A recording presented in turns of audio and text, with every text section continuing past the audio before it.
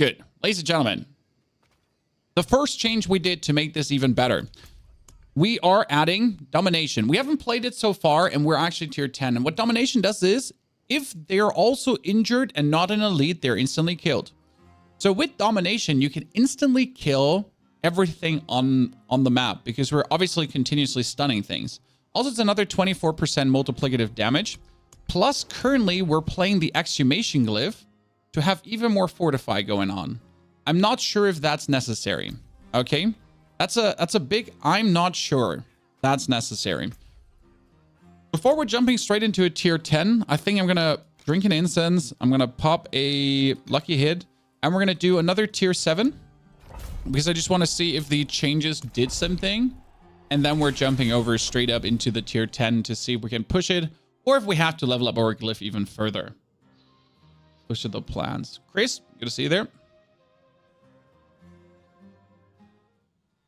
Also, I have not seen a Necro being yet much higher than 10, guys. So I haven't seen a Necro around 12, 13, 14, or even, 15. So that's a relief to me. Because I want to be that Necro, right?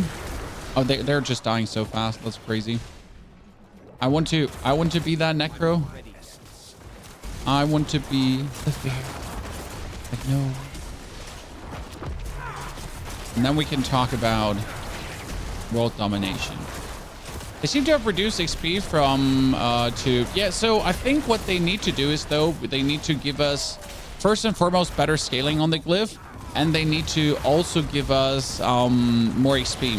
The thing is, I don't want more XP as the grinder. I will grind it anyways. The reality is, though, that the casual player, with the minimal amount of XP you're getting, they have no hope of getting the glyph. I mean, it's 200 levels, guys. But I would need 1 hour of grinding to currently make 1 level. And then later, I'll need 2 hours of grinding to make 1 level. The amount of time, I would have to invest, I think, like 300 hours or so until the new season starts to max out the glyph. Yes, the content is made for hardcore people. I accept that. Don't get me wrong. I accept that. I get it. But still making it like so absolutely unachievable for the casual player can be really disheartening for the casual player to even remotely want to attempt the content, right? Yeah, like see? So I feel like they definitely made a doozy there. The problem is if they now, after a week or so, decide to give us more XP, well, what's going to happen to all the people that grinded until now? You know? I mean, imagine after a week, they're like, oh yeah, you know what? We heard your concerns and we kind of noticed this too. Here's more XP. So do I retroactively get all the XP? You know? Are you gonna give me like 5 gajillion XP on top? Please? Or do I have to, like, am I the idiot? You see the Maxwell AOZ leaderboard event? I've seen that it exists. I just haven't sent in my runs yet. I will probably just try to claim the #1 spot for Necro. Not interested in anything else, right? I mean, realistically, we can't beat barbarians. It's just not possible, feasible. But we can compete with other Necros. I'm not sure how good the Druid would do currently, because the Druid actually gets a double boost. I mean, from an essence production standpoint, the Druid would do good, but I think the Druid is going to get shafted by... Like, the Druid is lacking stun. So right now I see everything that doesn't have stun or just survivability out of, like, unreasonable survivability. You're kind of screwed. With unreasonable survivability, by the way. Oh, do I still have the essence glyph running? With unreasonable survivability, I mean things like...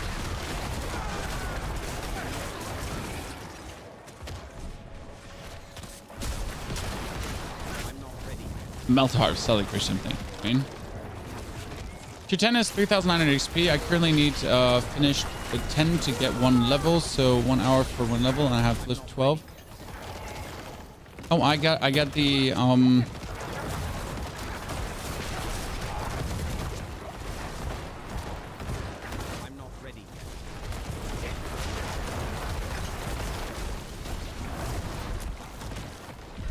Well, that was quick. I mean, right now, like, we're getting 2,500. I need 15,000 to upgrade. I'm at 6,600. I need another 9,000. So if I do 7th, I need to do 5 more 7s to actually get there. I take 5 to 6 minutes per 7. So I know that's the time investment, right?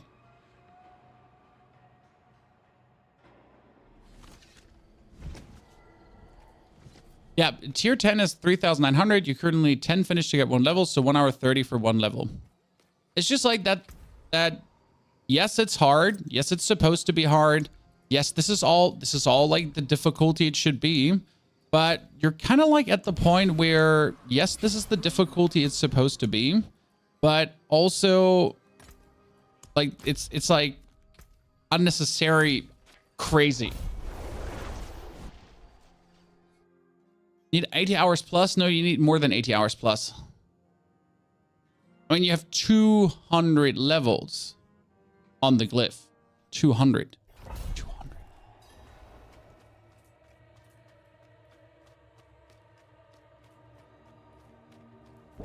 And it's only progressively going to get harder to level it up. This is a tier 10, by the way, now, chat. So we wanted to now see how the tier 10 is progressing after I just cleared the tier 7 like so easy. When it was a shrine though, that was easy for me. I wanted to see how well does domination do for me here. Reasonably good.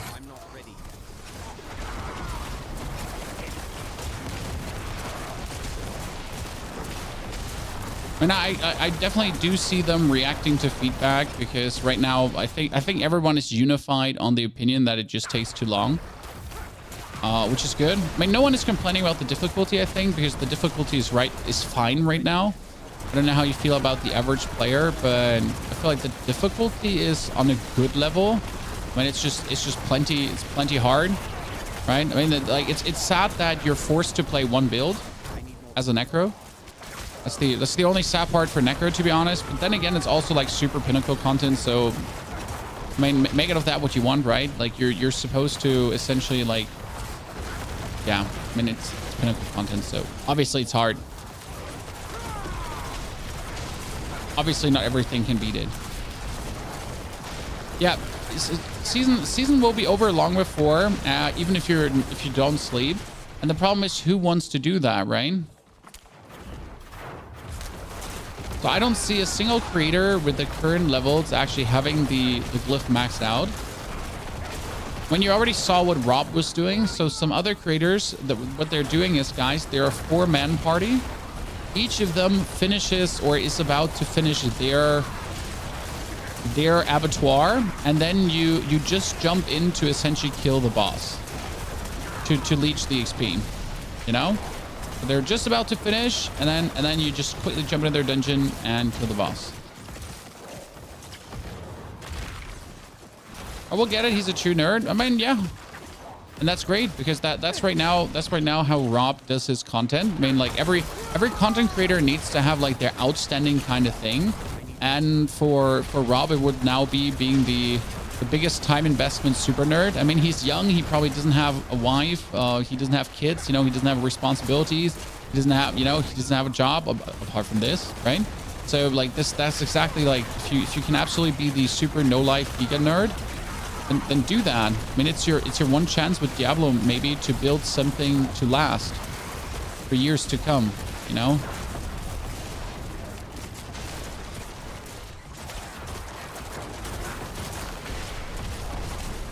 Huntington, don't make me time you out, sir.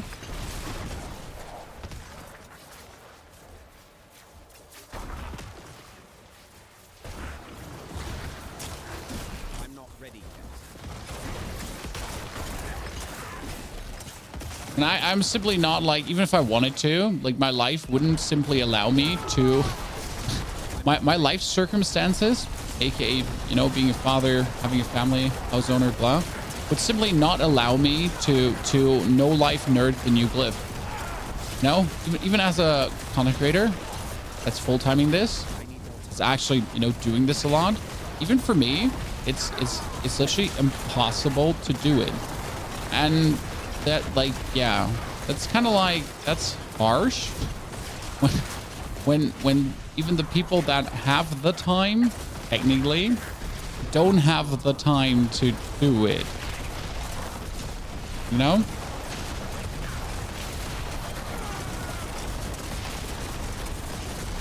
That usually tells you that something is scaled wrong, you know?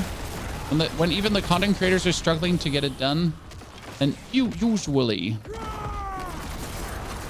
Oh, Vampiric, great, in a tier 10. What could possibly go wrong? Not only Vampiric, also like a bunch of doozies here right now. Oh, that was bad.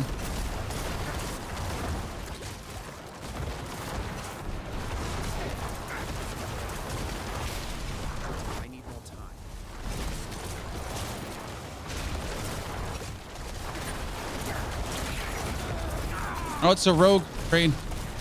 I mean, if it was like the sword that was Vampiric, I'd be fine with that. By the way, you might have noticed, guys, we turned the damage numbers finally down.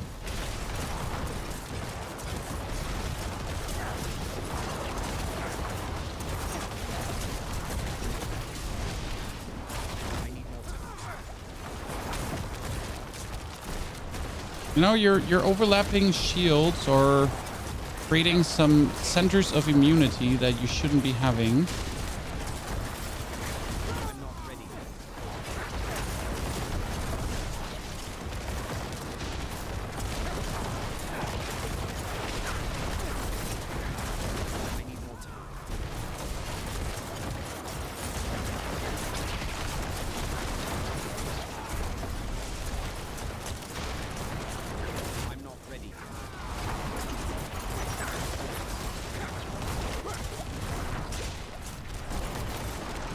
Everything was fine until it wasn't.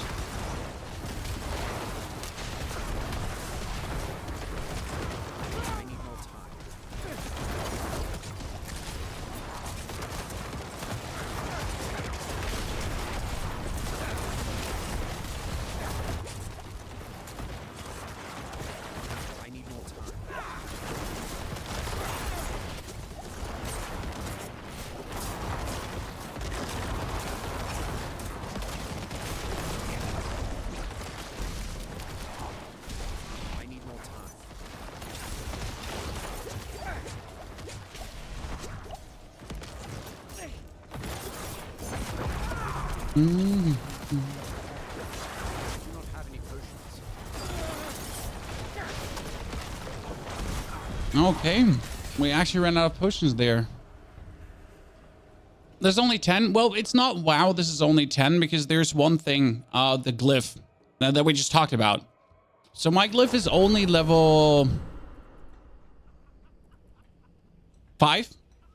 And if it was level 10, it would be like even more multiplicative damage, right? Which would give us even more, right? I was watching when Rex did the math on time to level the Glyph and unaudibly laughed. It is what it is, my friend. Really hoping minions get the significant buffs they deserve. I'm not counting in any minion buffs, my friend. That was a 10er. And as you notice, we can do it, right? Unless the opponent is Vampiric. They said it would be hard. They weren't joking. Yes. Lidio, thank you for the 17. Aromza, thank you for the 2 months. It is definitely hard and it's fun.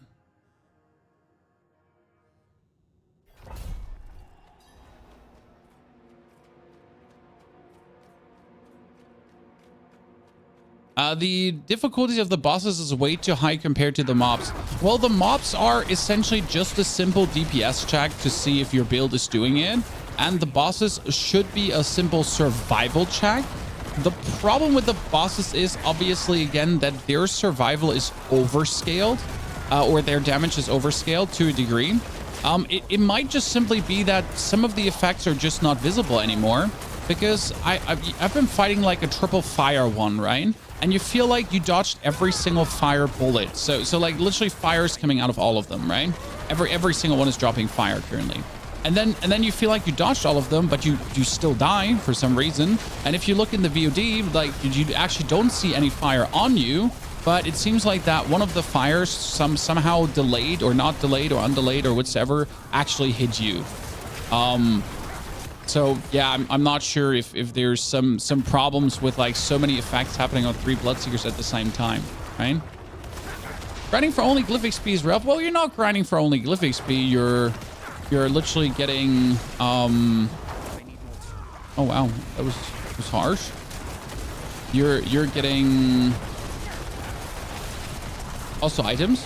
I mean, we're getting at least 900 plus items, so that's a good thing. That's at least one thing.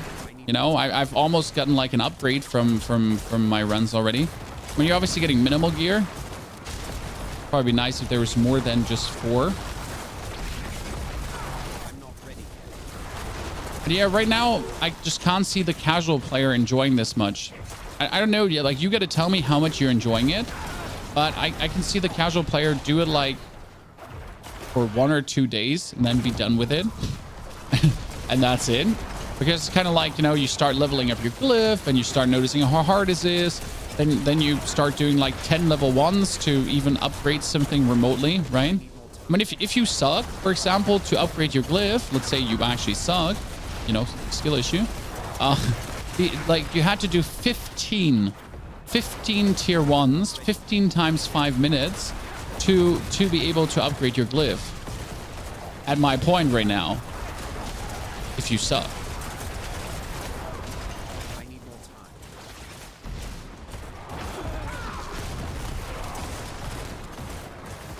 time. This isn't meant for casual player. Wasn't that clear from the beginning? Well, that's the conundrum, sadly, because the Abattoir of Zir is accessible for everyone that plays the game very easily.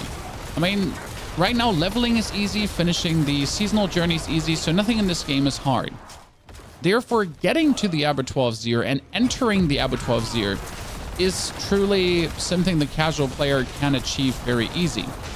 Now, obviously, the Abattoir of Zir is not meant for the casual player. The reality is, though, that every casual player will still try, right? Because they can. And due to then completely being excluded, it will just feel bad for them.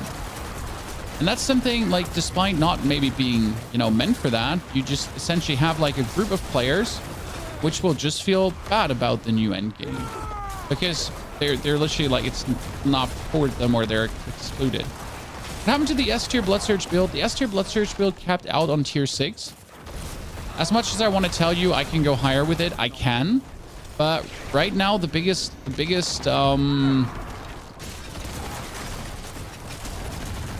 issue is that you have to be inside these guys to essentially fight them. Sounds weird, but that's a problem because like I have to stand here inside them, right? I don't have to be like around. These are all like this, and the only way how Necro truly can phase off against someone is with Blood Mist. Like the only way how I can stand inside these guys without getting like Giga punished straight away is if I'm using Blood Mist. And well, that I can't simply do with the that I can't simply do with the blood build. The blood build just chunks too much damage, and then I just lose my power, and that's kind of bad, right?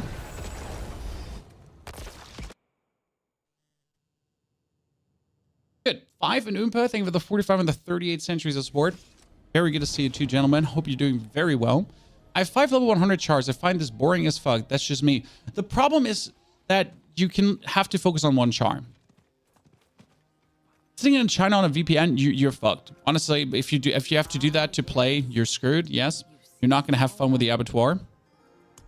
That was an 8er. I think I want to clear like 2 more 8s or 3 more 8s right now, really quick. They take 5 minutes, so we're really good off currently. We tried Black River, by the way, in case you're asking. We're going to be trying Bloodwave later on as well. We got the Corpse Explosion one. We got the Darkness one. We have the...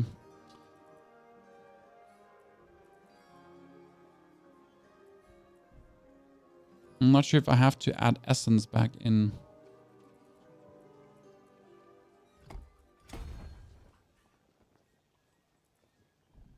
Lose me 10% damage reduction. Essence is just a too good multiplier to not play, and it's actually a huge chunk of damage increase. So we do some more 8s, and then we tackle the 10. I mean, my goal is today, realistically 12, but we'll see. I hear that, right? You're forced to switch to dark. No. You're not playing Infinity Mist. I mean, we're playing Gigadot, or the new Gigadot, right? The thing is, there's a difference between Infinity Mist and the Gigadot because I play the Tempest Storm with the Litless Wall. Infinity Mist technically does not play the Litless Wall. Infinity Mist appropriated it, let's be fair. A lot of Infinity Mist players started copying us Litless Wall players. But the original Infinity Mist concept did not integrate the Litless Wall. They have been running it without, and they were always too fine to use it. You have a few Infinity Mist players who are better than you. You stole our item. So this is not Infinity Mist, no. This is better. It's the Tempest Storm, the Gigadot, the Pentadot, the Epsilon Ultra Elon Musk main Tesla Cybertruck God. Google Pixel.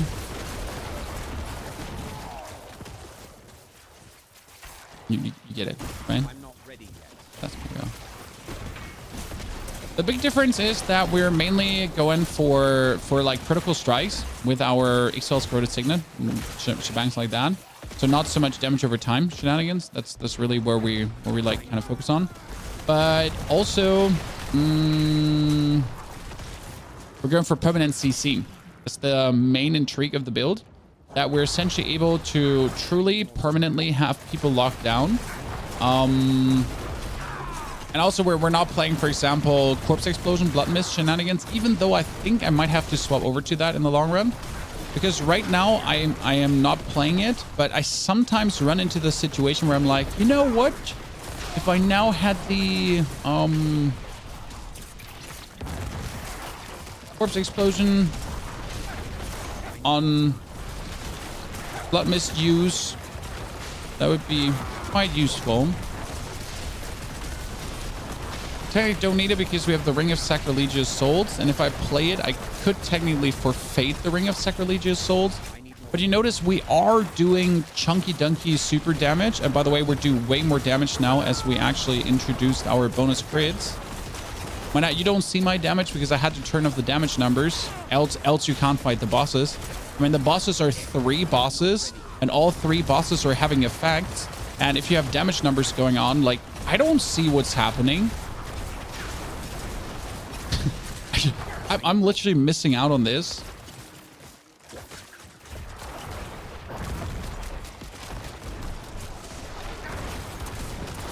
Tier 1 takes 2 minutes tops. Yes. Right now, the best thing you have to do is you have to find the dungeon you can go through the fastest, to be honest.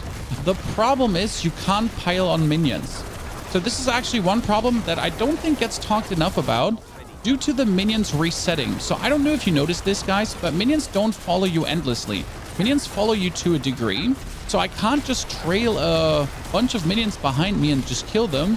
No, as soon as I go over a certain threshold, these minions will vanish. And then I'll just, like, you know, I just can't essentially trail them along to create like a gigantic puddle of enemies, be unkilling, and then just essentially kill them all with one big blast at the same time.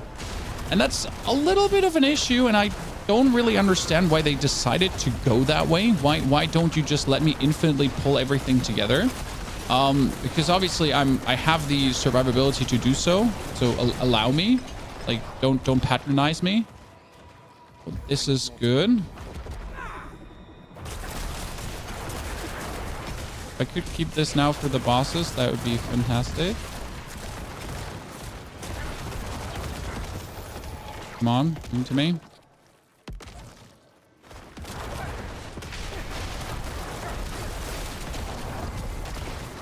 I'm not ready. Oh, what? Where? Where did it was hidden in the corpse? What? And when we died to the poison explosion, that was from the one guy that died, but it wasn't even happening. So you're using Sarah's Penadot build? No, this is not Sarah's Penadot build, my friend. This is P4wnyhof Gigadot build. But thank you for noticing. He was there. He was hidden. How do you know the boss is coming out the timer? The cheap deaths are just crazy. The problem was here, if you look at it, you know, there was a poison explosion, but the poison explosion wasn't, the buildup wasn't visible. It was in the corpse. So I literally died to something that wasn't on my screen, right? I mean, now you could say, Pony, you should have known you killed the guys there. I thought they teleported away. I thought they teleported away. So I guess from now on, every single time I get them low, I just run at least a kilometer away just to make sure. It's gonna be scary in hardcore. I mean, in hardcore, you're literally not gonna push further. The problem is, how do I put this now? I mean, in hardcore, you just put the cheat death elixir on to not die. Correct? That's what you have to do. There's no question that these situations you would be saved. How long does the cheat death elixir actually last? I never played hardcore, so I don't actually know, but oh shit. Didn't have my barrier going on, get stuck in a corner. But yeah, I think you're literally like with that. Is Bloodlands any good with the AOZ? Well, you have to ask yourself, is it good that with the Bloodlands that is good at single target damage when you're standing relatively far away from your opponents? Is it good for Bloodlands to essentially be forced to push under a suppressive umbrella to kind of fight the guys under the suppressive umbrella? And I think once you ask yourself that question and you notice that the answer is no, and the fuck no, and fuck super giga no, you kind of notice that no, it's really not. Problem with Bloodlines is truly like if you have to push below that, you're just screwed.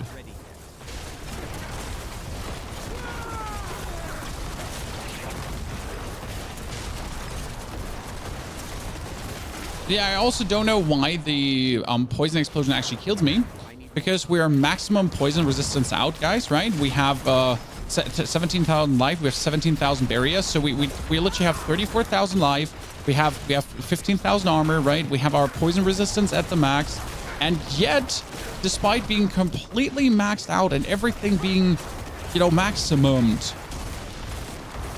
there's yet the chance to get one hit there. Like, what am I supposed to do more?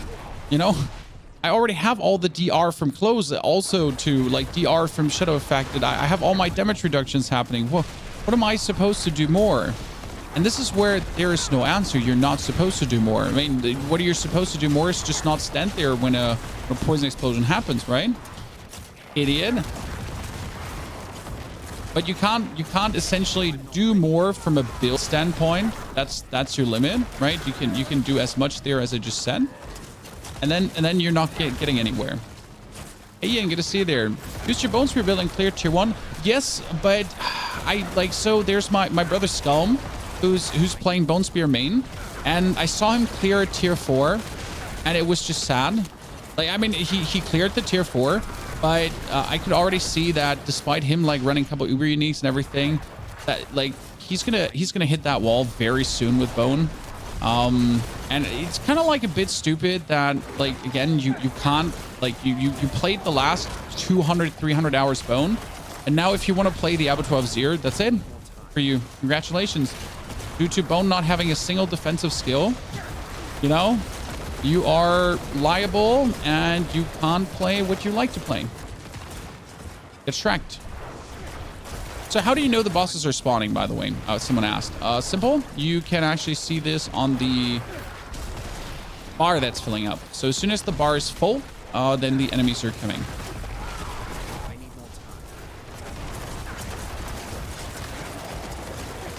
Kill these lads here. Make sure I have my cooldowns. Very important. Oh wow, no suppressor once in a while.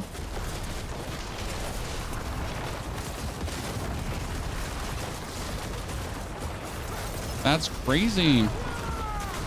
Mad people talk. Like, do you notice how high the damage is suddenly? Wait, actually, what the fuck? How high is my damage suddenly? Oh, one is dead. When did he die? Seriously, when did he die? I didn't even notice. Like, the next one died again, and I'm not seeing the poison explosion. Now, if there was a poison explosion going on, I wouldn't see it right now. He's perma-stunned. You can see this guy, right? He's just standing here, and he's trying to look good. He doesn't.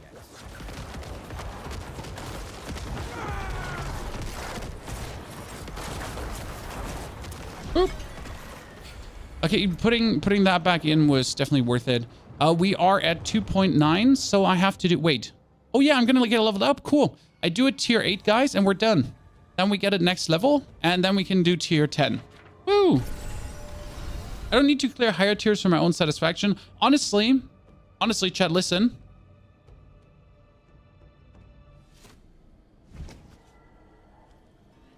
I'm a bit of an old-timer here. Wait, before I say honestly. I'm a bit of an old-timer here. I really enjoy your content. My motto in these seasons, if I can't take it to eternal items, cosmetics, whatever, then I'm not interested. That's a good philosophy, Chunktown. Right now, you can farm a lot of eternal items, a lot of eternal skins. I still don't have the Duriel skin. I still don't have the Abattoir of the Lord Zir skin. So these are actually missing for me. So I think this is a good philosophy, as you're saying. If you can't permanently keep it, like, then don't fucking bother with it. How much armor? 11k armor. Time. It's Diablo 4? Yep.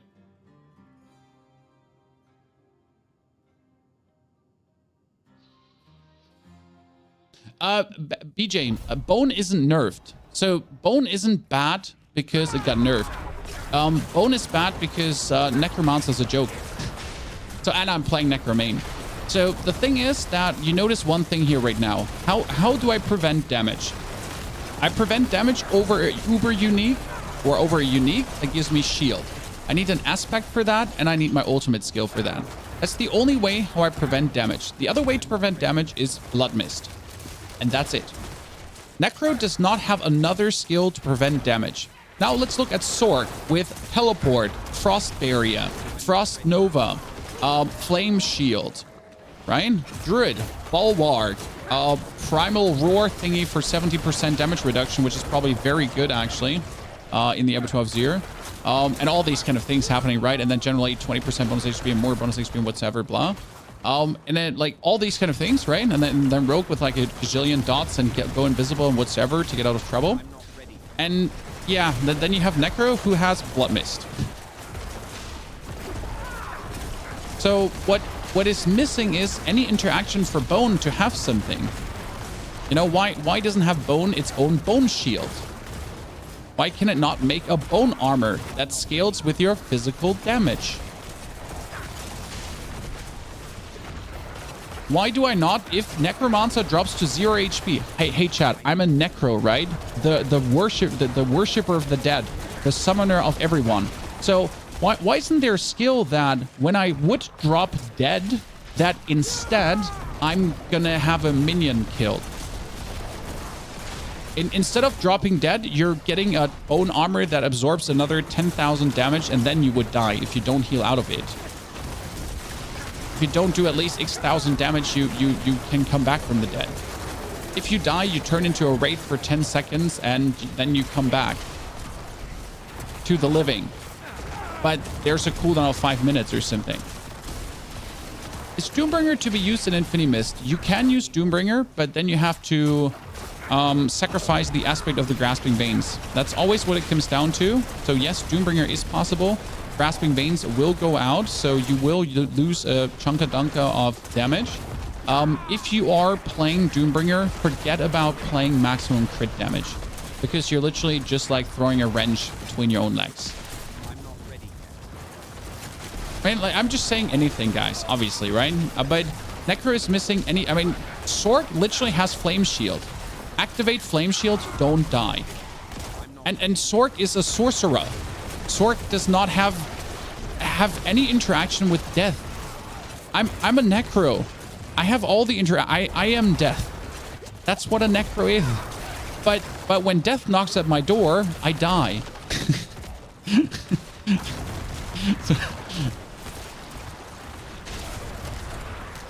I'm not asking for much, guys. I'm just trying to stay in theme, okay?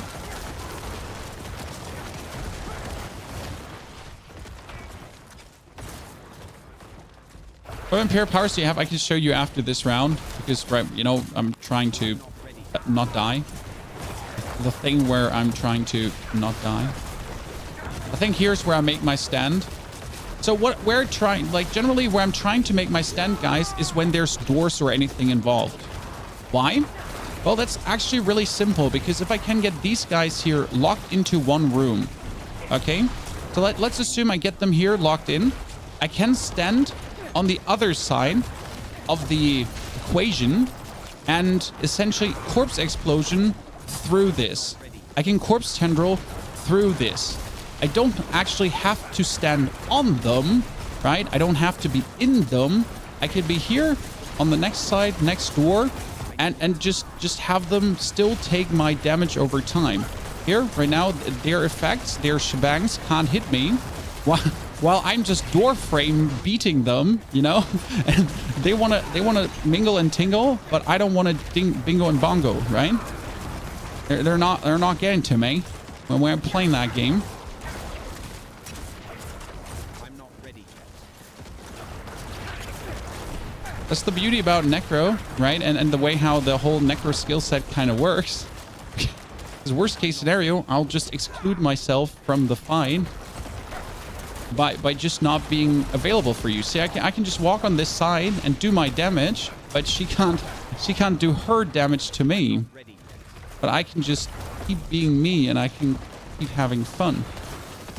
I mean, then she can also just do the things that Sorks do. Oh, what? That explosion wrecked me. Because we're out of shields. I felt that. I felt that. We need to change something. We need to change something quickly. Oh, and she threw that against the wall and she was like, I'm having enough of your shit.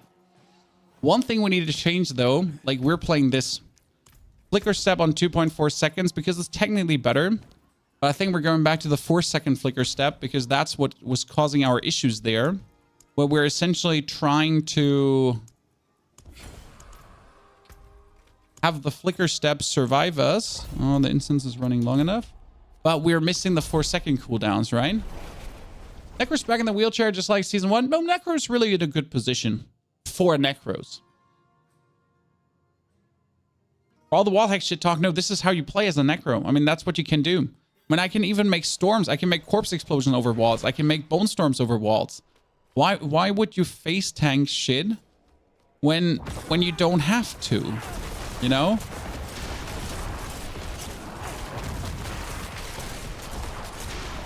So, by the way, how does the cheat death elixir in hardcore work now? So the cheat death elixir makes you not die. Like, could I then keep playing in that moment? Like, so you wouldn't die and then what? Can I heal up and keep killing the boss? Or what happens?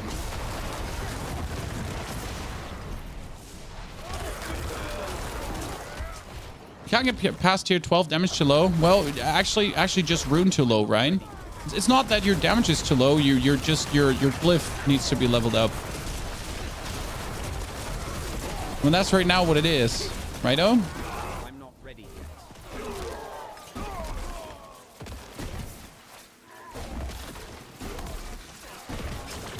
Ah, you could, but you TP out. See, that was my question. I wasn't aware if they're actually gonna make you TP out. And now else hardcore would be like kind of OP, right? Because you don't only cheat death, you like cheat death twice because you would cheat death, but then you would also. I'm not ready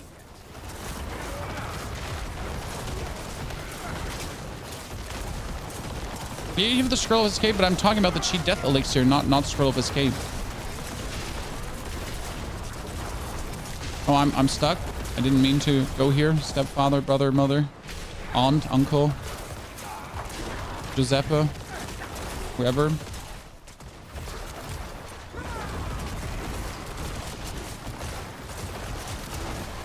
I'm not ready yet. You can, but you normally teleport out with the scroll of escape due to the risk.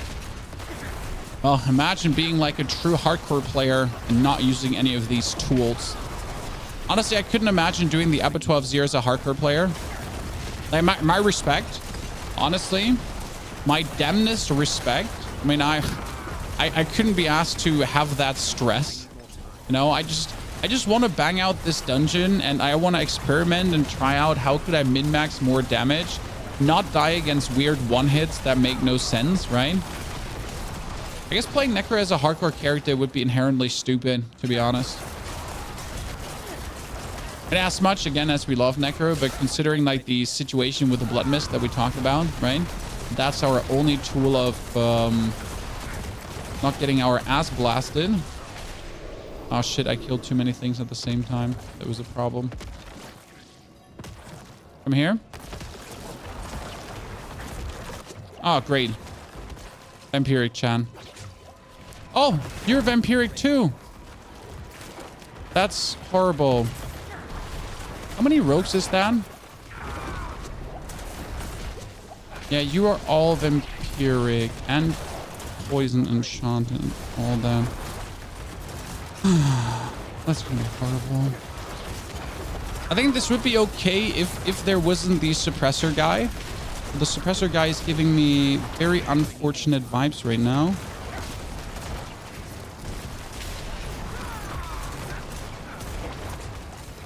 And again, you notice what I said about, like, if I don't have my Blood Mist, how am I going to do anything here? I'm essentially forced to live in the Blood Mist, right? To not do anything but Blood Mist.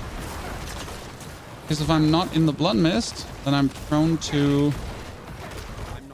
Oh, fuck. I don't have barrier. Give me the cooldown. Thank you.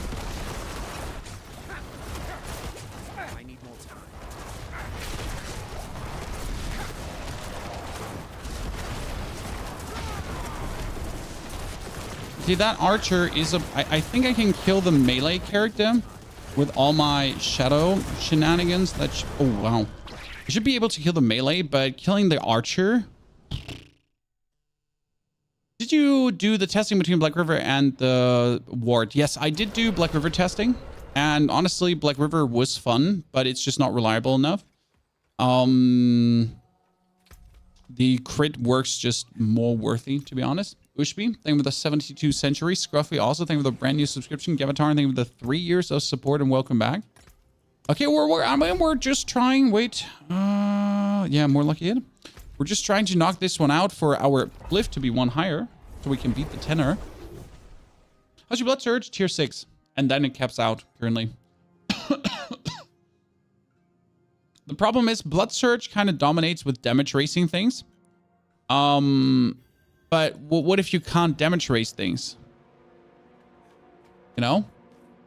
So the problem with the Abattoir is that you would need continuously restoration of everything, right? Which is also why I'm actually thinking about putting an Undying again. Right now I'm not playing Undying, right? Because I actually never have damage.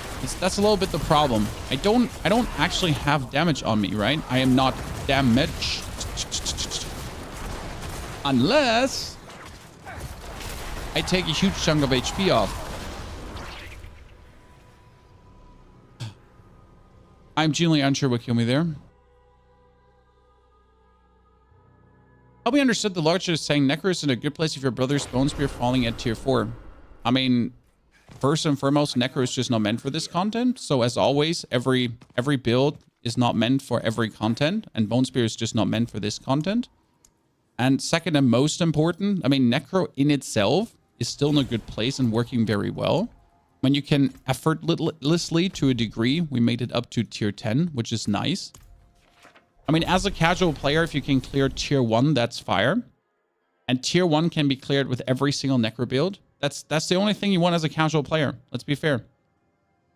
So, Vampiric powers are currently, before we rush, we got Meta, Flowing, Domination, Anticipation, and Sanguine. The only we could drop is Anticipation, but that's also 20 seconds cooldown reduction gone. And a wee bit of damage reduction as well, so I'm not sure how much I want to get rid of that. Sanguine Brace could technically get let go, because we get another source of Fortifying. So that, like, if I can let go of one, it would be Sanguine Brace. But the question rather is, what for? I mean, Fortify, I have enough. I get Fortify for Corpse Explosioning currently because I actually started to play that.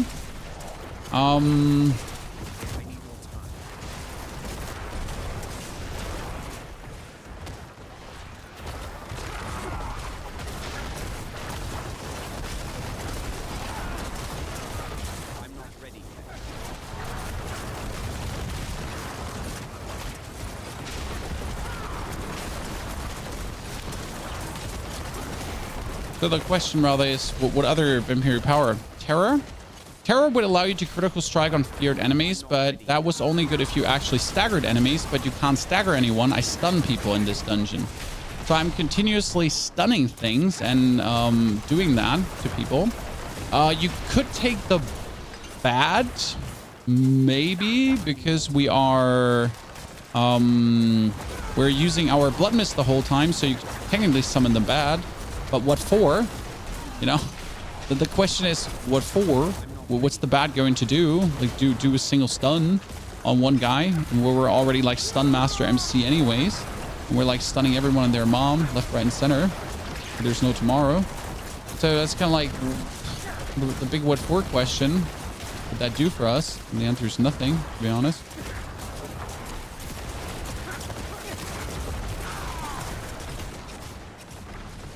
How do you try Blood Surge? We did yesterday. You can watch the live stream on YouTube. Blood Surge worked out plenty fine until it didn't. I need more time. So one thing I noticed, and that's the most important thing against the Bloodseekers, guys. Stun. The Bloodseekers can permanently be stunned. They can be stunned over and over and over again. Shadow damage has a 15% chance to stun with any shadow dot damage, with any shadow damage. Any damage I deal right now, might it be my swirling bone storms, might it be my corpse explosions, you know, whatever I do, all my damage stuns. On top of the stuns I do anyways, right? So I'm essentially permanently just having the enemy crowd controlled in some capacity, which... I mean, if they're stunned, they can't jump me. If they're stunned, they can't attack me. If they're, you know, taken out of the equation that way, like I am safe. And then I just need to look out for their weird ass abilities, whatever they have, poison enchanted and what's on. You know what would be helpful, guys, if I actually learn what all the symbols mean, because sometimes I completely forget what the symbols mean. I am in a very bad position right now. Why? I have nothing running. I'm not ready.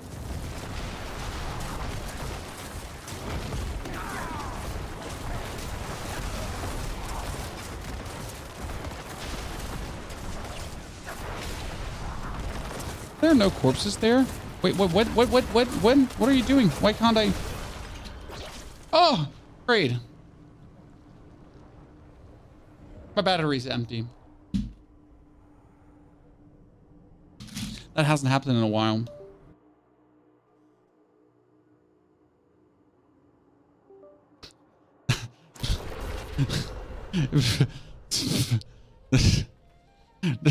That hasn't happened in a while, Chad. How about the void aspect for the Bloodseekers? What for? I mean, you can pull them around and you can bingo bongo them around. Not while I'm in town. That was great, Chad. That was great. I've never expected to get betrayed by my keyboard.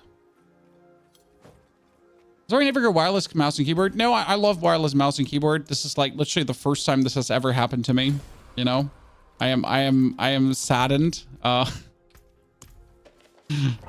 whole PC, dude. I'm just getting shafted left, right, and center.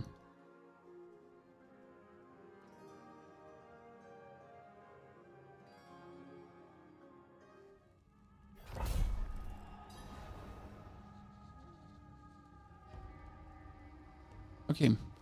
By the way, so why is everyone saying that the Abattoir of Zir feels like a worse Greater Rift from Diablo 3? My problem is I've never played Diablo 3 Greater Rift, so I'm kind of missing that data point of comparison. Like I literally don't know. Is it worse Greater Rifts, or is everyone just being extra? You know?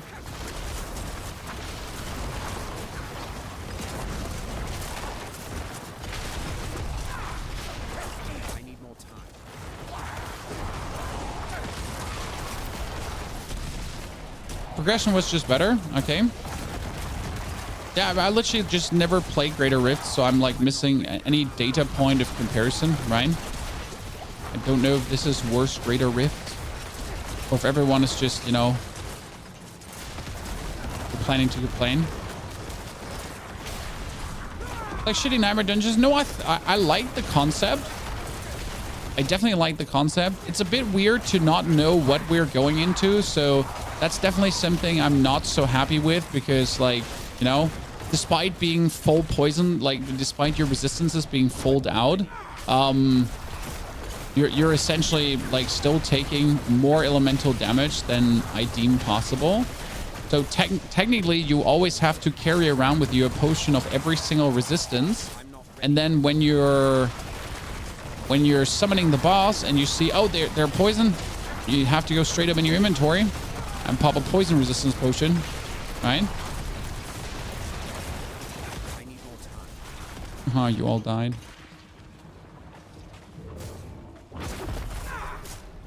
But Greater Rifts didn't ramp up so quickly. Well, but I guess like Greater Rifts had more. So the thing is, we only have 25 tiers, right? So I guess the ramping up is kind of also down to only having 25 tiers. I mean, with the limited amount, like, you gotta go significant up, or we're all gonna just be sitting at 25. I'm just not sure if it's better to make hard content or to make achievable hard content. So I'm not sure what's the middle ground here. You know what I mean? I mean, they're like this was meant to be hard, right? But how hard is hard enough? How hard does it have to be? The maximum hard, the medium hard, like half soft?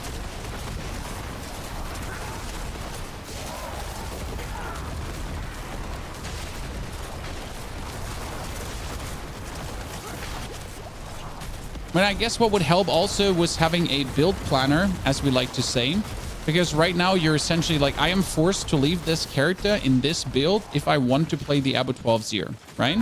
So if I was going to play now a little bit of Hell Tides, my build would essentially be inefficient for Hell Tides, because it currently is inefficient for Hell Tides, right? Well, I guess that's what your alternative chars are then there for. So coming back to the point of making more than one char, I guess at this point you have one AOZ main char, then you have your overworld main char, and your Uriel farm, right? Need like a character for every purpose, kind of. Until we're finally getting any kind of... Well, this is nice. What is that shrine? It's an artillery shrine. That's quite something I like to see.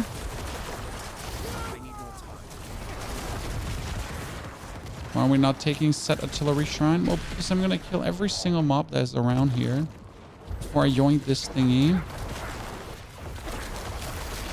I need more time.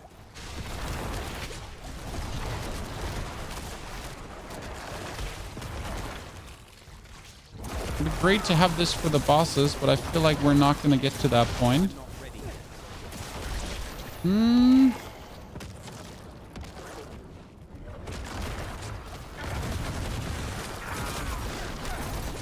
Oh, what?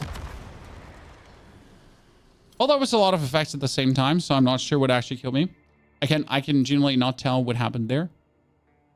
Tier 1 is the easiest thing of all time. I mean, Tier 1 is still challenging, especially if your build is trash. I guess this is like also what a lot of people will notice. Like, oh, my build is trash. Yikes. Because why not? You know, like you'll just hit that wall eventually. We're gonna be like, this is not as good as it should be. Okay, we just want to get our glyph upgraded, huh? So yeah, we're coming back to the question: if I would cut anticipation, we talked about this. What other glyph could we play? And the alternative is Undying. Technically, you could play Prayer in the Weakest Bug, Ravenous, but Ravenous we don't need right now. Hemomancy. But, I mean, that's also... Then, I mean, you could technically play Resilience for more damage reduction for each life you're missing. I'm just not sure if that retroactively kicks in. you know? So if I am taking a lot of damage, you know, and the damage is a lot, does it kick in to save me? What I was thinking about for a while already. And we can just give it a try. I don't have the things right now. I'm too lazy to do it. Okay, we'll give it a try later. There's the fire problem. It's possible. Are you happy with your build, or are you thinking about switching back? I mean, this is currently the best version for the AOZ that I can give you. And that's to itself a little bit of a problem. Because I cannot get much more DR. I'm already DR'd out, more or less. I mean, I can change my pens to get more DR. Then I could also get the corpse explosion aspect. But, like, if I do that, I'm also going to be losing out on damage. And, like, I mean, we have the damage to kill the dudes, right? Right now, we have the damage to go through the dungeons. But obviously, the more tanky I make myself, the more I go away. I mean, technically, I have everything on 70 with 15,000 HP. You would assume that that's enough. And it is enough for everything. Just not the end bosses.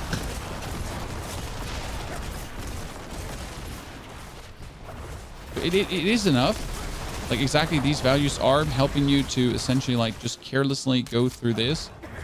And if you're not able to essentially carelessly push through the hordes of minions, we get a problem already. Like, this is the part you gotta be doing while you're asleep, right? Can't be struggling with this, because if you're struggling with this, then build ain't in. If you're already taking so much damage that you're about to die. This is also why the druid, you know, the druid is kind of like, it is tanky, right? But the druid, to a degree, is tanking over damage in higher nightmare dungeons. Because with a pulverized druid, for example, you just do millions and gajillions and uber jillions of crits, right? And that allows you to just easily go through any kind of content because you're just outpacing them damage-wise. But what if that ain't happening anymore? Because your opponents finally outpace you life-wise.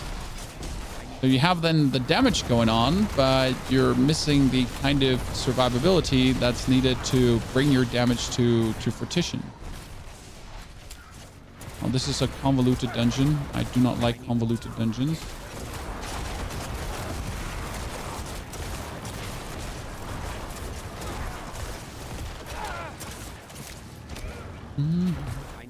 The problem with Abattoir... Oh, that is a long comment. I can't read long comments.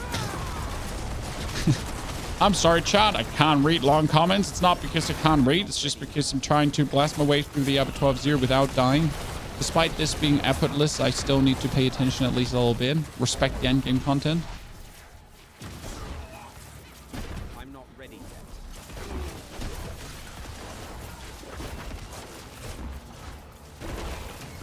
But technically, I don't even want to kill a single one, right? Technically, what we want to do is we want to...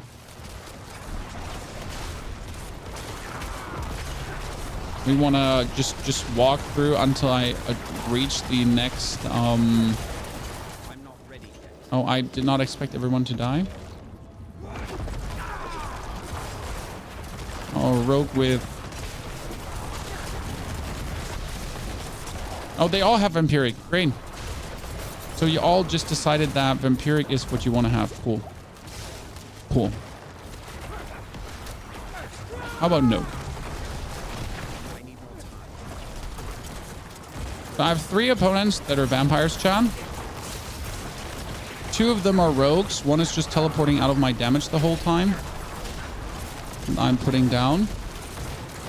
While the actual, like...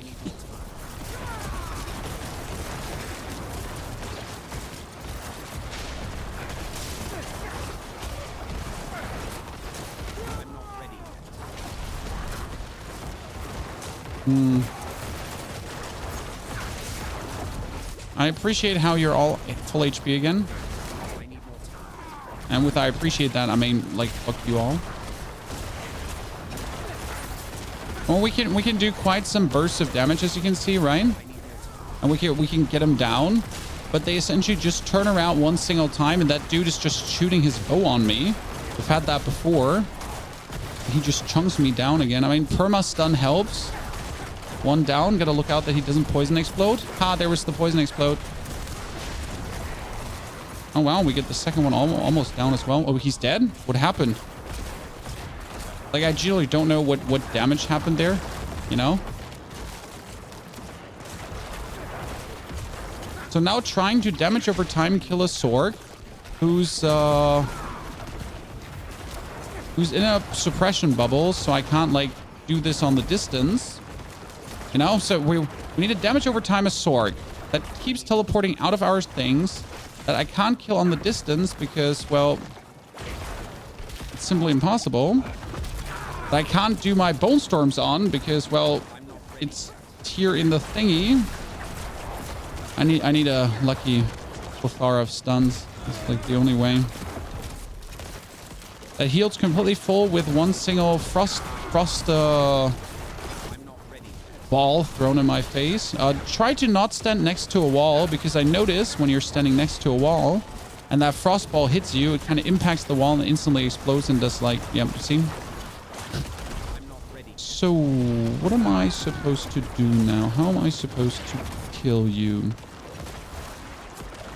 I mean, by being in Blood Mist, yeah. You healed full again, cool. Appreciate it, but at the same time don't.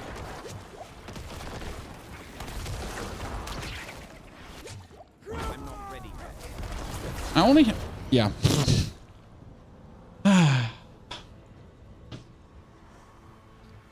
No one playtests this. I think they playtested this a lot. But it's just kind of like...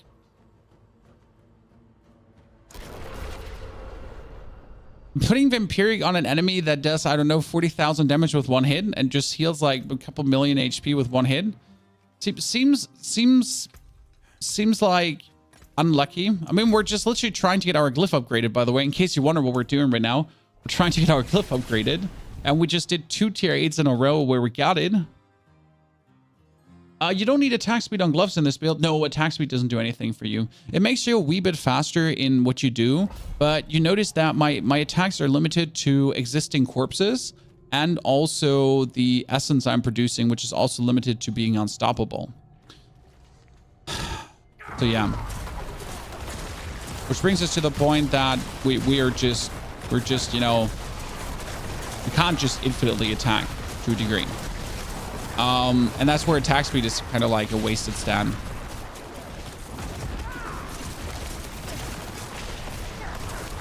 You can play Ravenous if you need attack speed, but we actually did put Ravenous away to weasel out some other stats right now, and it has been a little bit better in terms of the overall clear. It's just literally like, dude was suppressored, so I can't do my things on distance, right? I can't avoid his damage. I need to be under the umbrella. And dude was Vampiric, and dude was a teleporter. So running out of my pools of poison, being unable to do the damage from the distance again. There's definitely a unfortunate combination of things happening. Oh, and the Vampiric. Did I mention the Vampiric being bad, Chad? Vampiric. It was literally a big stinker finger. I mean, even the rogues died before the Sorg. It's actually kind of funny. Also screwed the rogues, I guess, because they didn't have teleport. We're struggling with survivability at the moment. In the Abattoir of Zir, I mean, the Blood Surge is strong, but with the Blood Surge against the Seekers, you have the problem that you're standing inside of them, and you just saw how much random damage you're getting. So no matter how much the Blood Surge is healing you, no matter how much the Blood Surge is topping you up, if there is a chance that they just suddenly deal, like, despite you being at max of damage reduction and everything, right? If they can suddenly deal 40,000 damage, what does your 40,000 life use you? You know? What does all the damage reduction in the world use you when they can just do so much damage that there's no way to survive? And that's where Blood Mist comes in. But that's where also all the other builds sadly are struggling. So with a Blood Surge build, you can reach tier 6. I've reached tier 6 with a Blood Surge build. And then the Zir Glyph makes any build OP for the open world. I mean, yes. Yes. I went in my Blood Surge build from 4 million general overpowers to 6-7 million overpowers with the Glyph. So just the Glyph on like level 3 or so. I've already got a couple more million overpowers in. So I know already with a level 10 Glyph that suddenly I would do standard of 10 million overpowers, which is fairly interesting to think about, that my damage just goes that much higher with the one Glyph. But all the damage in the world is useless when the damage output of your enemies just outscales everything you can do.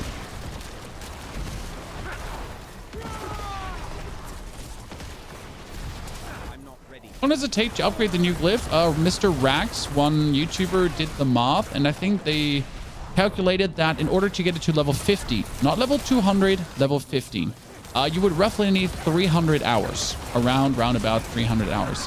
And that is sane to get it to level 50. So that's just that. And there's another 150 levels missing. Now, 320 hours doesn't sound like a lot, but considering that the season is only another 50 days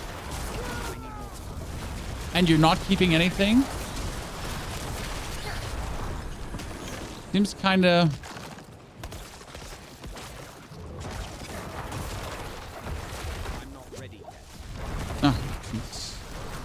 My favorite stinker when this starts with me not having my armor up. Oh, this is a harsh one. This is a harsh one. There's just too much going on. This is too much lightning enchantment. This is too much lightning enchantment. I don't like this.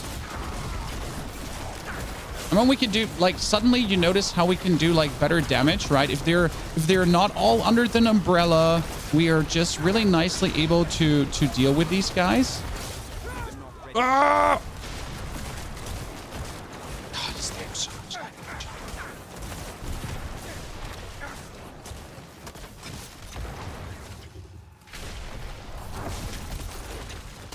Pull them together. Pull them together. No, I'm stuck. You don't run T-bolts. DR is far more important. You can get a beam whip more tanky without T-bolts. I think what I would need right now is a change of amulet, because my current amulet does not have any DR going on. But I did actually find, where is it? We did find a new piece of amuleting that is currently, that was used for the Black River build, but the Black River build turned out to be a doozy. So we have this one, which gives us total armor, shadow damage over time, damage reduction from close, and damage reduction from shadow affected, which is actually really nice and has a max roll of this on. But we might be literally forced to just give this a go, to be honest. Twist and turn, a yoink and twist. To see how well this one would potentially perform. Which is a bit sad because we're over enchanting essentially a max roll of the in there. We're over enchanting a max roll Shadow Blight key passive, which is really a bummer. Yeah, my current amulet, for example. So wait, this amulet goes here. My current amulet is having ranks and corpse skills, ranks and gloom, which is nice, and the other one is just merely just a tanky amulet, right? Just a tanky amulet. It's quite interesting though. Let's drink a... we still have a lucky hit potion going on. Give me a tier 8. And this has been a bunch of unfortunate deathies that I don't like. I mean, we could go for a tier 7 just to get the glyph upgraded, but that's not my point, right? So that amulet makes us even more tanky. Black River's not good. Black River is very good to go through the whole dungeon. Very good to go through the whole dungeon. Watching this makes me feel pain. Why bother with 8 if you die all the time? I don't die all the time. I mean, you might have joined at an unfortunate time in the stream because we essentially did 2 8s in a row and beat it straight away. You know? Is there any reward for doing Zir right now? No, there's nothing. There's not even a leaderboard. There is no special skin you're getting. There's nothing. The only reason Zir exists is for doing it. You know, the good old thing where you do something just for doing it. You know, where you're gaming just for gaming. Now, you could say that's useless because why would I just be gaming for gaming? But some people are actually, they like the challenge, you know? They like to game for gaming. I know it's an uncommon concept in the era of live service games, in the era of getting stick-ins for everything and whatsoever. Gaming for gaming has become a concept that is kind of weird. Because why would you just play, you know?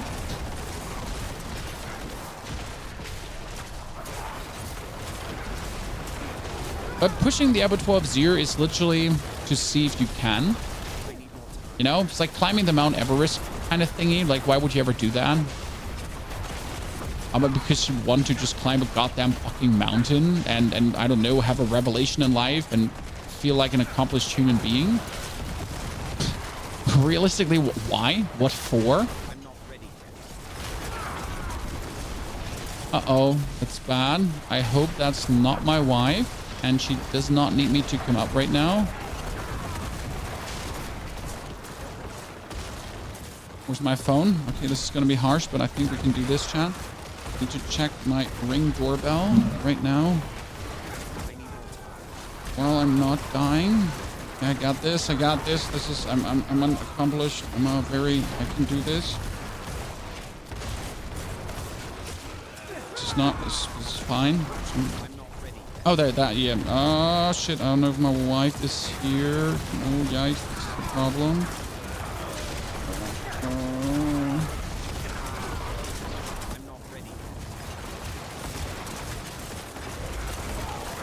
I think my wife is running upstairs. Yeah, I think this is fine. This is solved. So we're good. Sorry.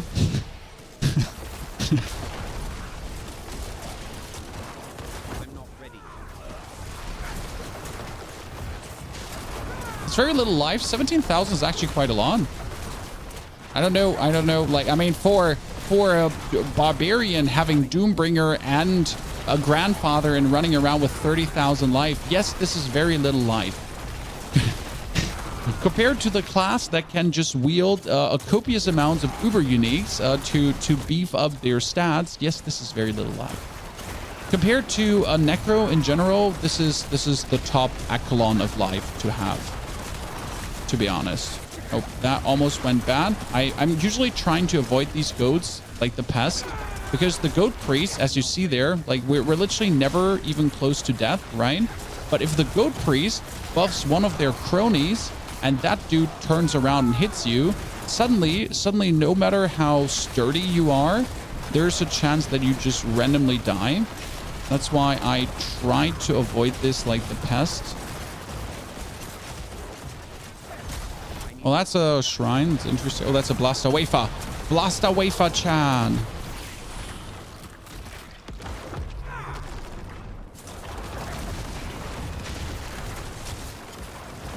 I'm not ready yet.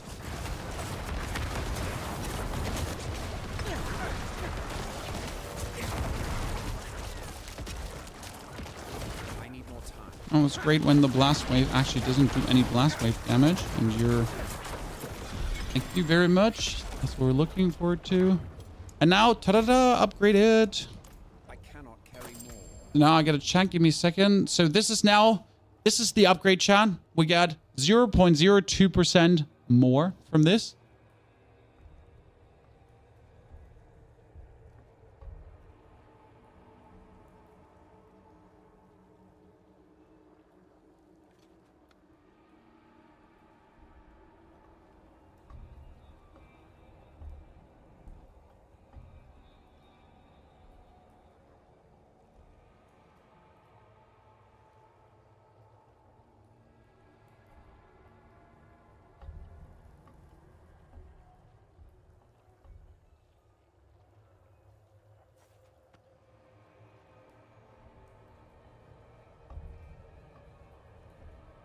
Okay, so you know what's happening, guys? You know what's happening?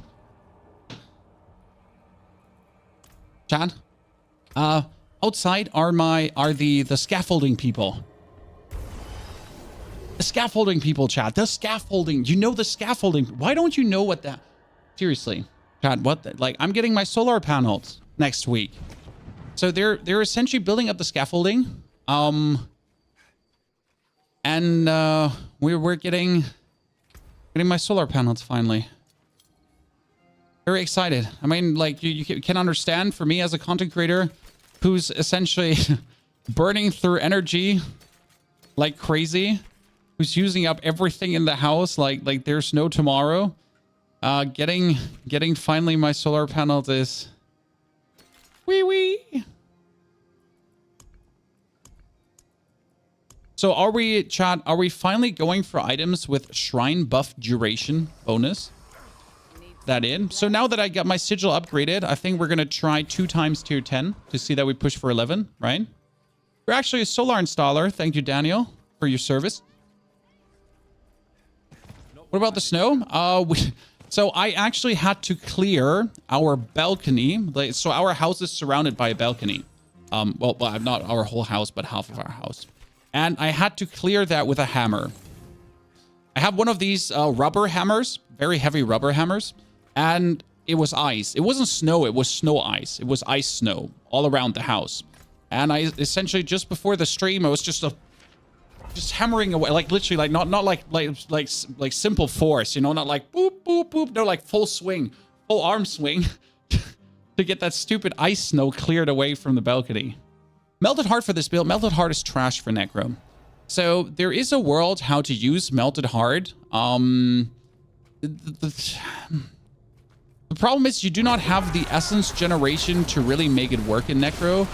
You need a bunch of, like, you need to run around with injured. So you need to have damage reduction while injured on every single item. Yeah, you need to run the Melted Heart of Selig, and the problem is damage. So the problem is not survival. Like, you're gonna end up just not having the damage. So right now I have the damage, like for tier 10 at least. So I cleared tier 10 mobs in roughly 5 minutes. That's good. So I have another 5 left to kill the bosses. But yeah, it takes me round about 5 minutes to actually clear the trash in the dungeon. And then we have like more than enough time left to essentially go for the bosses. And the bosses, well, I mean, unless we're getting something really unfortunate, I can kill them. I did have every single one at 5% already. So this is the furthest I've gotten. Every single opponent 5%, and then I died to a lightning bolt to the face. You know, just the way how you die sometimes. The lightning bolt to the face. I was a bit unlucky. Things happen in the best families, as you like to say. I mean, sometimes you lightning bolt and sometimes you get lightning bolted. Well, that is great. Like the amount of clear we can do here right now. Blast Wave is like my favorite shrine, I think. Like just being able to blast wave through these, kind of nice. So like 8 minutes gone, halfway through already. Damage wise, we're truly on top with this build when it just comes down to getting there. And now with the new amulet, I think we should also have the survival happening, technically. I mean, we had the survival happening before. There's only one thing I can change, and that would be saying goodbye to Tybout's Will. I don't want to do that.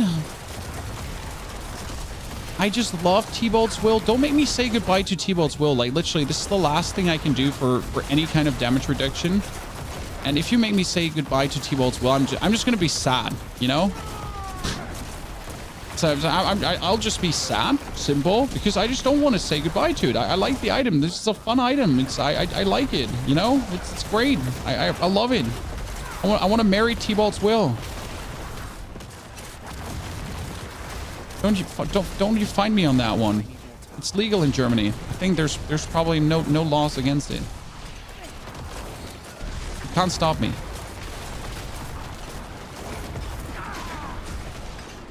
Okay, I mean, if I get one more shrine now, I mean, picking up a shrine at this junction is kind of nice, because usually if you pick it up around like 70% clear, I don't know like how often you do actually get a shrine if there's a hard coding, but I kind of sometimes feels like that every like 25% push you get a shrine, as if they are procedurally generated. Procedurally?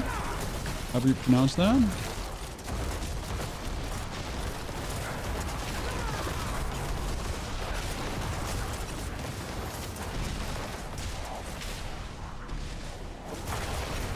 Way too many suppressors.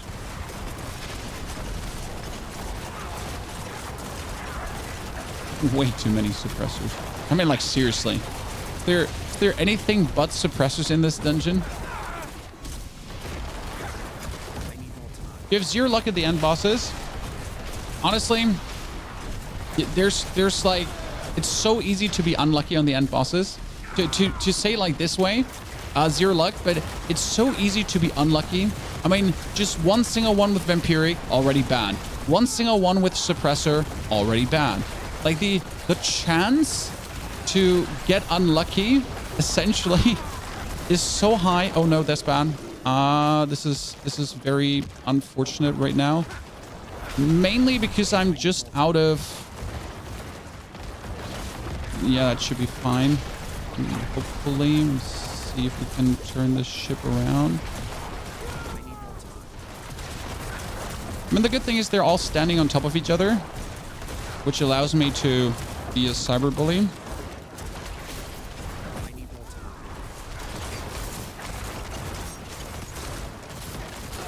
They're poison enchanted, but that's okay, I guess.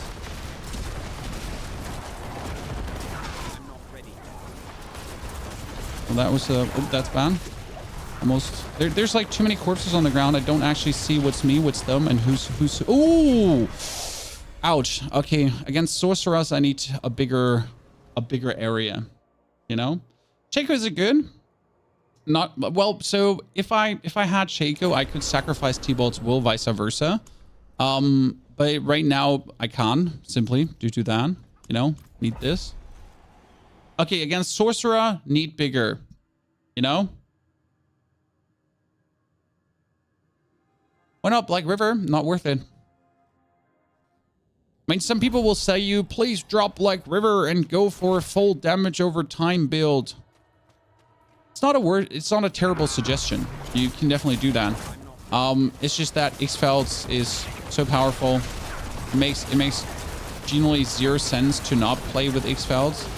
I mean, when it's about to like crit for 20 million and you just, you know, have the ability to pull everyone together so easy and have like 3 of them essentially eat each other's ass and then hurt them. Would use Endarials on Infinity Mist. There is a world where you can use Endarials together with Temerity to essentially continuously have a Bury Up and Life Leech. That's the only use case scenario I see for Endarials. And I don't know if that's even good. So it would be your helmet gone for a unique. It would be your pants gone. So the nice thing is you wouldn't have to play Litless Wall, I guess. So you could do that. You could, with Endarials, you could then technically play the Desecrated Blood Wave, and then you could work on just triple Blood Waving our opponents the whole time. So, I mean, there is a build with Endarials for sure. I just generally don't know what the worth is on that. I mean, I don't have Endarials, nor do I have a high roll Temerity. So this is what you need, an 80% roll Temerity, because that would be the maximum area you could get. And then you could actually hold that barrier up the whole time with doing damage. And since you're doing damage over time the whole time, over time the whole time, it would kind of work. But again, need Endarial's Visage, need Temerity, you know. Do you have these items? I don't. I mean, the only unique I have, uber unique I have, is Grandfather, and it's useless on Necro. And when I say useless on Necro, that's exactly what I mean. It's completely useless for AOZ. There's no, like, you can use it for killing Lilith. That's cool. You can use it for clearing tier 100 dungeon bosses a bit faster. Also cool. For Abattoir of Zir, you can use it for nothing. Doombringer any good? You can play Doombringer. You might have to drop Litless Wall and or Ring of Sacrilegious Souls or the aspect of Corpse Tendrils. And if you drop the aspect of Corpse Tendriling, then you might as well play full damage over time. Because that's the thing, like the whole X-Felds Corroded Signet is only good if you also play Corpse Tendril aspect, if you play Grasping Veins. If you don't play Grasping Veins, then you can forget about going for crit damage. Because what is the worth of crit damage if you can't go for the 60% multiplier? That would essentially make your crit damage even more nasty. They're all gonna die to explosions now. Make with that what you want now, you know? I need more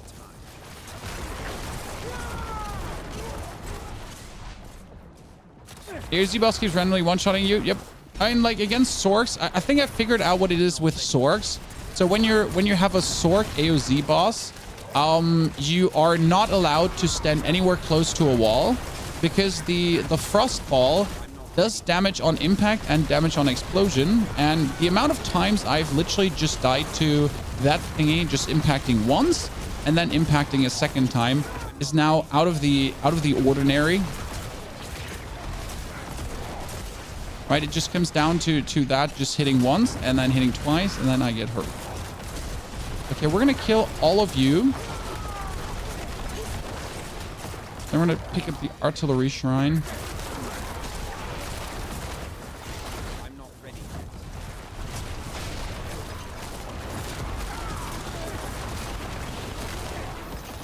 Okay, that was sudden. I'm not ready. This is the best way to say it.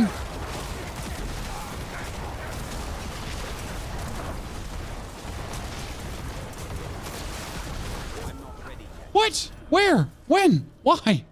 I had berry up. I had potions up. I was good. I was good.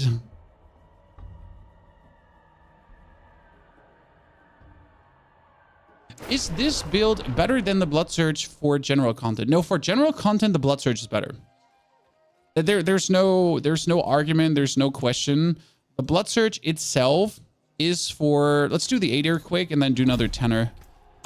For general content, the Blood Surge will always be better due to just killing everything in a room on one click. I thought the conductor would be trying out the new Warzone map, and what did make you think that after I've been uploading nothing but non-Warzone content for the past 6 months? You know, I've been uploading nothing but non-Warzone content, 6 months long. So what make you think? You know, and we would check out the new Warzone map. What gave me away? No, Alfred, just saying.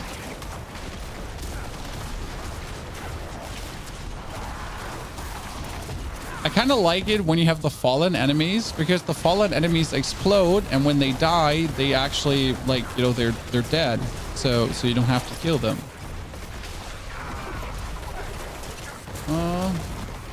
And I assume my wife got this under control. She had it under control the last time.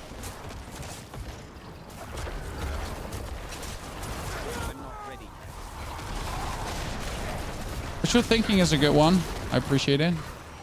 But yeah, like we get the Abattoir of Zir right now.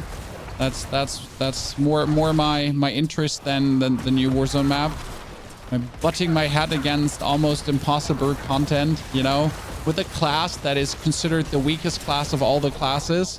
Not knowing why I'm even doing this to myself, why I'm hating myself. Definitely going to be trying out the Bloodwave build though, so that's for sure, Chad. You will 100% see us today at least going for the Bloodwave once to notice how well it can do. I don't have high hopes because of suppressors again. And missing barrier. I'm literally, I don't know how to keep up the survivability of that build.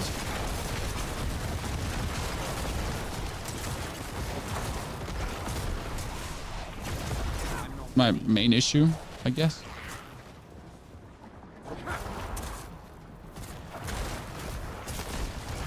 Let's check the resistances. No, my resistances are all maxed out. I'm Gucci. I'm also on top running a 25% resistance potion because why not?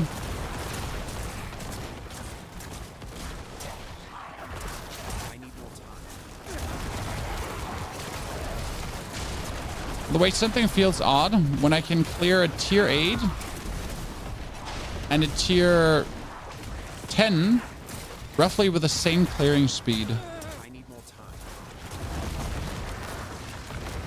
Feels odd. I said it. I need a little bit more. Oh yeah, where's my bone storms? Try Blood Surge, yes, until tier 6. It was super fun. High recommendation. You're gonna love, like, the first 5 tiers. You're just gonna love because you're blasting through them. Even the bosses, they just bow down to your supremacy. So as long as you have a very good rolled items on your Blood Surge build, like the first 5 tiers are that is so much fun. I mean, I would right now farm the AOZ with Blood Surge to get my Glyph up. The problem is that the Blood Surge character is not my main character. It's also like just another Necro, because obviously I have more than one Necro. Just why wouldn't I? Which causes me to, well, yeah. If I want to play that, I have to decide to either go full Shadow or full Blood. I need more time. Playbook River, nope. I tried again with a Black River amulet swap this morning. So we essentially swapped out the amulet for Shadowblight amulet, and then we played Black River, and it wasn't bad per se. So it wasn't horrible, but also didn't feel any good.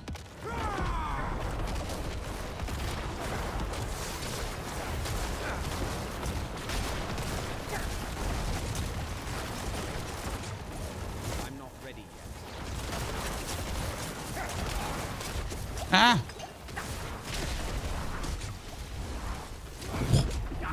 Okay. Okay, stop. Stop it. A lot. What are you enchanted with? Like, seriously.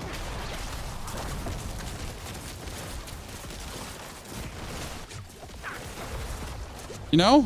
What are you enchanted out of?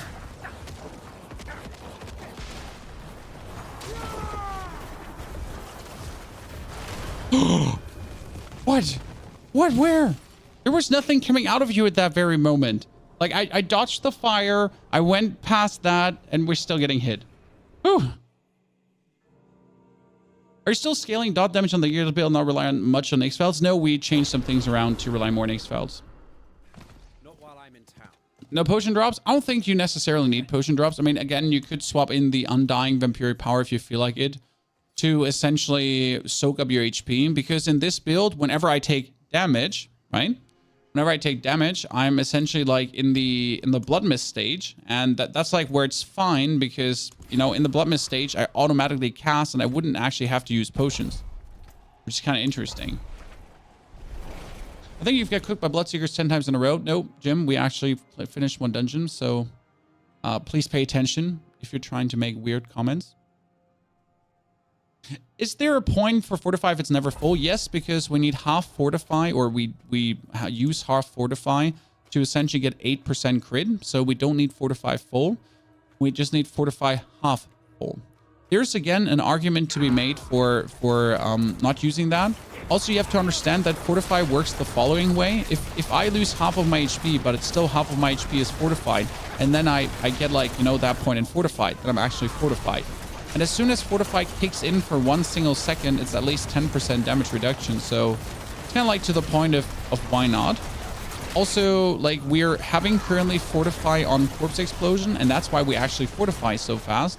But that's also why we keep fortifying against bosses, because usually the problem is to keep fortifying against bosses, because, like, right now we get Fortify for killing enemies, right? But I want to also, like, Fortify versus the Bloodseekers, technically. So that's where we started playing the Corpse Explosion into Fortify thingy, which gives us 4% damage reduction, and it's unconditional 4% damage reduction, which is interesting, because usually a lot of the damage reduction Necro gets is always like close, or damage reduction from shadow affected over time, or something like that, right? So you literally have to do something to get that. Whereas that damage reduction is completely unconditional.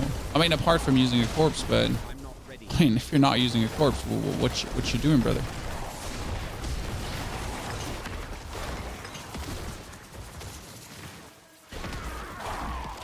I'm not ready yet.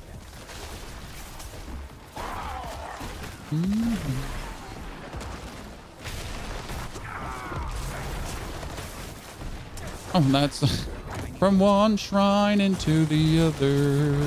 Okay, this is a tier 10 again, chat.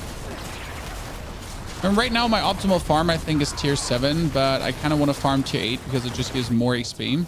But yeah, the optimal farm still is tier 7 currently for just like getting it done for sure. Even though they're still worldwide dying tier 7 as well, if we're honest with each other. Because no matter how high we cleared, so that we're actually able to clear tier 10s, right? It brings you still to the point where, you know what? It's nice that you can do this, but there's still a world where you might get one shot in a way lower one. The reason being reasons.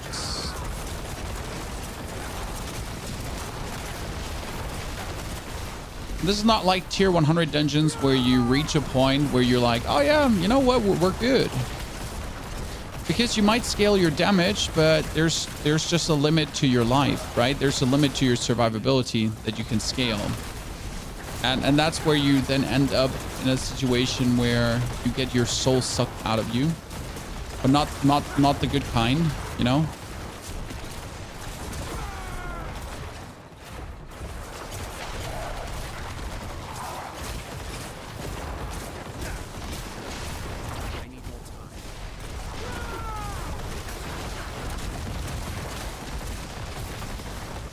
Level 5 and doing level 1, you get one shot everywhere. I mean, with Mage, I literally don't know where you do the more survivability. I mean, if you have to play Lightning Bolt to even compete. I mean, I don't know if Mage has the same problem as Necro, because we are also Shadow or Death.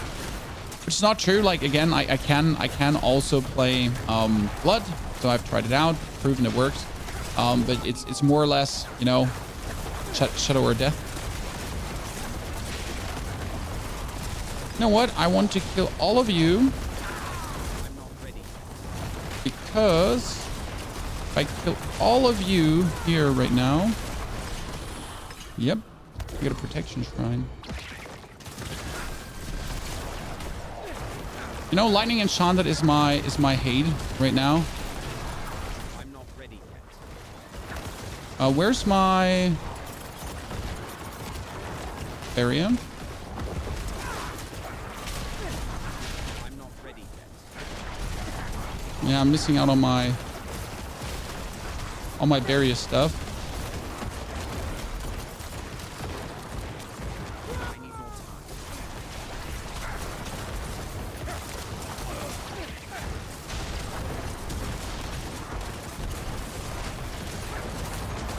I need more time.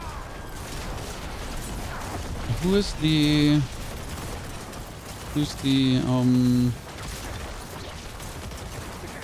I need more time.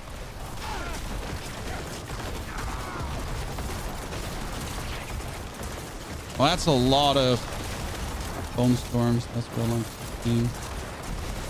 I'm not ready yet.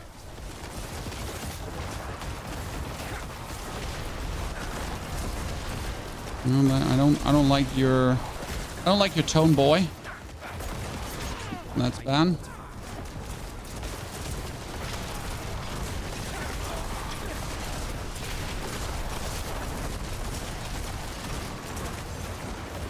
I'm not ready yet. You're full again, you little shit. I'm not ready yet.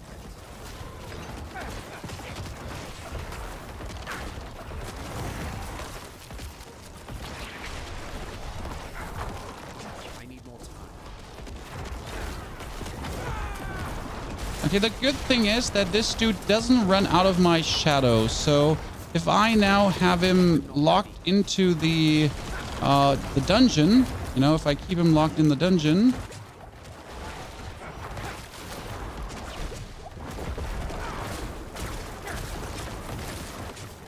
I'm not ready yet.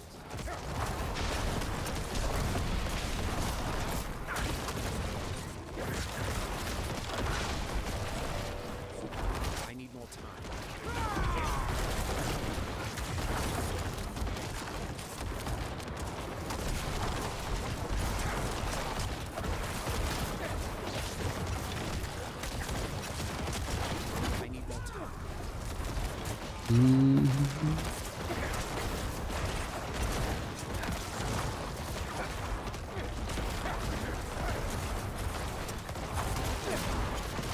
not ready yet.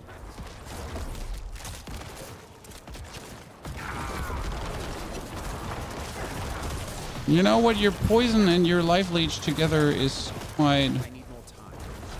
problematic. We're at the point where he can't kill me and I can't kill him.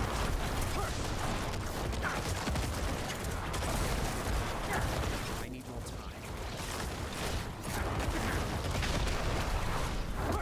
Potential solution for that. I need more time.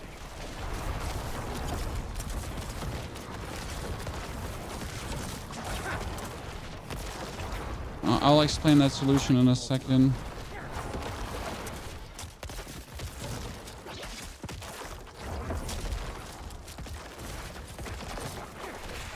I need more time. There's a thing going on with Hemorrhage where Hemorrhage, just in case they didn't fix it, has a weird lucky hit chance interaction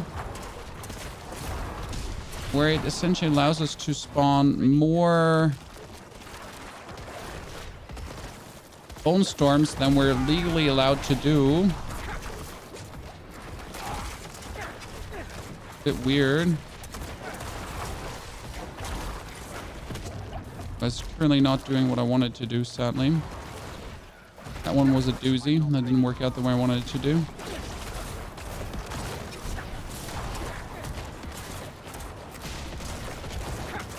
And it's back to the point where we are having to kind of like shoot him around a corner potentially. Oh god, he's just I don't even know if I can avoid his shot. No, my problem right now is that I can just generally not avoid his shot. No, with the Sorg, it was kind of like the Sorg would be doing the Sorg thingies. I'm not ready yet.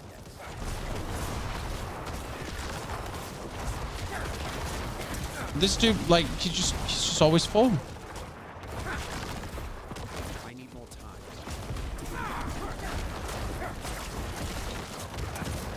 No? Oh, Vampiric chat. This is my tier 10 clear. So we get everything done. We did everything we had to do. We're not stunning in poison pools, and we're essentially not getting him killed because, well, he is Vampiric. In best case scenario, I'll just keep running until I find a shrine to kind of fight him off, right? Well, I guess at least I didn't die, huh? At least we didn't die. But damage reduction on point. So the new amulet is working. You notice that we put on the new amulet to weasel out a wee bit more of damage reduction, and that one definitely did do the job in terms of keeping us alive. So right now I'm very happy with the decision of going for that. I am not happy with like literally being unable to kill a certain. I mean, if there's Vampiric, I'm just what? It's over? I can just leave?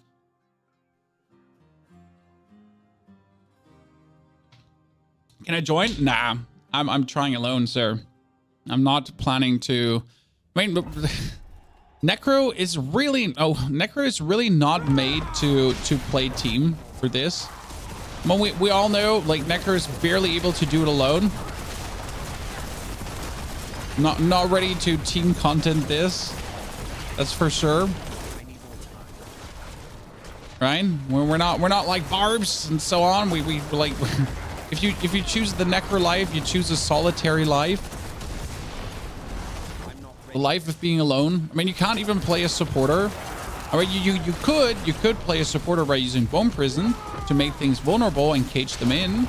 And if you do that, you could also cage in your friends and make them really annoyed about you because they're gonna be like, why the fuck are you doing this? Why are you keeping me either in the Bone Prison or the enemy in the Bone Prison so I can't hit him?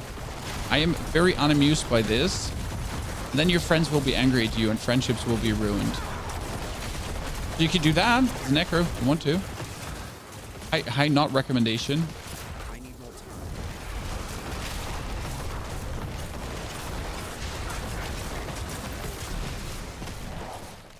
Are your builds the worst one? I mean, there's always a world where my builds are the worst ones, but they're not. Thank you, though, for your concern, sir. I truly appreciate it. It's good to see a fellow human look out for another human in a nice and mannered way.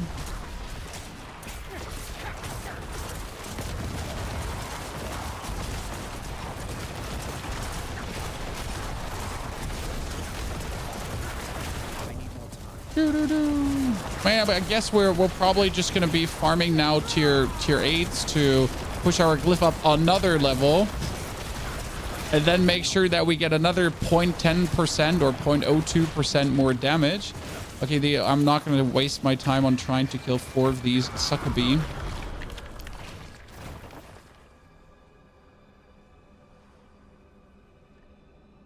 Ow, and horror. Thank you, Reese, for the 32. Reese, where have you been? What have you done? And are you good, Reese? Can you play Bone Spear? No. Every single Bone Spear player, every single person I know that plays Bone Spear is sad. What's your glyph level at? 6. Yeah.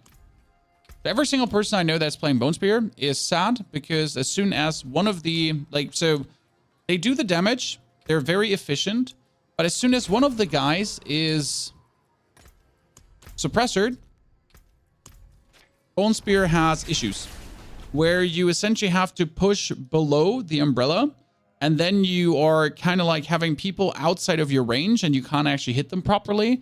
And then you might as well put the Deathless Visage off, so Deathless Visage useless. But if you're not playing Deathless Visage, you're also sacrificing a huge chunk of damage. Then again, your Bone Spears are not really known for making you tanky. I mean, there is an inherent tankiness, but you essentially need to throw your Bone Spears. And in the time where you throw your Bone Spears, you're very vulnerable. You know? Always the problem. Which is the big advantage of like any kind of shadow build, because technically like just being in Blood Mist is like, no, I'm still doing damage in Blood Mist.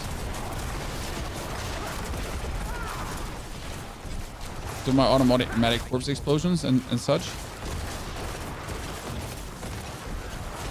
I mean, I think with enough levels on the glyph, you'll probably be able... I think tier 10 can be disabled with every build. Let's be fair, chat. Tier 10 you can reach with every build. With enough patience, with enough perseverance, with maybe some luck on the shrines, right? But realistically, yeah, tier 10 sounds achievable. From what I've seen so far.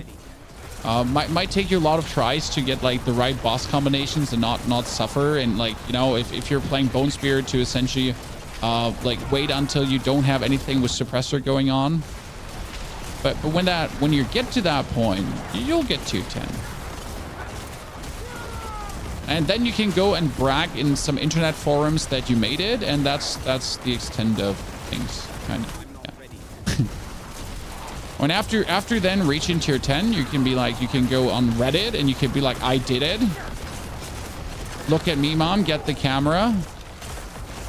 I am the chosen one. I played Necromancer with Bone Spear all the way. Squall, thank you for the 68 centuries of support. Squall, good to see you there. Very much appreciated. Thank you very much for the 68 months. One thing that... I mean, like, I don't know how the viewer appeal is for Abattoir of Zir, to be honest. Right now, the Abattoir of Zir is new, and I think viewers obviously would like to see how far can you go with build XYZ, and how do you make builds better, and how do you improve, right? So how are we getting, how, you know? But, like, I can't see Abattoir of Zir being interesting content next week. You know, I was hoping Abattoir of Zir to be like interesting content for weeks to come. But right now with like day 1, day 2, I just, you know, like, sure, it's nice to see a streamer continuously failing at the Seekers. Maybe you can set up bats so people can gamble if this run is going to be the run or not.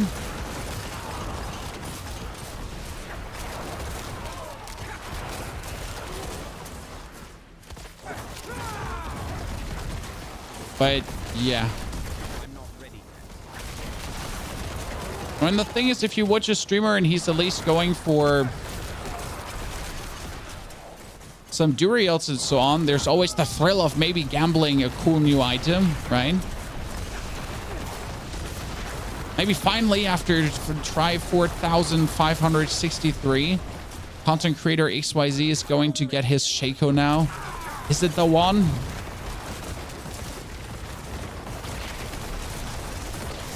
Or not? By the way, big shout out to YouTube again for cresting the 400 viewers. Day's been crazy, chat, the past 2 days on the content front.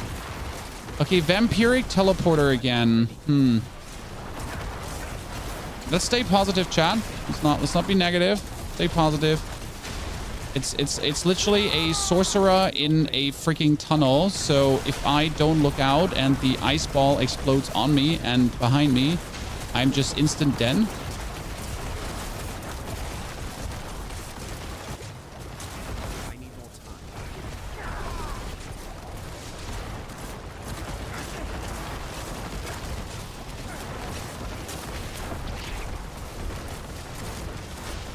I am not sure how I'm managing to stay in here most of the time, if I'm honest with you.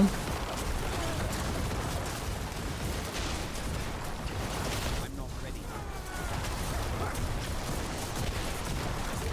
But I have a dire feeling that we'll end up in the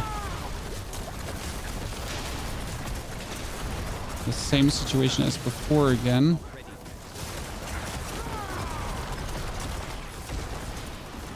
Wait, is that thing poison enchanted? Is it going to explode when it's done for?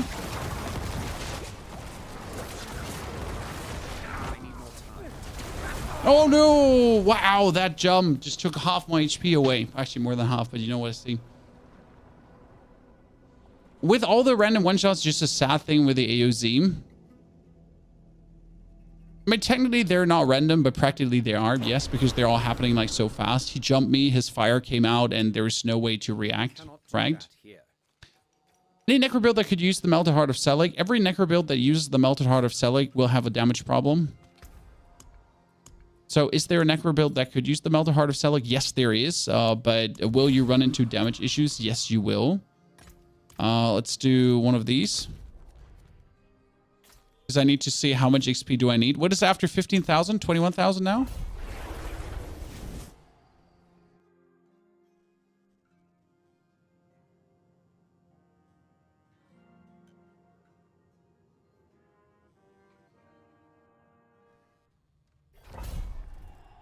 Nightingale looked like a really cool game. Yes, Nightingale is going to be super interesting.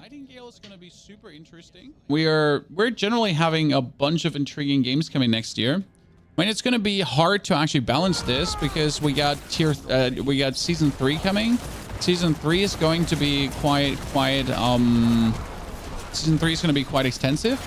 Then we got like we get Banisher. There's a bunch of games being released, and it's going to be hard to like balance this on the channel because obviously I want to play all these new games as well. So you can be aware that there will be Diablo happening, and then there will be other games happening as well. I just got to see how to do that on this channel, or if I have to like even start another YouTube channel for playthroughs where I then live stream if I do something like this. But that got to be decided.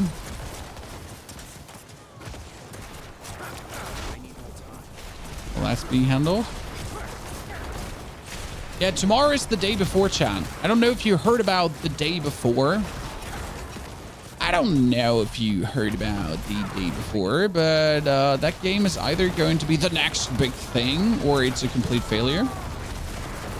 There's a 50-50 coin flip chance for that.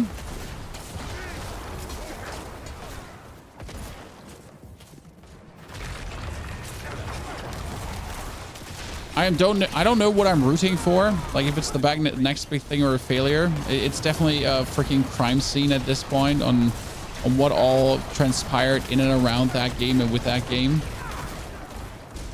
Goddamn crime scene.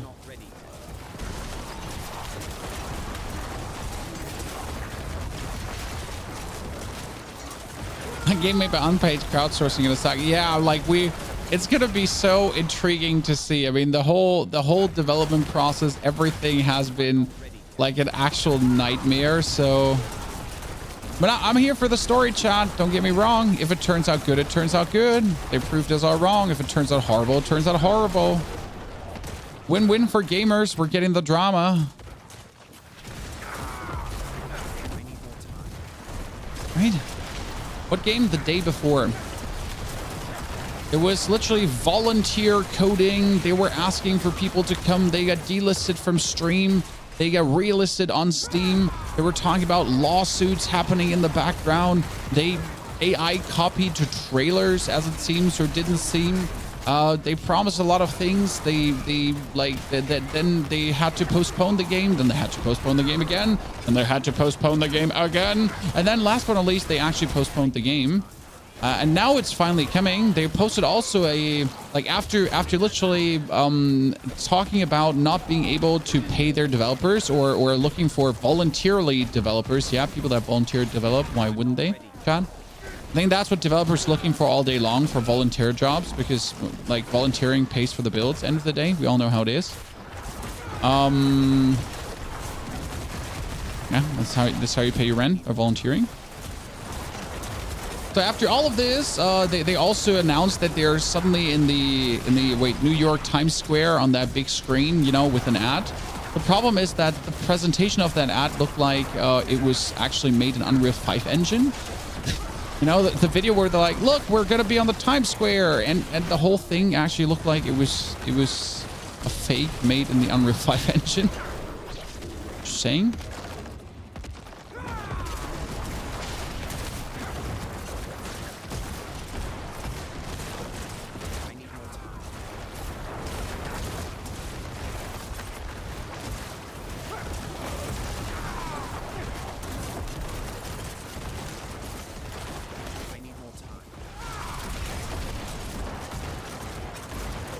So yeah.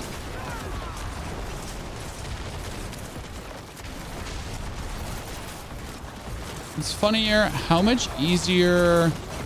Like, see, this is a tier 7 right now in comparison to a tier 10, right? And like you just notice how exponentially easier that is.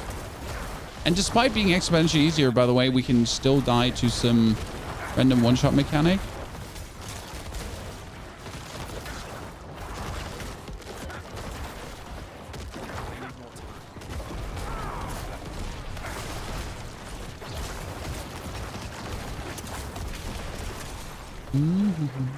I hate teleporter. Teleporter Vampiric should just simply not exist. Said it. I'm not taking it back.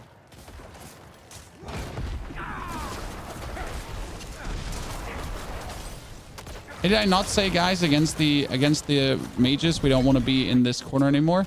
So how much do I need? I need 19,000 HP for another point. What was it? 0.2. So 2.12. That's how much it's getting stronger, by the way, Chan. So I have to invest just for you to understand, right? So I have to do now 8 of these. So I get another 0.02. Is the build posted anywhere on YouTube?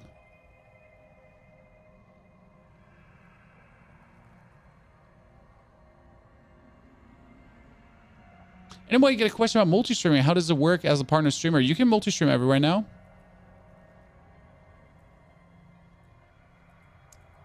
Yeah, that's what we're working on. 0.1, not 01. I thought it was 01. I lost the life, Chan.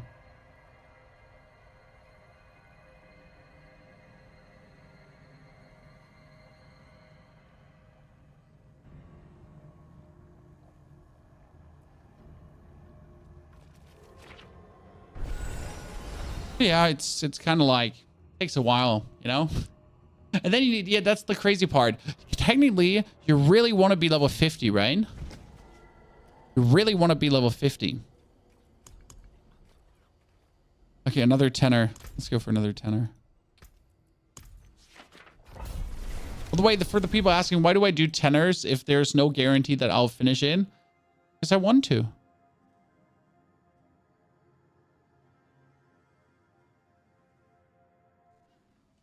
Because I want to.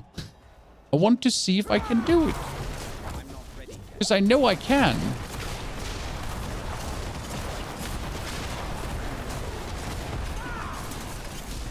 I mean, yes, farming tier 7s would give me the XP to upgrade my Glyph. But I don't want to farm tier 7s. I want to do stupid things. I mean, my goal is to beat a 10 today. I'm not ready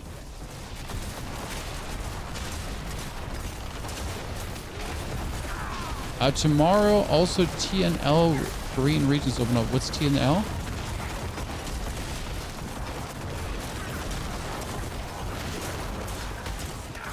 The goal was 15, dude. I can be happy if I'm even gonna make like progress one more. No. The overall goal is 15 with the Necro, because then I think Necro will just tap out and not be able to get higher. I'm not ready yet. Unless you level up your Glyph until, you know, Extinction, Narnia, super craziness. I'm not ready yet.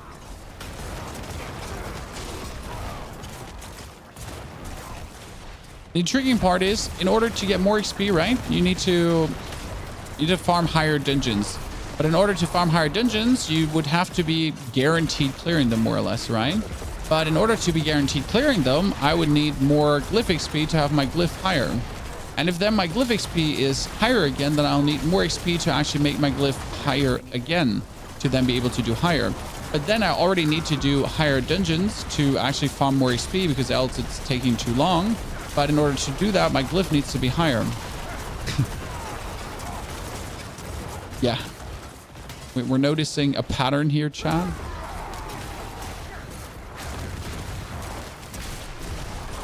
So YouTube, by the way, for some reason, I swapped the live chat to only top chats, and then I just lost you. I am so sorry.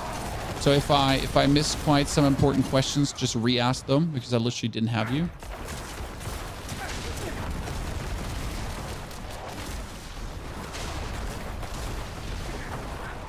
If I knew because my rogue, I was only able to beat tier 7. I don't know how good rogue has it right now, to be honest.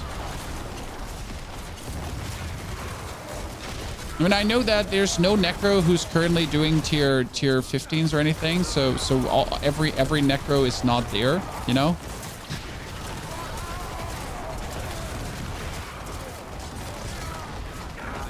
Which has me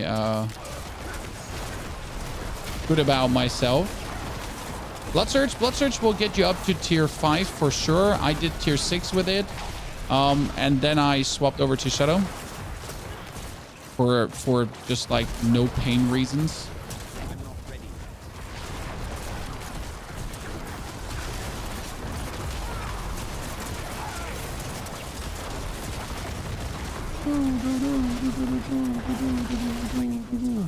Do all that. Got my Havarians on a Sork, worth using an AOZ? Well, technically Havarians can be very much worth it, because you will kill a elite, and then the bosses are going to spawn, and then you're going to have your shrine duration, your shrine buff for 20 plus seconds.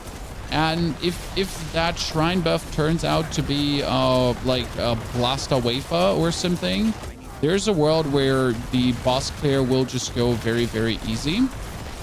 So that's where a Havarian can be good. But yeah, that's such a like, what if? I mean, then again, there's no bad shrines. So even if you get okay, greed. If you get the Shrine of Greed, then that's going to be unfortunate. That's for sure. You're going to be hating life. But even if you get protection or anything, it's good. But it just will not help you clear. So that's where, I don't know, like, if a Havarian triggers, can you actually put it away afterwards? This is something I actually don't know. So can a Havarian trigger and then you put it away and then you're good?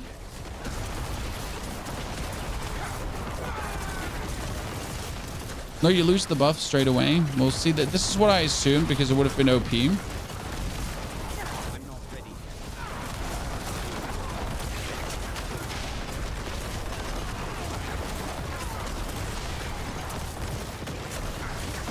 I'm not ready. what shrine am I getting? Channeling. I take everything back. There are bad shrines.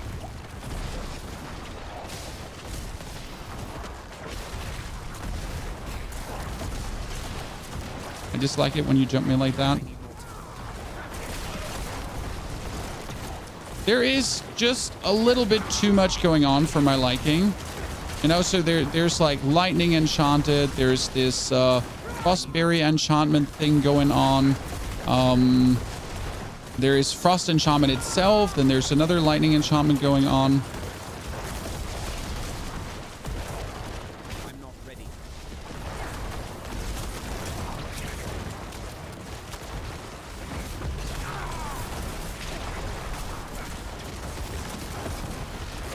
And there's Waller.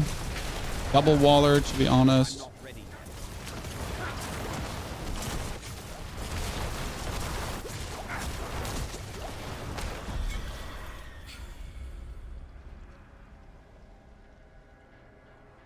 What's that in a frost pool? What frost hit me?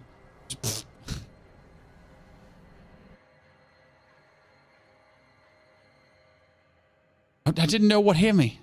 Didn't know what hit me. Well, I guess we're resigning ourselves to a 5er tier 7 farm to get to the point where we want to be, because the tier 7 just fell really quickly. Which brings me to the point of...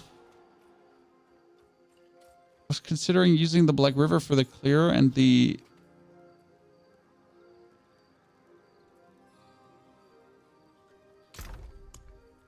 You know, if I'm just bringing Black River for clear and then I swap weapon for boss. Be interesting.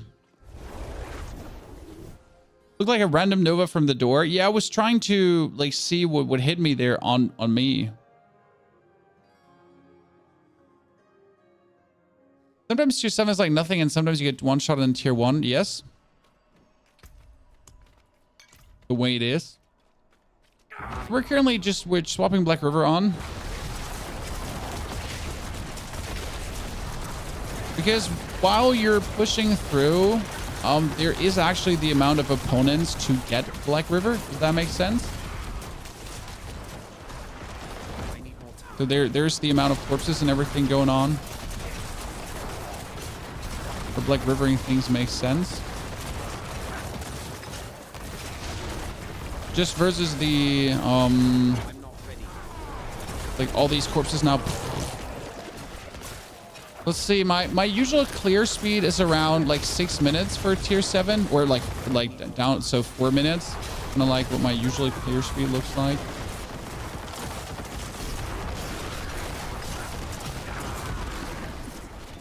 And this one is like a bit of a doozy because it's so widespread. I hate this one as an actual clearing. Damage is good. I like it. I bet most of them are stuck on tier 1. I do think that most casual players, if you probably ask your friends who are playing Diablo, are actually stuck on tier 1. Yes. But that has a lot to do with people just literally not having every glyph level 21. People still not having damage reduction. I mean, I assume a lot of people have like random stats, for example, on pens or helmet, or on their chest they have like plus 50 end or something, which is not inherently bad. But obviously, when we're talking about Abattoir of Zir, you do not want a random 50 intelligence stat. You cannot have that. You need to have like the right stats on the right items to be as possibly efficient as you can be.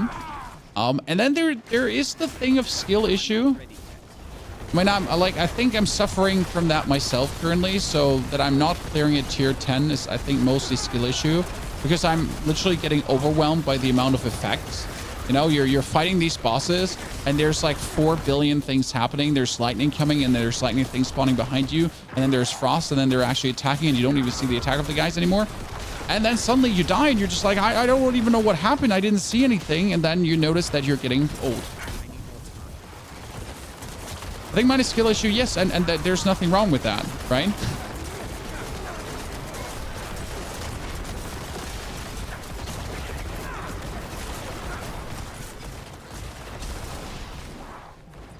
Does sever pass suppressors? What do you mean? When you throw it out? Yes. When you throw it in? No.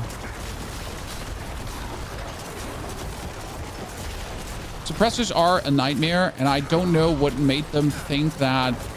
Like I genuinely don't know who sat down and was like, you know what? The guys in Abattoir of Zir should definitely be able to have suppressor, and you know what? They should also be able to have Vampiric.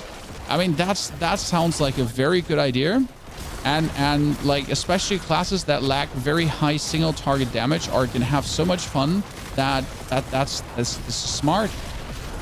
This makes sense. See, now Black River clearing speed is kind of like the same. I mean, we didn't get many shrines, but in total,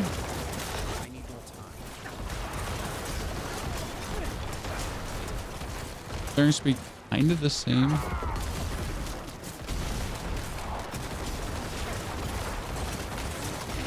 I always feel like Black River is actually clearing slower. To be honest with you.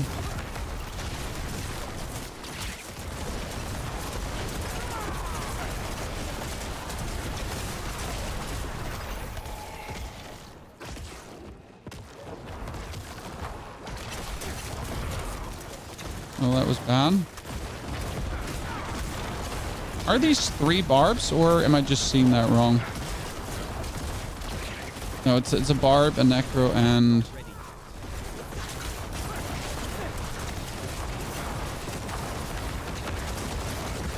this is only tier 7, and like look at the difference in tier 7. I'm essentially just standing on them, right? I'm not dodging around. We're just standing on them, and that's it.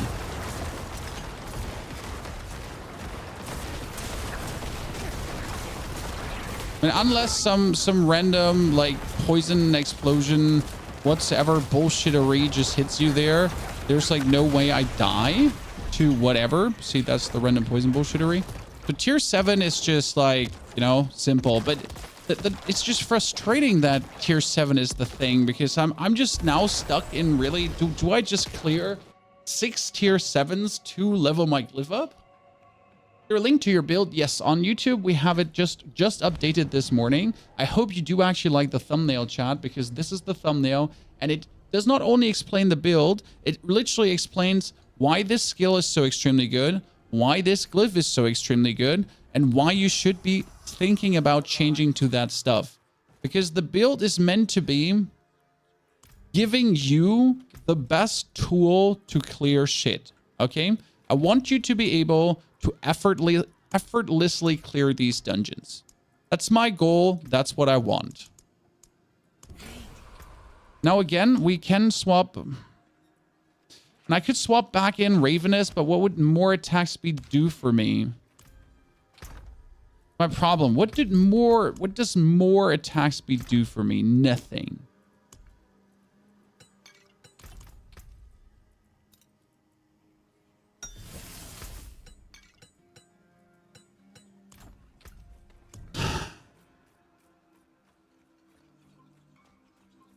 I'm going for resilience.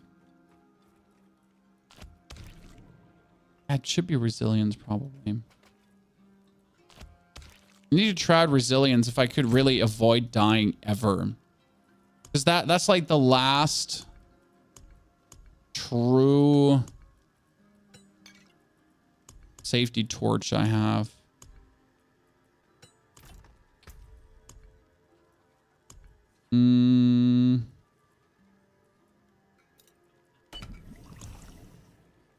Need 1.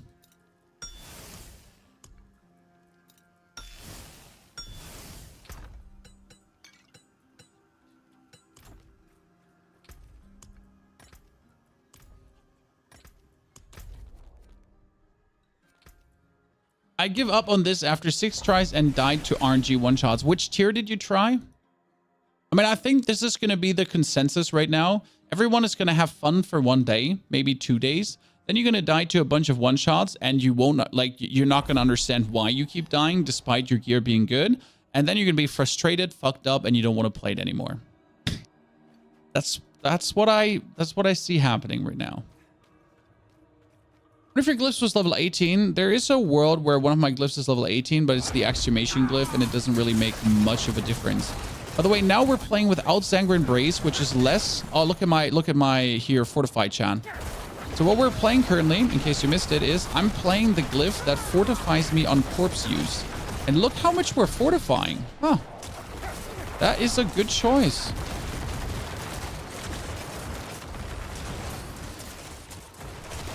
I'm not ready. Yep. Okay, so I don't need Sanguine Brace to get fortified. That's good. Because we're essentially now having... What did we have running, Chad? What did I say? Resilience? Yeah, we have Resilience running. Resilience essentially gives us damage reduction on life loss.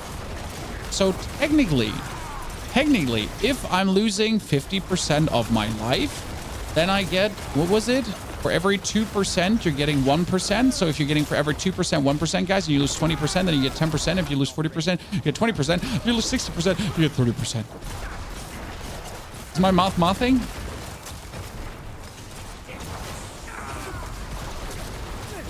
And the best part is it would be unconditional damage reduction. So I mean, like apart from life loss, but you know, unconditional in terms of like not fortified or whatsoever. It was good run. Be back once they nerfed the requirement to upgrade the new glyph. Yep. I think so. My main takeaway right now is Abattoir of Zir is good, but I feel like they need to tweak and twerk and twiddle-dee-dee a few levers, and then it's truly going to be extraordinary. Correct? Right now it's nice. Right now it's fine.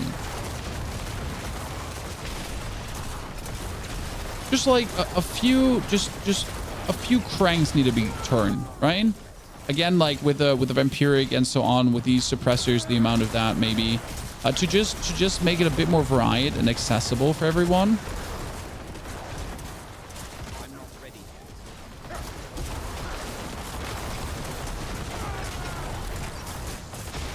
And then we're gonna have a great product. You can use the AOZ glyph to turbo level your other glyphs. Yes. I mean, if you want to just level your other glyphs, you spam once. So this is what I highly recommend. If you want to level your other glyphs up, like 1s, 2s, or 3s are giving like a bunch of XP. And I would just spam those. The best part, guys, about all the AOZ feedback, guys and girls, by the way. Sorry for not introducing the including the girls. If there's any girls here, like guys and girls, everyone involved. Sorry for not being more inclusive. So the best part is that everyone is kind of like the same opinion. So from all the creators, from all the pros, from everyone that's playing this game like 24/7, I've not seen a single person say AOZ is perfect, which is good, because the general consensus seems to be good concept, good start, more work needed. And if everyone is like on this, oh no, I should have not. Everyone is on the same page that way, then that's what it should be, right?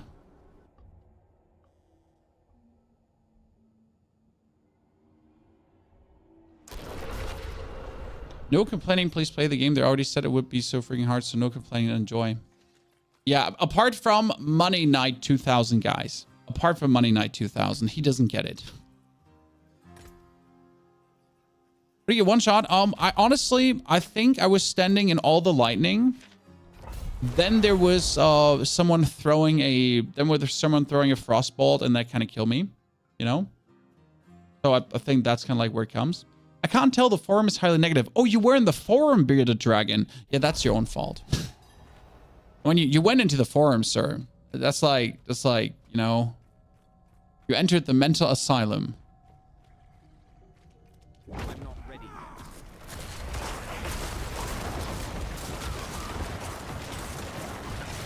No one goes to the forums. It's like going on Reddit and expecting to have an adult conversation with someone about a topic.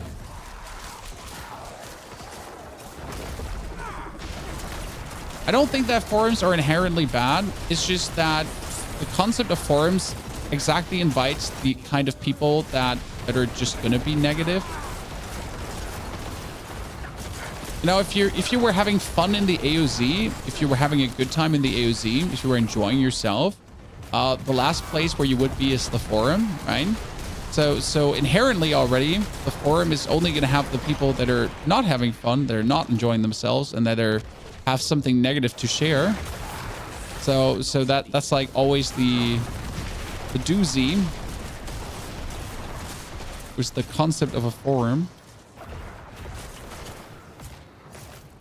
I have to stop playing with a handful of friends. They don't get it. I mean, honestly, like the game is truly a solo game, right?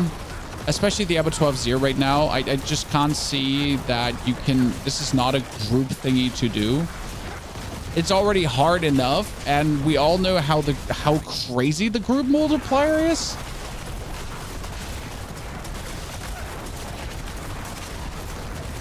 We're right. Duriel goes essentially from like what? Duriel has 30 to 40 million HP, which is not much. And then if you're playing with your team, he goes kind of like up to 1 billion HP suddenly.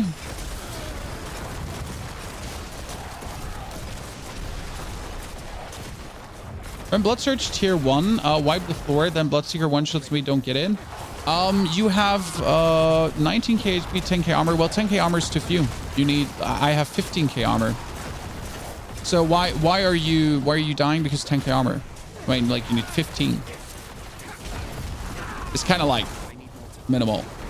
Again, especially when you're playing Blood Surge. So that's where you. That's why you're dying.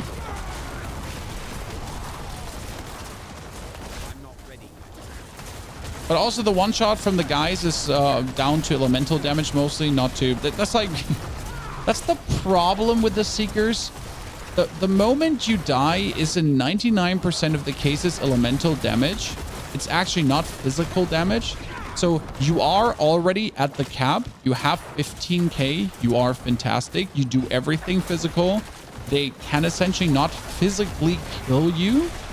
So you can only die against elemental. Right? And the issue is that the elemental kill, though, makes no sense because you're also capped on resistances, so you should be fine, right? But that's not how it works. And don't ask me how it works.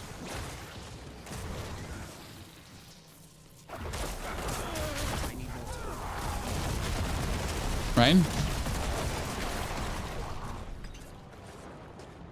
Even though you have DR reduction, DR happening. Resists are a joke? Yep. Resists are truly a joke. I mean, one day we'll find out how Blizzard is calculating things. And with one day, I mean never. John? One day we will know how these things are calculated in the back end. I'm joking. It's a lethal shrine. That's quite nice.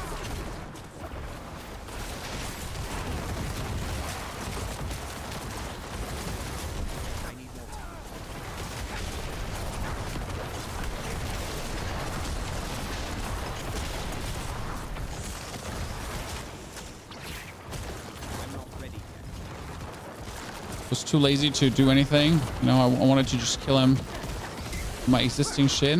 Now I'm gonna take the lethal shrine, walk up here because I know there's already gonna be minions. Kill them all. Summon the Bloodseekers. They're all gonna summon up here in the corner.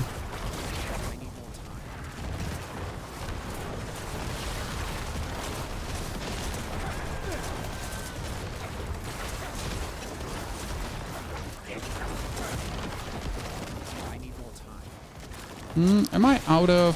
Oh, no, I'm not. I was worried for a second that I was out of Bone Storms there. I mean, as you see, we got them controlled. Technically, there's no way I die, right? Technically, we're elementaled out. We're fantastic. Killing them all at the same time.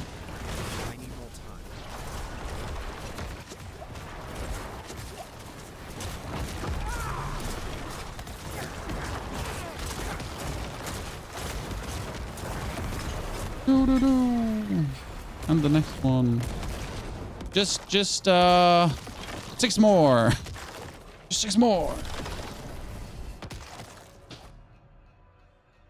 Domination Vampiric is so good. You one-shot non-elites if they CC'd and endure it. You know what's also really good?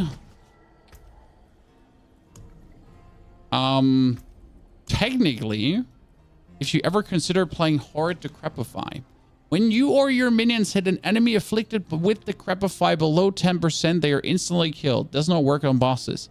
But the enemies are elites. They're not bosses, right?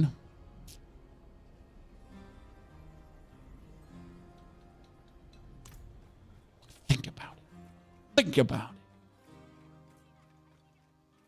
Do you try it? Well, you would have to mid-fight swap it over. So I didn't. In order to make that work, ladies and gentlemen, you have to mid-fight swap it quickly over, which has you do this, and then there, I mean, you have to do this, then you have to do that, and then you know. Oh, wait, I saved it. Okay, Wayne. We got it, chat. We got it. Get this done. Is this pre-recorded? What chat is he reading? No, it's called multi-streaming. So you're getting more answers than you're used to because we're answering everything. You know?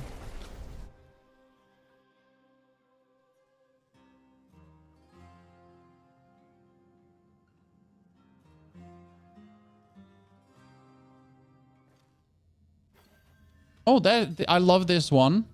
The actual setting. I don't like the opponents, but the setting, because this is like just for my build, right? I just, oh no, that's my, oh, fuck.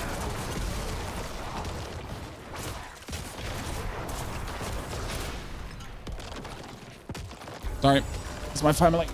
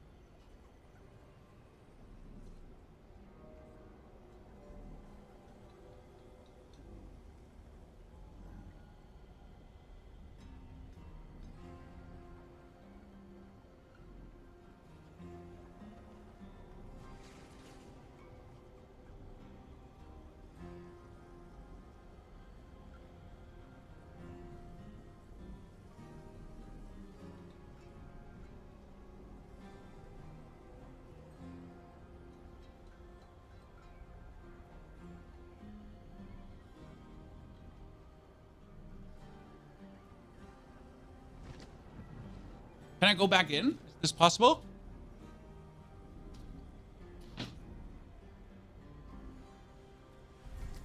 Okay, let's try to instant kill someone, chat.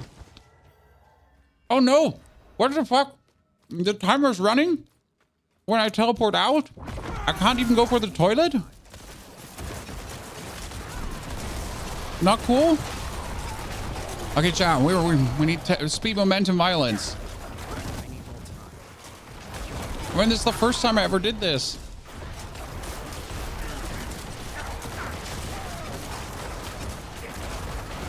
I'm not ready.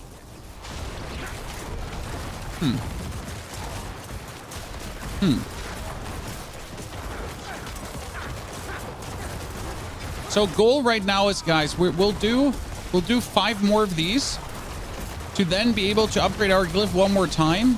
And then we'll be trying 10 until it's done. I mean, I'll be, if it's the last thing I do today. No sleep before that happens. Gotta tell the wife and the children that their dad is on a mission.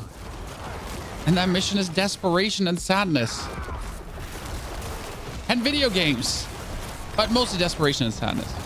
Really make any significant damage with corpse explosion and BL build for AOZ. Could be removed for the tree or is allowed to replace with auto triggering. When? Do you really make any significant damage with corpse explosion? Yes. Or in the Bloodlands build. Ah, in the Bloodlands build. I wouldn't play Bloodlands for AOZ. I would rather like not play AOZ then. Sounds harsh, but it is what it is. I'm not taking it back. Hey, chat, I have good news for you, by the way. Christina's sister is coming over, and she's bringing Greek kebab. Yeah. Good news. Just wanted to share it with you. And you're not getting anything, by the way. It's all mine. And if you touch it, we will fight. We will have to oil up and wrestle. The oiling up is mandatory. Obviously. 11 more durians left, done over 80 today. Nobody has seen any Uber yet. Sounds almost as fun as trying to do an Abattoir of Zir and not succeeding. I mean, I guess you could farm, like, I would rather farm Abattoir of Zir for gear than Durio, because at least I can just do it, right? If you farm tier 1 Abattoir of Zir, you're getting continuously 900 drops, by the way. So that's okay. That gotta be set, chat. If you're looking for upgrades, if you're looking for good items, you could technically bring it down to like 3 minutes, 2 to 3 minutes to clear stage 1 Abattoir of Zir. And then you're just farming that for gear. Not impossible. Definitely doable.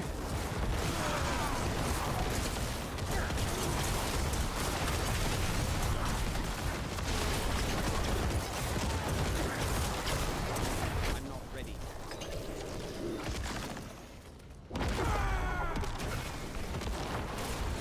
Uh-oh. It's a Necro and a sword. And what's the third? Ah, Barb. A Barbarian. A Barbarian.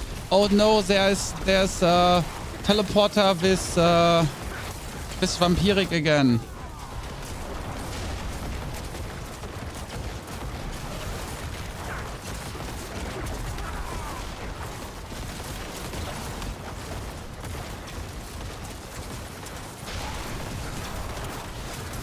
The Barbarian actually, no, is the Barbarian or is it a Druid?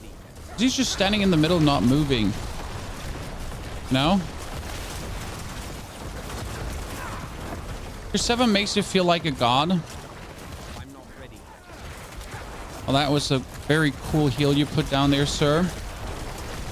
Ah, did you see that poison explosion that just snuck up out of nowhere? Yeah. I need more time.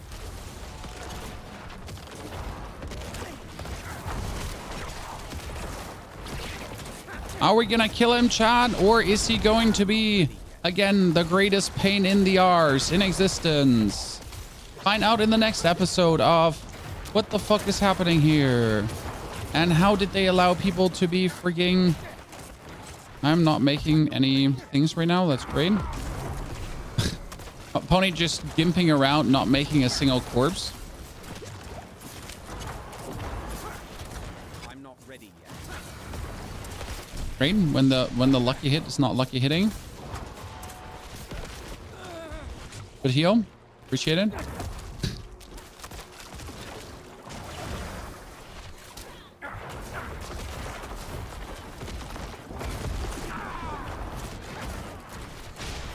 This is where I wish I was the my other Necro, because my other Necro, matter of fact, Chad, has the low roll T-Bolt's Will, so I can essentially just go for more. I need more time.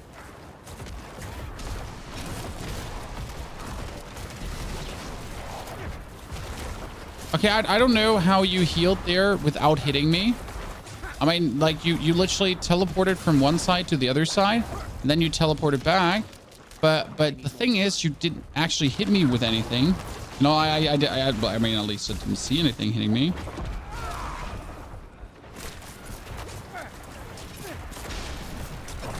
Maybe I'm just wrong.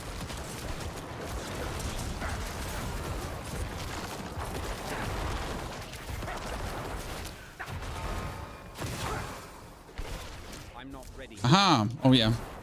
So I think I figured out what it is. Her standard auto attack is just filling up her whole HP.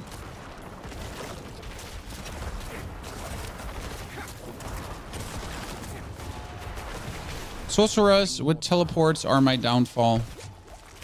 That's it. Yep. Sorcerers with teleport are my official downfall. And there's nothing I can do about it. Like absolutely nothing. I need more time.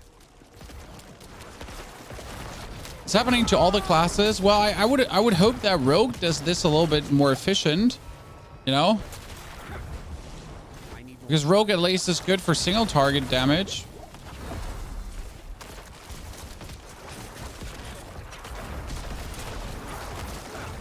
By the way, the problem is not the Vampiric here in this case. It's actually Sorcerer plus Teleport, right? Because if this was now a Rogue with Vampiric, I'm pretty sure I could actually kill it.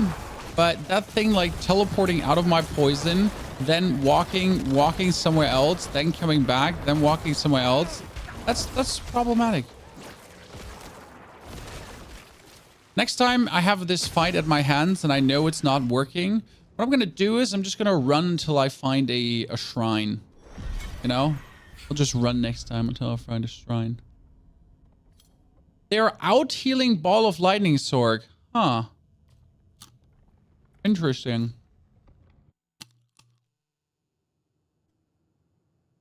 So what you're saying is that it's not me, it's them.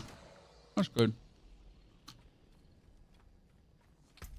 If you don't have shrine cheese, you don't do it, and that's not content. I do agree. But that brings me to the question, how can this happen again? You know? I mean, it bellies the question, if they play tested Abattoir of Zir in and out, if they did a lot of Abattoir of Zir, right? Not while I'm in town.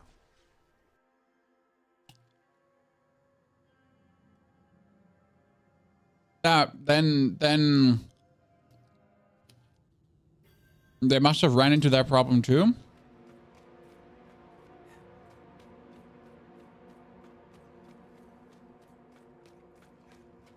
The playtested you just, I mean, we know at least the one guy playtested that was at the Abattoir of Zir presentation. We know he playtested. Maybe he was the only one. Maybe he was the only one. I'm not ready yet.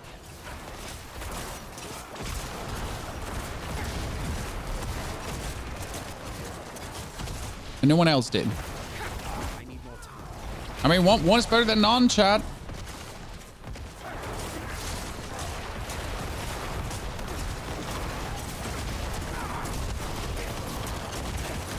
I need more time.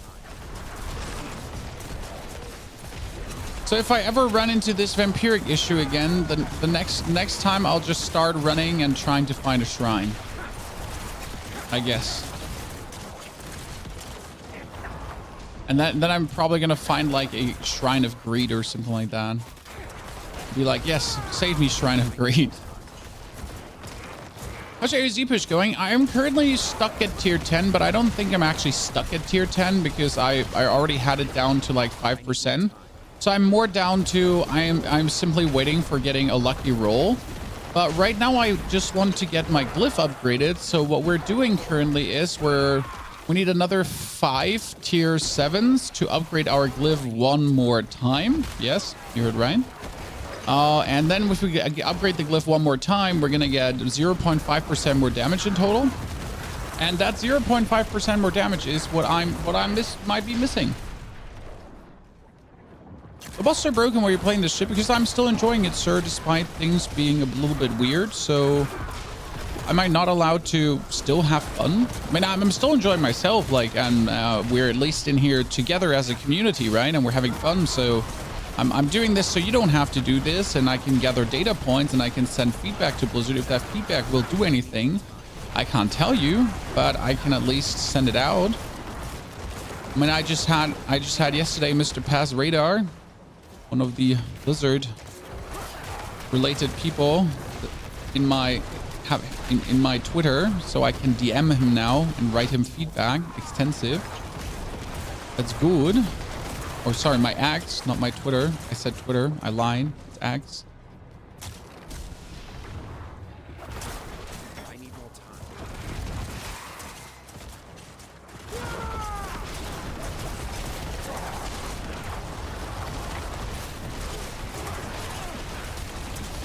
Tired of Duriel runs? I mean, I can maximum do 3 Duriel runs per day, and then I just want to jump from a bridge.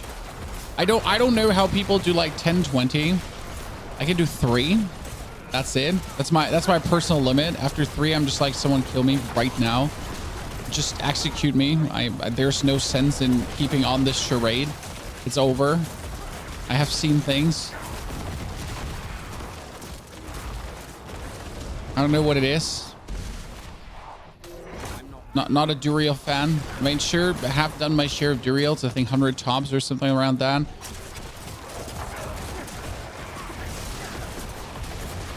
Did 50 runs yesterday. I respect your tenacity, but at the same time, it's like, why do you hate yourself? I mean, at least I'm enjoying this, right? No one can tell me that they're actually enjoying Duriel. Like, you're not enjoying Duriel. You're just looking to get your last glyph thingy, but you're not like, oh my god, this Duriel fight was so much fun, right? And like, no one ever said that.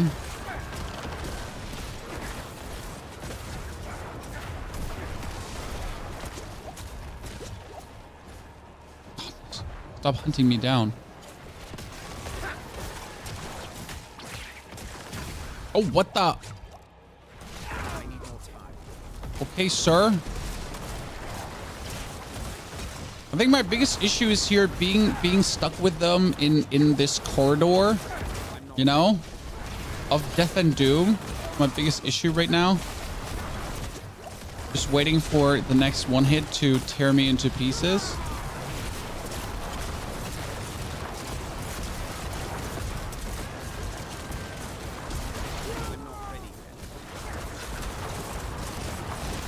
Any one of them poison enchanted? I think he's poison enchanted, right? Gotta look out. Not that the poison enchantment actually hits me. What? Why is he not moving? He's permanently stunned. Welcome to life versus a Shadow Necro. I'm not ready yet. Where you can permanently stun people and they just can't move. Okay, ladies and gentlemen, listen.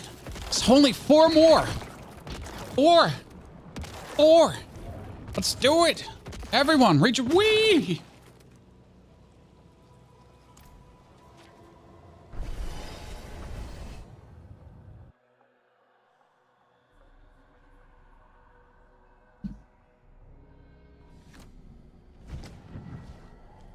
To max out the glyph, do you live out the rest of the days of your life happy at the PvP area? There's no happiness in PvP in this game. You know why there's no happiness in PvP in this game? Because if you're an overpower build, for example, overpower is damage capped. So you are literally not able to do the fullest damage. And that means that if you're already going with your cool overpower build into PvP, you're just getting fucked by existing. Maybe that's what you're looking for. I mean, there's no shame in wanting to get screwed for existing, but like, you know, you're getting essentially fisted in your booty hole, just for being you. And if you go for your shadow build, shadow damage over time in PvP seems to be overtuned, because I literally get attacked by 2 level 100s and I activated my bone. I mean, shadow damage is a lot of damage, but still, I just put on my bone storm and then I stood still and they just died. So yeah, I mean, make out of that what you want, right?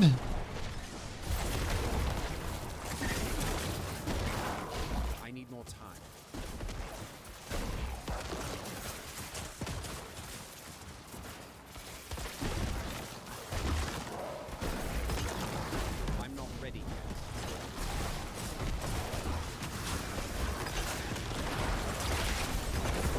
Players trying to be positive about this thing. I mean, end of the day, you have a choice. You don't have to engage with the content, and you can enjoy it for a bit. I mean, I was hoping for this to be weeks of content. Now I can realistically tell you that next week on Tuesday, I'll probably be done with this and never touch it again.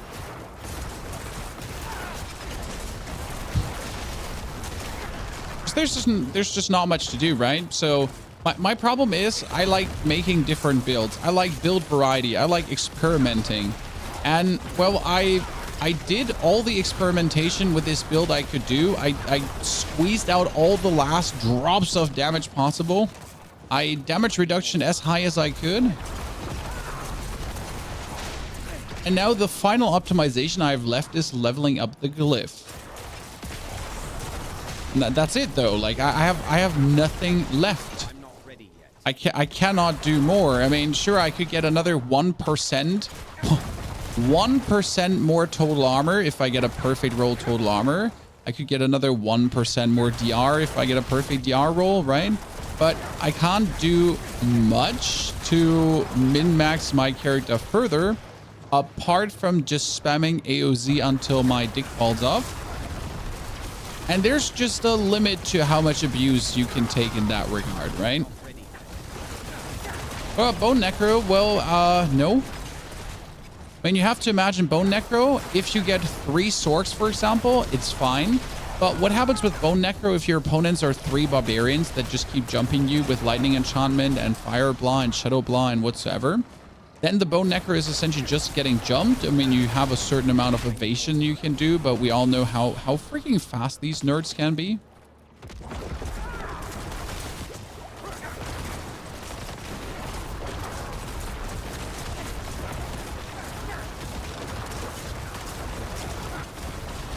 I'm not ready.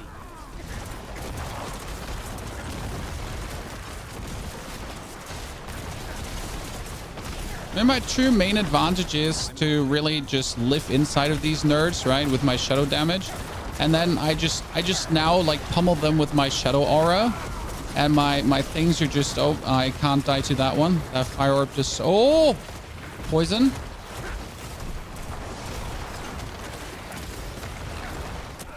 What? Where? Seriously? Everything? Where? What? When? I don't even know what killed me. Someone tell me. What did I miss?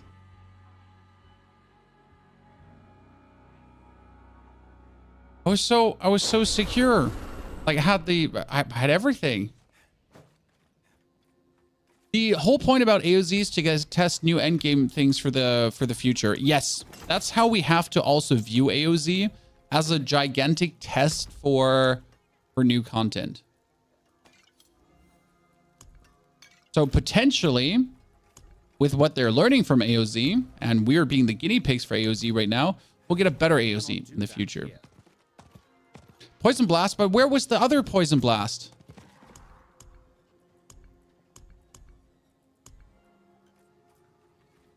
You know? Vampire Daddy was slain by Vampire Daddy, it says. Great. It gives me so much information. Okay, chat, at tier 10. Why? Because I can.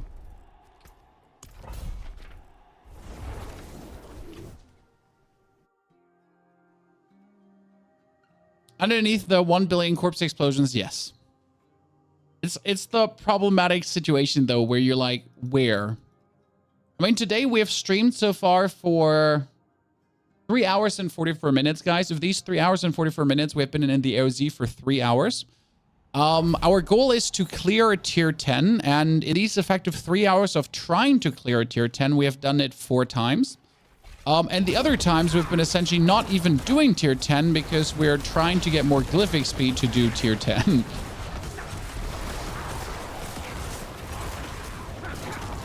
So, yeah. That's been my day so far. I'm not sure if I'm happy or not. I'm having fun, but I'm not happy with the results yet, you know?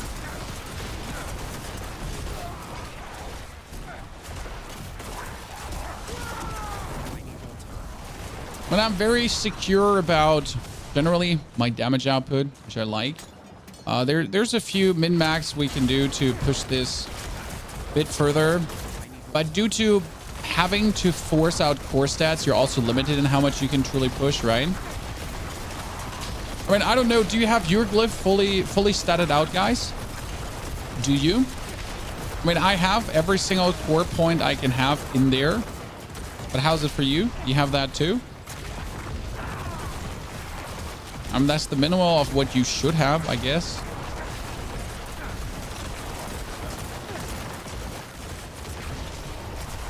Oh, by the way, we still died despite having the damage reduction thing going on, Chan. Right? So I was hoping that the damage reduction thing would help us with some of the one-hits happening. But obviously, the poison damage thingy does so much damage that, like you just die with one hit. Right? There's no damage mitigation for one hit. I'm totally not just standing AFK around because I'm trying to get my YouTube chat back that I lost. I'm being paid to watch and play the game right now. I'm being paid to die in the Abattoir of Zir right now, so I guess I'm fine. Imagine if you were not paid to play the game. Well, if I was not paid to play the game, which I'm not, because if there's no one here, then I'm not getting any money. I mean, right now we haven't had a single sub in like 30 minutes, so I'm working for free essentially. What the fuck? But yeah, summing back up. Now imagine I wasn't a content creator. I mean, first and foremost, I am a content creator. But yes, if I wasn't a content creator, I would probably try out the AOZ, as I said, as the casual player. And then I would beat AOZ level 1 to get my Glyph. Probably level up the Glyph to level 5 right now because level 5 wasn't tedious. And right now, the Glyph at level 5 is giving me 100% multiplicative damage, and I'm happy. That's it. More's not needed. I mean, for my Blood Surge build, the Glyph essentially made my Blood Surge build go from 4 million damage to 7 million damage standard. And if I would now use it with Grandfather, I would go up to 20 million crits due to the new Glyph. And I would be happy. Which is the complete reasonable thing. I mean, like, again, I don't know what people expect from casual players, right?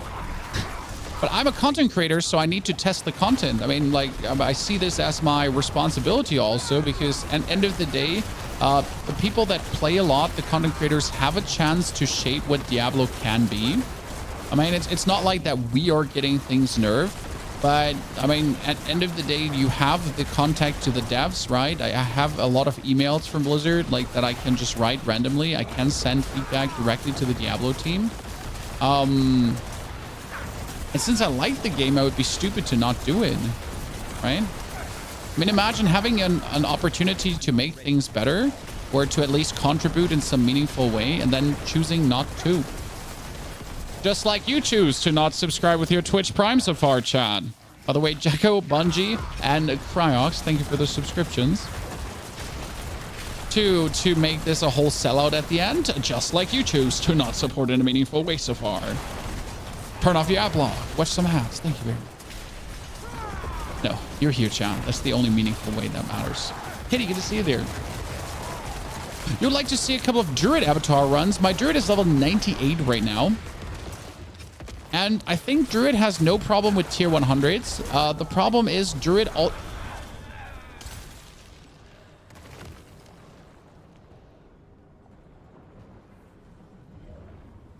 have my Barrier up.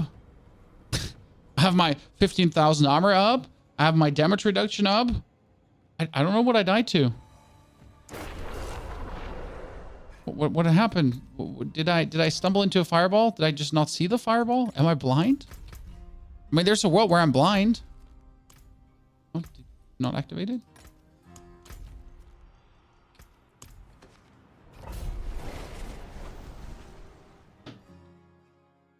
Oh. Mr. Horrible. Thank you for the subscription too. Is the Gun Doctor returning to Modern Warfare 3? Nope. Thank you, chat, for your interest, though. I didn't see any fireball, to be honest. See, this is the reason why I would record all my content, because just to like just to see and try to understand what I died to. Why are you using a wand over Black River? Because I'm doing more damage and I'm clearing the dungeon faster with a wand than Black River. So the answer is because it's better.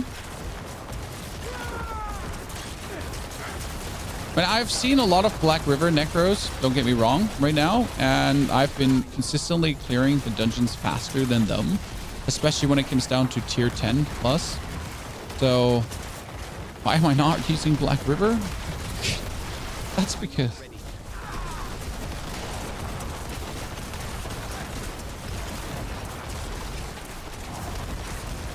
I'm not saying there's no use for Black River, but I'm just think that if you want to use Black River, you need to make your whole build Black River-esque. You know? You can't just put Black River in and be like, look, Mom, I made this. No, you'd be like, this is from the ground up made for Black River. Very important. Also faster on bosses without Black River for sure. I mean, Black River is good. That's it. But if I'm playing Black River, I'm dropping Blight.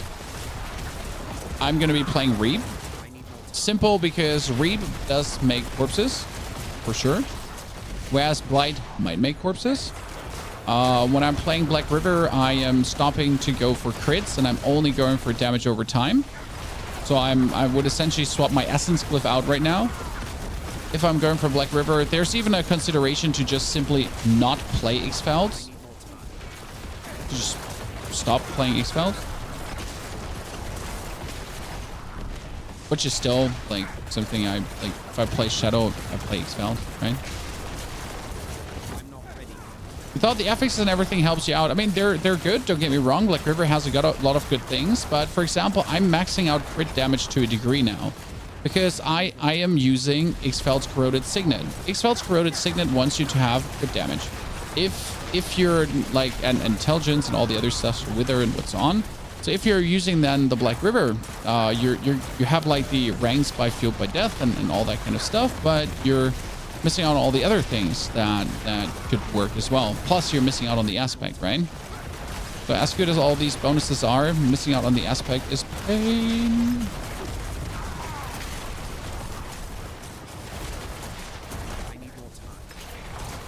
You can't tell from the clip from what you died. Do you have a clip? Can you post it after this AOZ? Then we can watch. Try to understand.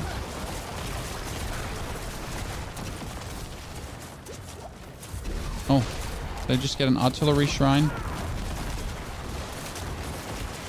It's a meaning. Ja bitte. Einbrecher. Danke, Martini. I got Einbrecher in here, chat.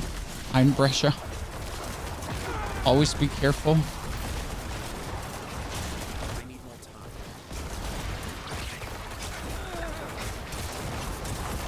Gotta reintroduce the clip button to my stream deck just to make clips for this game, right? We're going to switch to this build. My bone spray isn't cutting it. Yes, your bone spray isn't cutting it. That's for sure. And I think right now, I don't know. What's your personal goal, Chad? Before I tell you what your personal goal is, what is your personal goal with the AOZ? Do you have one? Are you driven? Do you want to beat a certain something? Or are you happy with beating tier 1?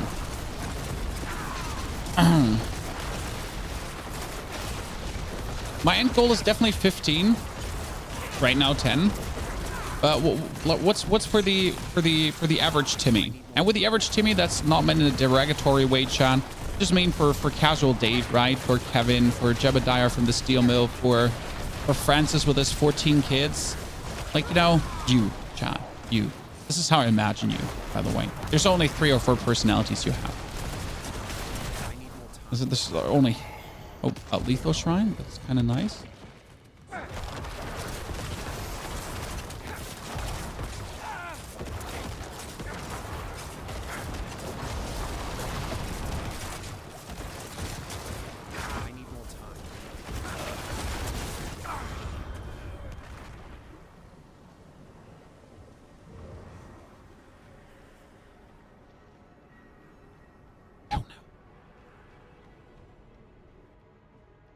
Yeah, level 10. I think level 10 is like a decent goal to go for. So there was a clip from Gravity on our last death in the tier 10. Let's see. Let's try to understand. We get this zoomed down, as you see. Need better quality. 10 AP. Doesn't get better quality. We're there. We're full HP. Mr. Horrible and Bearded Dragon, thank you for your support with a brand new sub. And then we're walking. We got 18,000 barrier going on, Chad.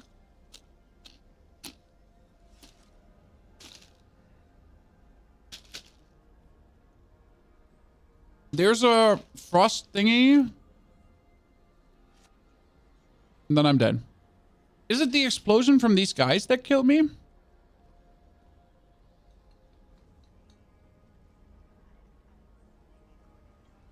It could be him. Honestly, it could be him. That guy. I stood like with my left pinky toe. I stood in the radius of his explosion. You know?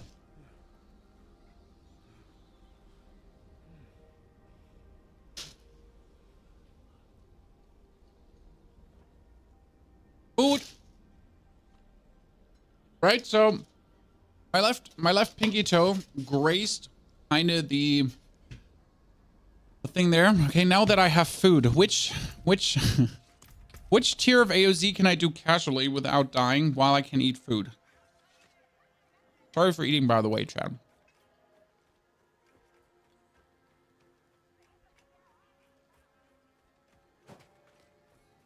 I think 5, right? You seek power. 5 is the food tier.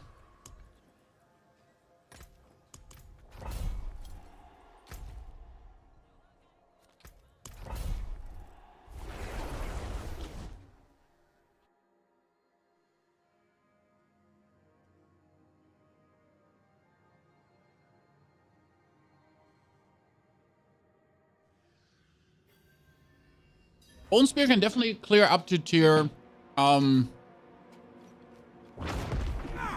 Spear can clear up to tier 5. That's for sure. Why did I activate this so early, Chad? Someone care to explain? Let's literally just burn through a whole 10 seconds of nothing.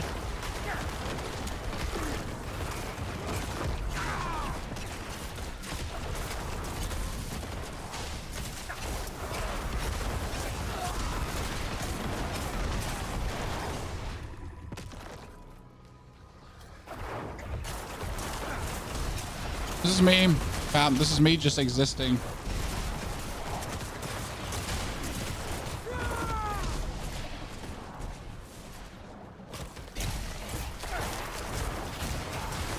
Is there a planner for the build? Yes, you can find it on youtube.com/P4wnyhof. Latest video that was uploaded. There is a Mobalytics link in the description below.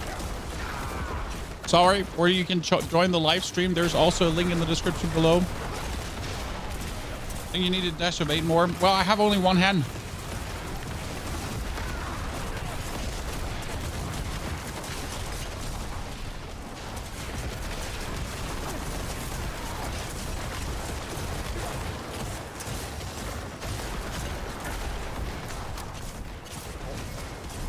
Undercover goblin eating.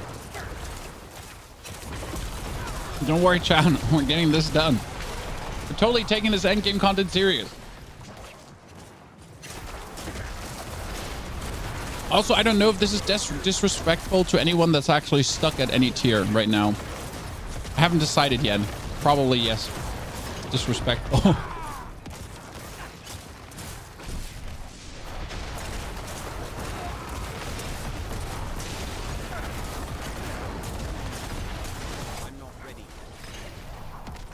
Somewhere. The most boring rank game in the world going? I don't know. Tell me when you find it or when you play it. Playing on PC? Yes.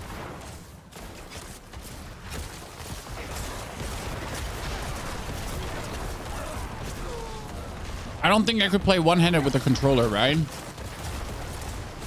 That wouldn't happen. One-handed is the mouse privilege, guys. Oh, I'm gonna die if I don't use both hands. That was a moment where I die if I don't use both hands right now.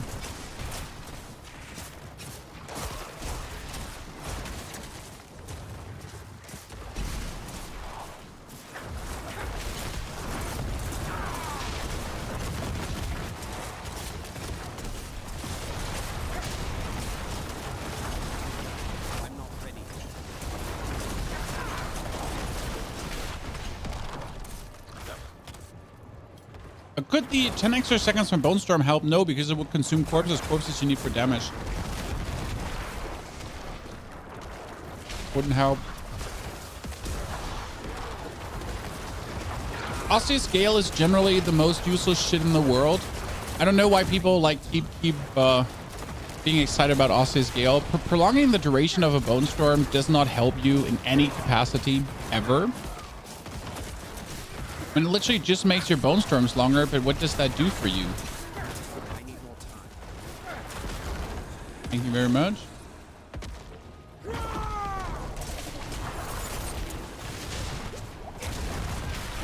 Oh, that is Vampiric and wait, is it again, Chad? Ooh. Is it again? The Vampiric teleporting nightmare or not? Is it not the Vampiric teleporting nightmare right now? Actually, it's dying, whatever it is. Why are you dying so much? Seriously, why are you dying? What's happening here? That is a tier 5. That's what's happening here. Oh, that was simple. There's a joke. Why is tier 5 such a joke?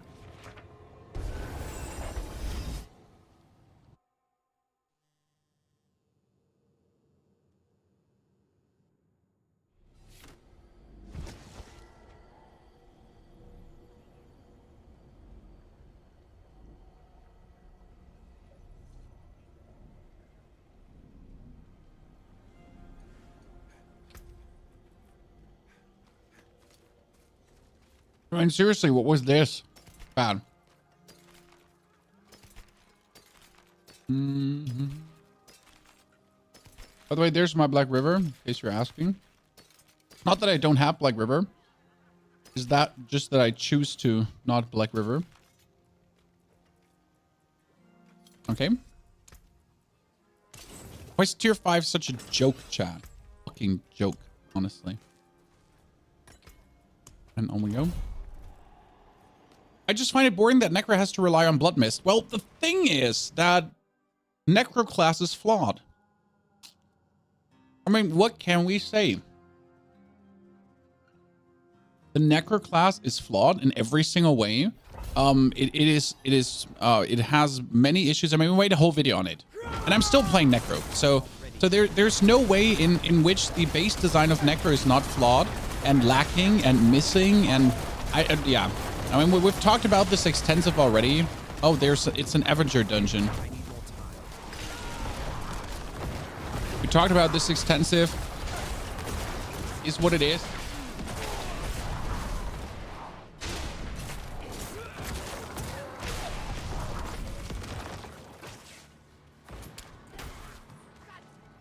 Sorry if food fell on me.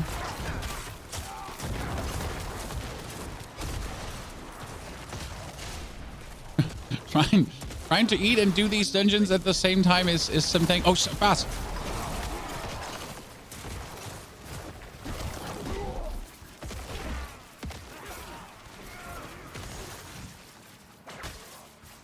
I'm sorry.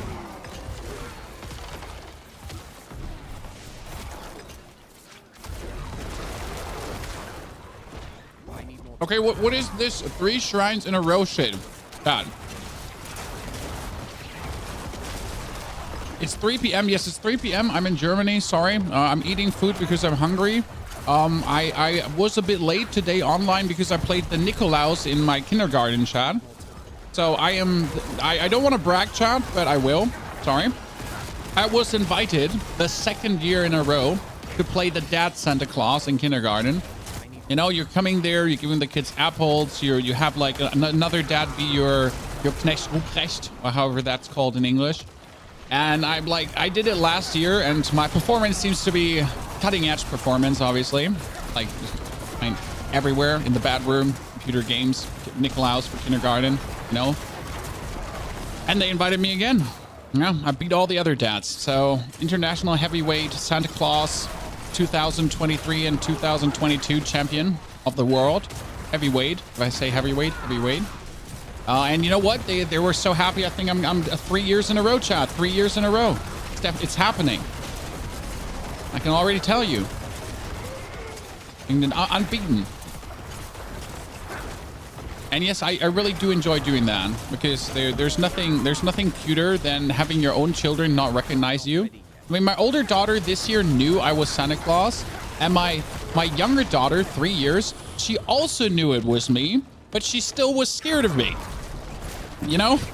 So literally the kids have to walk up to you to get their like apple, right? And they have to say their name and they have to like say their age. And whatever, my 3-year-old knew it was me, like 100%, right? There was no question. And she was still shy. as if it wasn't me. Children. See, that this was only a tier 5 and I almost died. Just don't let them find out you're an online necromancer. Nah, it's a game. What potion are you using? Elemental resistance potion, even though I don't need it. Oh no. I'm using critical strike damage potion, 25%. Why don't you use the shadow boots instead of flicker step? What would the shadow boots do for me over flicker step?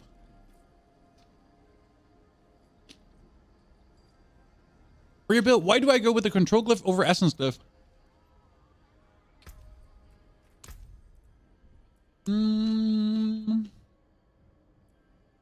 I added the essence glyph back in.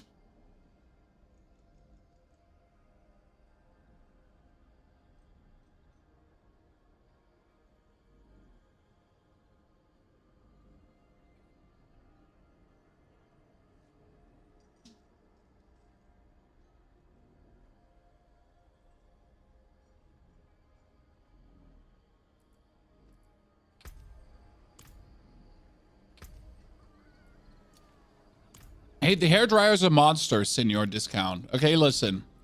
You don't fuck with the hairdryer. The hairdryer is very dangerous. It goes like...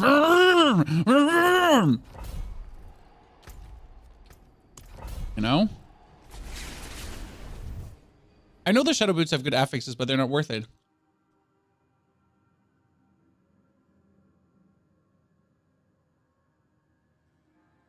Any plans on perfecting the Blood Surge God for AOZ? Tier 6 is max currently, Dennis. There's nothing to perfect there. There's nothing to make better. The build is sadly capped out as is because it's not having enough crowd control, and there's no way to add more crowd control. That's an inherent issue of blood. The blood has no stun. That's a bit bad. Same with Bone actually. Bone has no stun as well. Only Shadow has stun. So I'm not sure if you're aware of this, guys. But Shadow has a 15% lucky hit chance here to stun an opponent for 3 seconds.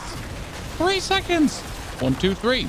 And it's not only that, right? They're getting stunned for 3 seconds, and then you're actually throwing your corpse tendrils at them, and then you're stunning them for 3 seconds again, and then your blight also stuns them, and then they get stunned again, and then stun, and then stun.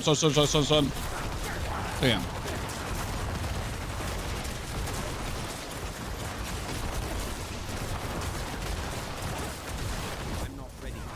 I will double check. Thank you very much, Katie.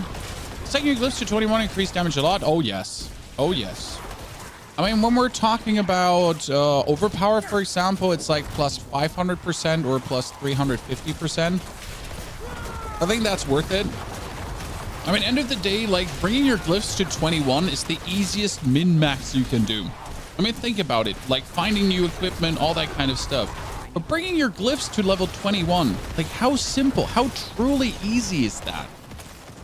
I mean, tier 100 dungeons can be done in 2 to 3 minutes. I don't know what class you're playing, though. But you can do certain tier 100 dungeons in 2 to 3 minutes. And, like 21 is, like... 21 is the easiest kind of work, you know, especially when you just do nightmare dungeons for Glyph XP instead of actually picking up the items, because you don't pick up the items in nightmare dungeons, right?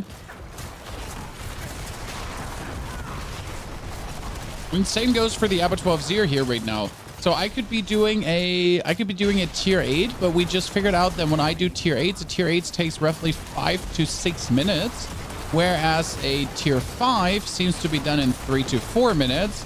Now, if we break it down to the grand scheme of things and the worthiness or not worthiness, and if I find like, oh shit, that would have killed me.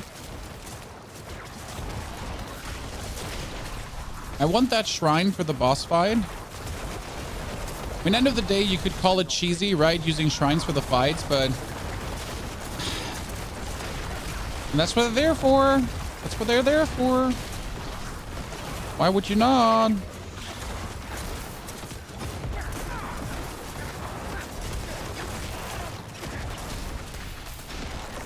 Oh, really? I still haven't killed enough?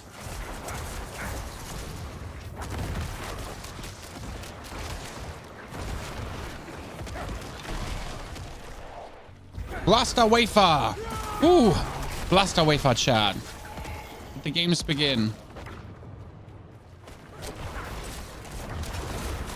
I need more time. He's dead?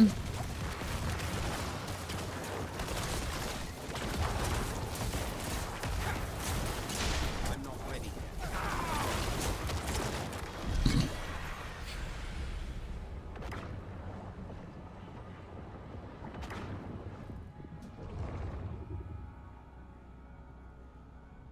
Blast wave is so stupid. So right now, exclamation, for example, gets 0.53 bonus per level. That's from 5 to 21, right? Another 6 times 0.53. That's quite significant. For the magic plus nodes anyways, like for anything like corporal, amplify, and so on anyways. Okay, ladies and gentlemen, I think I'm just going to pump through these fivers here right now really quick. Well, what the fuck? Working.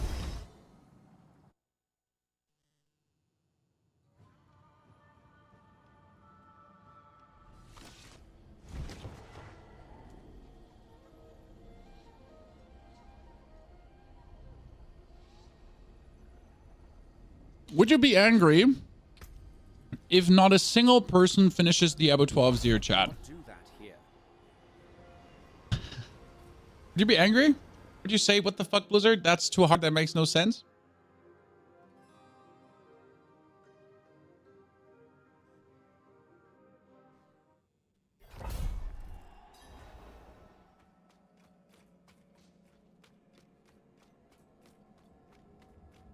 Does Blight generate more corpses than Reap? You seem to be not understanding the build. Blight has two components, a damage over time component and an on-hit component. The on-hit component of Blight can crit. This build is mainly going for crit into X-Files. The Blight has a chance to hit, lucky hit, crit. Then it has damage over time, lucky hit. And while it's doing damage over time, it also has another 20% chance to do 106% bonus damage with the Wither. So you have Blight essentially be a triple stack of awesomeness that can go very high.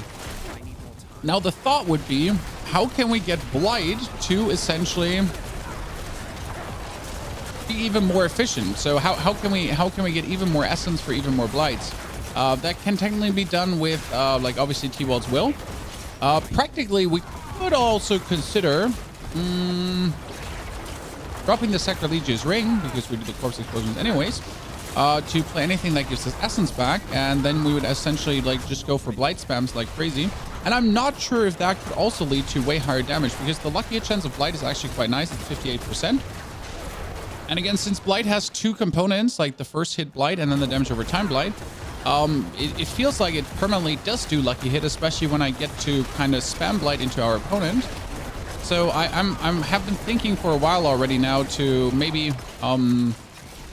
twiddly D a little bit with that around and reset some skill points too, because right now we're running only 1 point in essence generation from the Necro power. And that could be a bit higher, which would also lead to even more damage. But I haven't decided on that yet, to be honest. Am I not having area running right now? Yeah, I'm not. Cool. Oh no, I had. Oh, thanks. What about using Shaco and Starless Skies? Not for this build and not for this build. Now, Shaco is possible, but then you have to put T-Bolt's Will away. If you put T-Bolt's Will away, you might play actually Reap. Oh, we're already through. That was quick. There was 2 minutes and 50 to actually clear everything out. I'm not ready. Well, look at the damage. I'm going to be having such a hard time going into a higher of these dungeons. We almost died there, Chad. I need more time.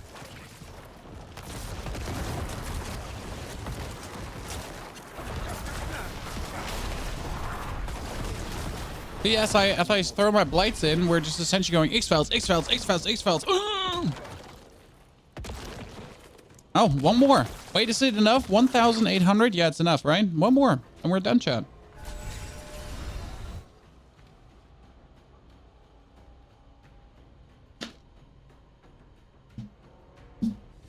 That was efficient.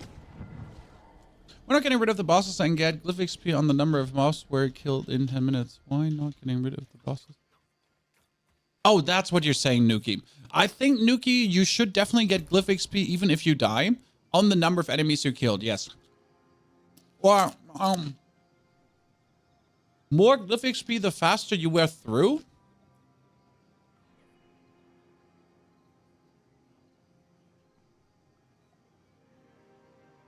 This is the difficult content everyone has been asking for. Why be mad? No one is mad.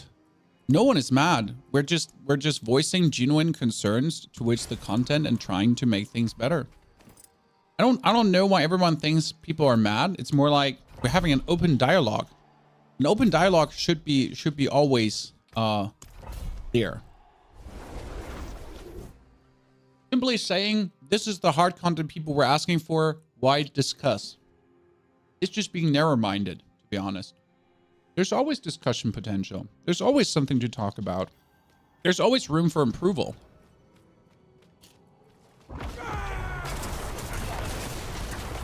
I'm not saying that to herd. I'm not ready. We just want the best possible thing Diablo can ever be. For everyone. You know? For everyone. Not just for the casuals, also for the people that actually like to pump time in. I'm not ready.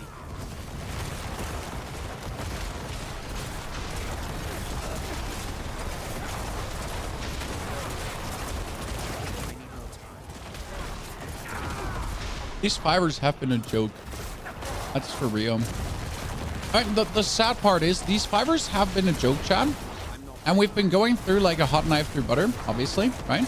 But despite these fivers being a joke, we have still been multiple times in the boss fights at the point where we could have died if we didn't look out. To a one-hit.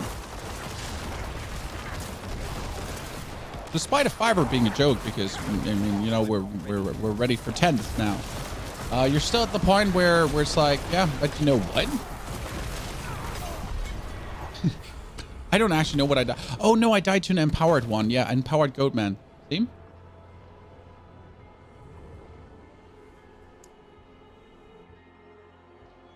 Green Black River? No. So we have damage numbers turned off, but if you want to, we can turn them on for a game if you really want to see it. I mean, if you want to get a seizure, then we can turn it back on. Sure. There you go.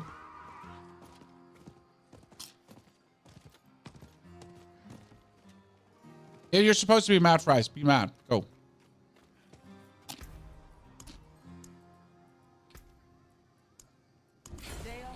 Okay, we wanted to do the 10, but we need to do...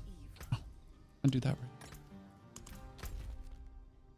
See, that's what I was saying. Like, the 5 is a joke. But still we can die. No? Is there a new build for us, or is it the one that was posted yesterday? This is the one that was posted today. Like... 7 hours ago? What's your armor at 15,000? Oh, I'm...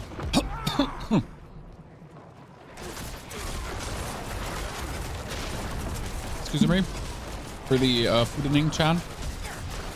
Didn't mean to.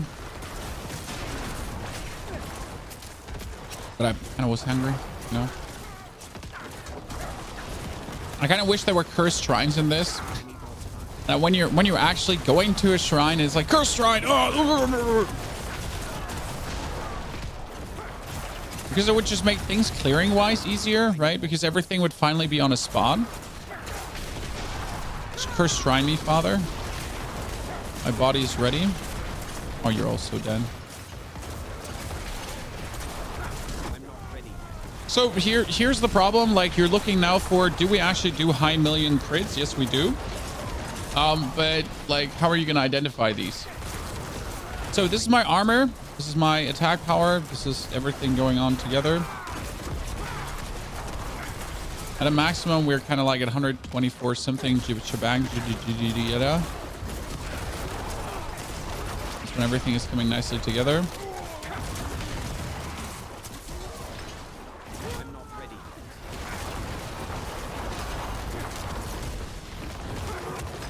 But yeah, so that's the thing with all these damage numbers on. You have a pre-AOZ version of this. Yes, we have a pre-AOZ version of this as well. There's the Gigadot. That's the Gigadot. Then there's the Shadow Emperor, which is the Gigadot in a little bit different. Then we also have, and then we have this version now, which is again just made for the AOZ. Because I'm using a skill here that I would never use in tier 100 dungeons, and that is actually the stun for 3 seconds. And the stun for 3 seconds just works so damn well in AOZ on everything, right? So that you just have a chance to stun these stupid Bloodseekers for 3 seconds. By the way, anyone, when you meet a Vampiric elite in the AOZ, just runs past them? Or is it just me, guys? Like, whenever an elite is just Vampiric, I'm just like, ah, yeah, you know what? No. I think I got better things to do with my time than trying to kill you right now, and you're gonna be like randomly re-soaking HP back up. Especially when they have like, you know, 1 quadrillion HP, and you're just like trying to go through that. I'm seeing 25 million so far. That won't cut it in tier 16. You'll never reach tier 16 with a Necro.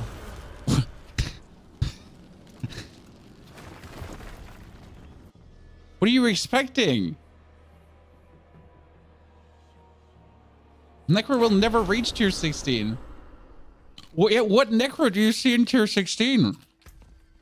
Sir, are you being plenty optimistic? Sorry, I died to reading a comment. I'm died to reading that comment.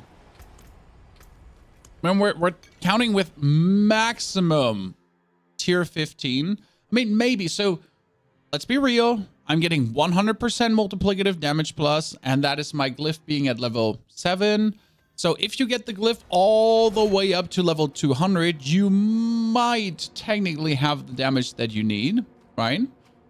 But for that, you would have to get the glyph up all the way to level 200. I'm not ready yet.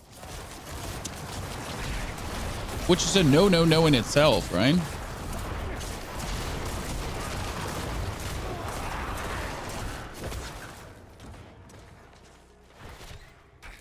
There's something like a Thorns Necro. There is a Thorns Necro. Yeah, that's it. End of the message.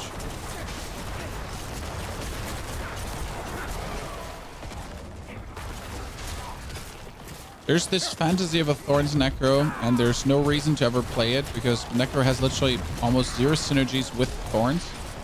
There's a Vampiric power which works with Thorns, right? So that's that. But yeah, the synergy with Thorns is just... I mean, sure, if you want to play Thorns Necro, be my guest. Don't let me stop you.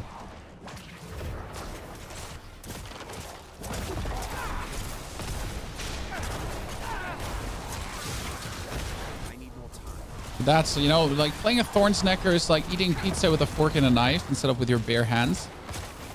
Kind of stupid. Thank you for listening to my pizza talk.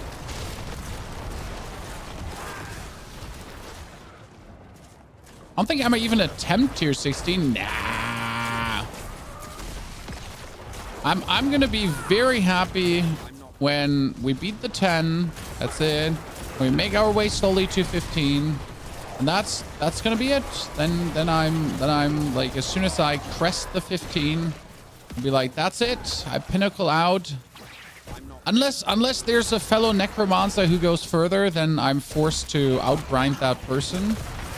You know? Then I will be forced to tell my wife that she needs to go with the children on vacation for a week. Because I need to outgrind that person. Absolutely no lifestyle. Right?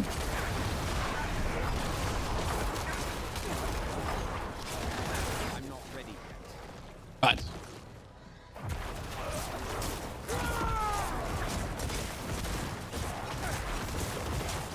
no one will hit tier 20, MO.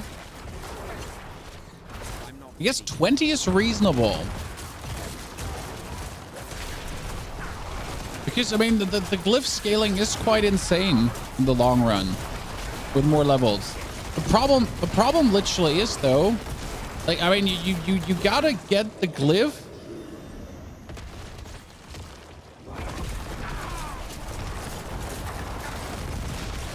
like up to level 100 probably or something for that to work. And yeah, when we all know that commitment is even for the committed, right?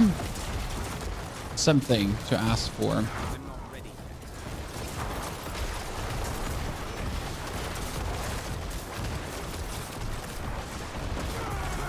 Oh no, damage numbers are still on. I thought I turned them off again. And I'm wondering, like, why am I not seeing anything? What's happening here? I'm not ready.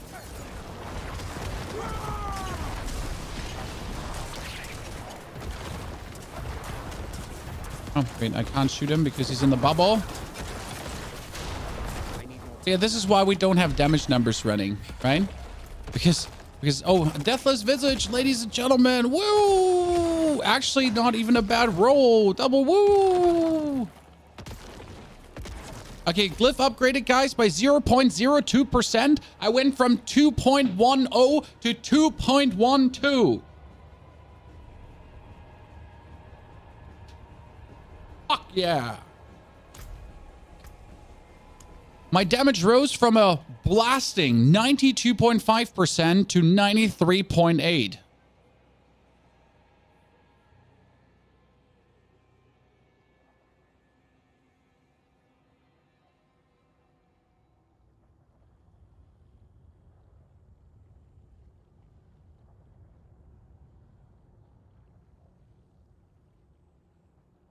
Game changing.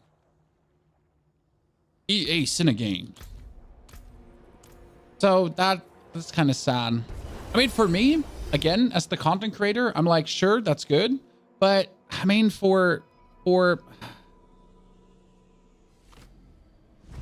standard player, we're watching how players are engaging with the new event closely, including leveling the glyph and discussing possibilities.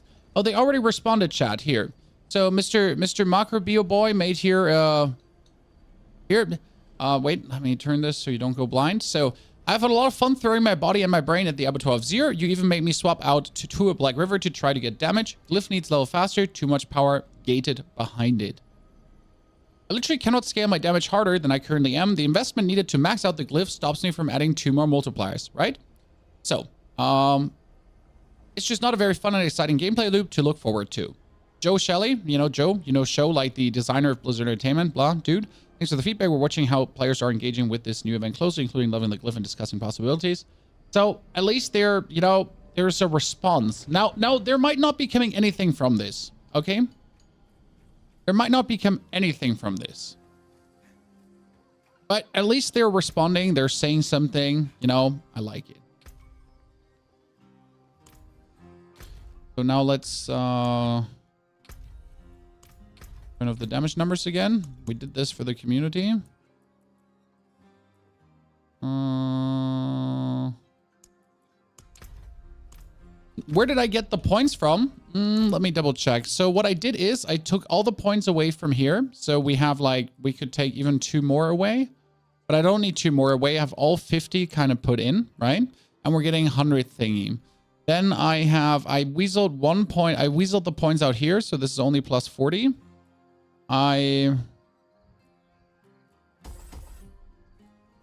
Need to weasel a point back in here because that's literally more crit damage, which is actually fuck jam.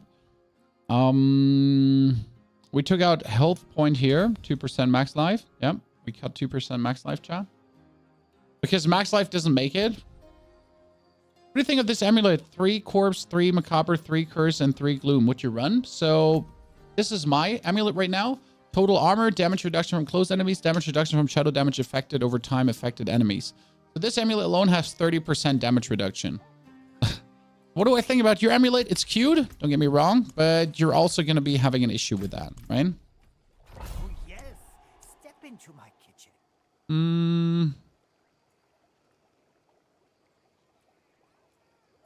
Here, maximum life by 500 just because I can. No particular reason. Okay, ladies and gentlemen, this is the tier 10. I want your bets. I want your wagers. I want your thumbs crossed. I want you to subscribe to the channel right now. Thank you very much. Or like the YouTube video if you haven't, to push the algorithm. I appreciate it. And now let's get ready to rumble, okay? This is it. This is the try of tries, the Game of Thrones, the throne of games.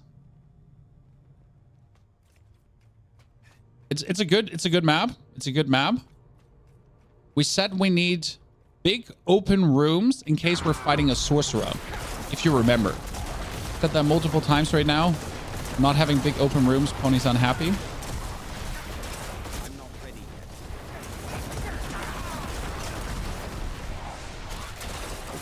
yet. Damage on top. Enemies are dying. Look out that you're not getting blasted by the weird ass fallen dudes, because we just noticed that one of them just ass blasted us the last time. That's Vampiric, by the way. Remember what I said about Vampiric? Can't be asked to like pummel this dude just to have him land like one single hit and then just be like full again.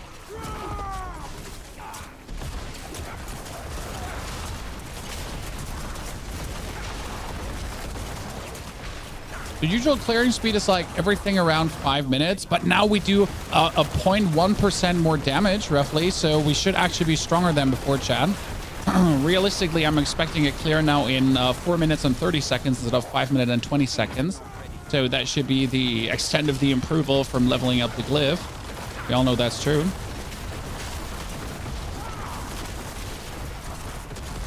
I mean, call it placebo, but at least feels like I'm doing more damage. Ah. Only almost dead. But at least feels like I'm doing more damage. Might that be just a fluke and me just lying to myself?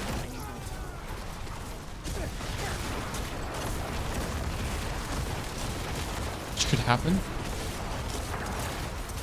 I am absolutely not okay with being frozen by that. I was totally in between of both thingies. Not at any capacity somewhere where that should freeze me.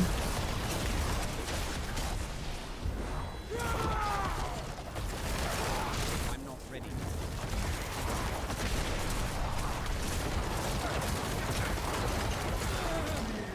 Funny how the Glyph has us permanently fortified though. That makes me rather happy. I'm not ready. Chat right now.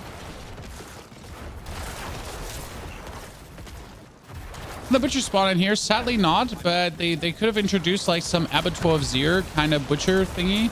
But then again, do you really want in a random generated map with random enemies that has random bloodseekers at the end, then also the chance to fight a random butcher? You know?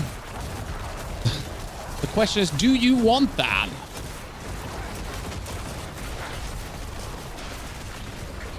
The answer is yes. I wouldn't mind if there was a butcher-esque kind of enemy that could appear. I mean, this is, in the end, the Abattoir of Zir. There's Bloodseekers in there, so, but why is there no Lieutenant of Zir or someone who can just randomly come and try to eat you? I'm not ready. No. Oh, I was stuck. Sorry, Chan. I panicked a little bit. She thought I would die to the explodey duties again. What shrine did I just pick up, by the way? Channeling? Poison pool, lightning, and whatever, but I still don't see where I should have died there as I was dashing through it, you know? What elixir are you running? I think I picked up an instance for 500 HP, and I'm currently running, well, what is it? Bonus critical strike damage. I mean, the real potion I run for tries is increased lucky hit chance. The problem is that can only be had from Hell Tides, which is also a very intriguing concept now. So in order to have the best potions possible for the Abattoir of Zir, you gotta essentially farm Hell Tides until you get the random potions to then be able to do Abattoir of Zir better.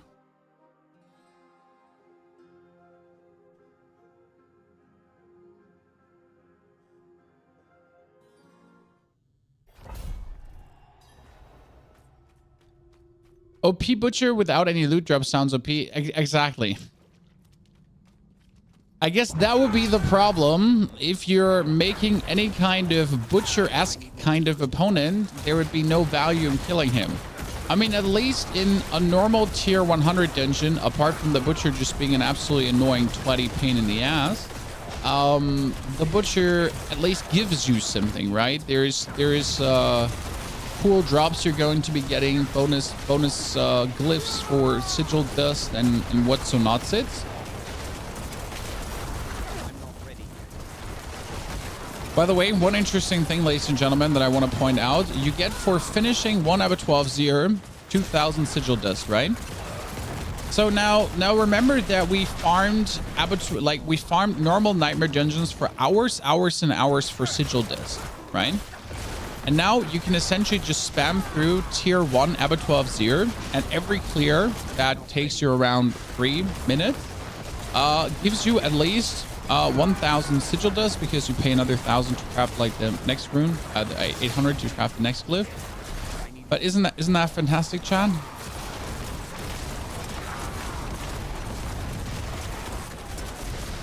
What did we farm again for? Anyone, by the way, out of sigil dust already? Ladies and gentlemen, I mean, I've been so far like more positive than negative. I'm fine. Max tier 25. No one will reach that, most likely. Not only will no one reach that, it's also not intended that anyone reaches it. Yeah, I mean, why make content that's no one intended to reach and that you can't even play test? Well, don't ask me, Chad. I'm not Blizzard.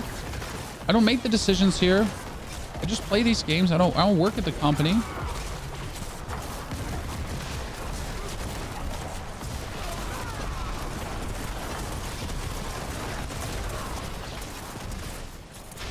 Okay, let's code something that no one will ever play.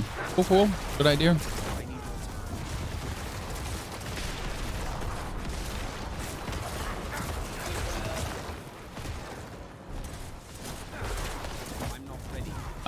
Adding unbeatable content might not be a bad idea because people get triggered and they really want to get it done. That works only until point X, where people are just bored of the content, especially when the progression stings. So making unbeatable quotation mark content that is really hard to do is not bad per se. What's bad per se is when you're then making it so hard to progress, so slow to progress, that even if you want to prove them wrong, you would have to sell your wife, your life, your house, your dog, your children, and then even after doing that, you might still not be able to actually get it done because you still don't have the time, right? Oh, and then after doing all of this, when the season is over, there will be a reset, and you won't even get anything for it, right? Yeah. So that's what we're talking about, achievable progression, right? For some reason, I have the feeling I've gotten slower. I don't like that feeling, but I think I know why I have the feeling, because of the amulet. The amulet is a weaker one in terms of damage output, and that's exactly what Mr. Macro Bio Boy was saying. Like, you can only do this much on the defensive portion of the game, And obviously, if you max out the defensive, then the offensive will be lacking, especially with your Paragon board, where you're going to be forced to be going certain routes.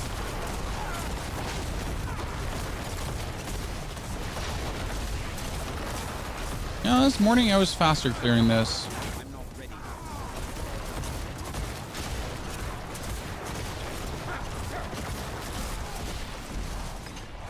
Yeah, the boss goes though. And the boss is going to be the real test of patience and everything.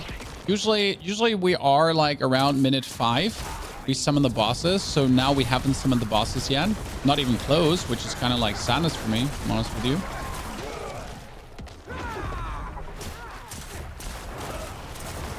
I guess I held myself up a little bit too long with the leads. Usually when I'm going through this, I tend to ignore leads. Like they can just tag along, right? But what you mostly clear is just the rabble, like everyone, Timmy, Timothy, Jebediah, Jane, Francis, and you just keep zoom in. And any one of the elites who keeps tagging along, especially like tagged along by your corpse tendrils, they just slowly get worn down by the damage over time.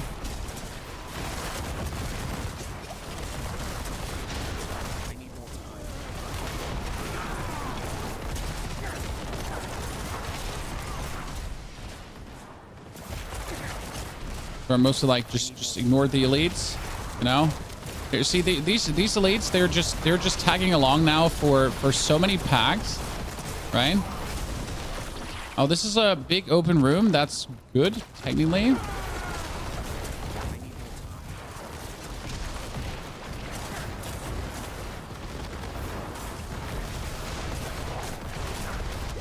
Ooh. I need more time. Ah. Need to wait for cooldown. Ah. Need to wait for cooldown. You locked yourself in, sirs and ma'ams. Need to wait for cooldown. That was bad.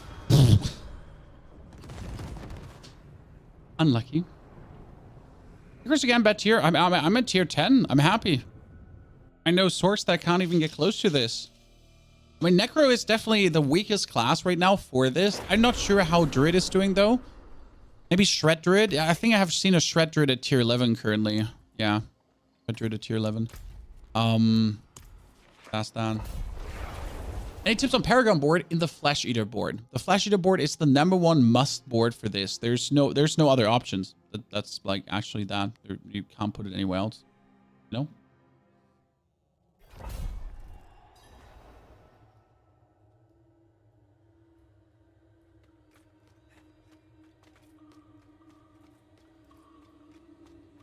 I've been debating to put it in the beginning board, but again, it just turns out Flesh Eater is the best possible option for Necro. I'm not sure how it is for the other classes. Chad, please fill me in. How is it for you? How's it for rogues? I think Druid has like one board for... There's also only one board for Druid, more or less, where to put it in. For Barb, I have no clue, and for Rogue, I also don't know. For Source, yeah, Source, like all these, no clue.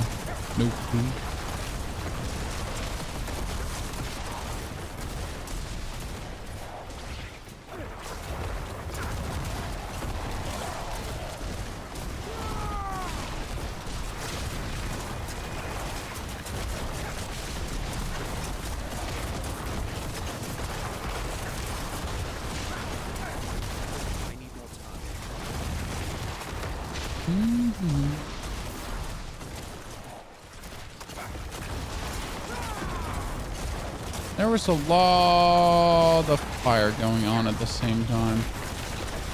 Did not like to see that.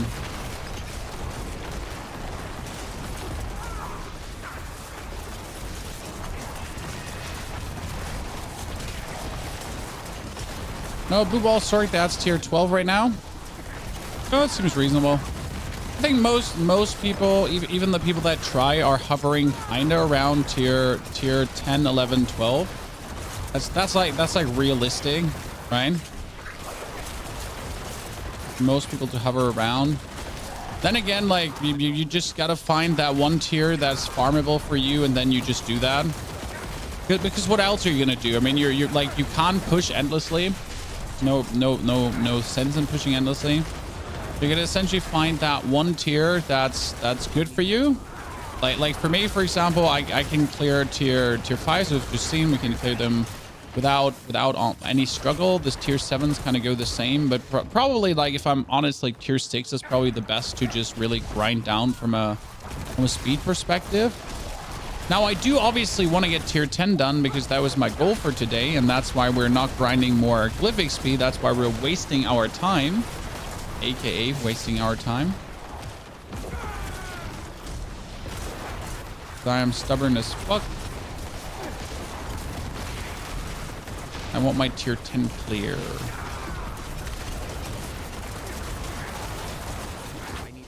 Maybe I'm gonna get one without a suppressor. Who knows, Chad? Who knows?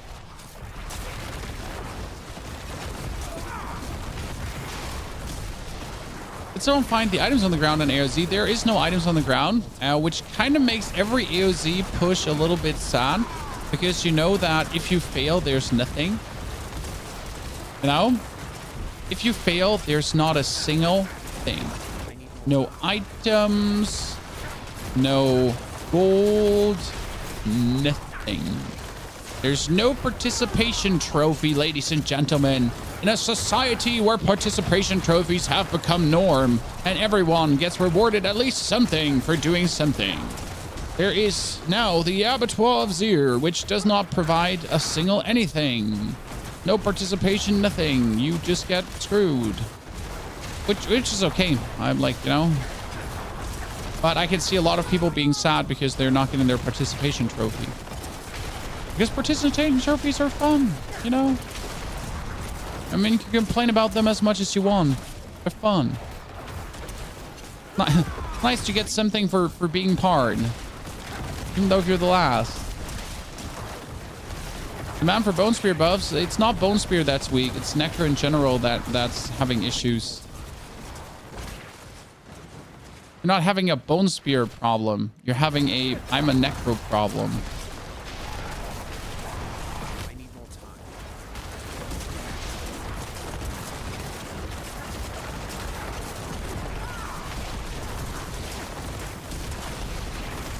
I'm not ready yet.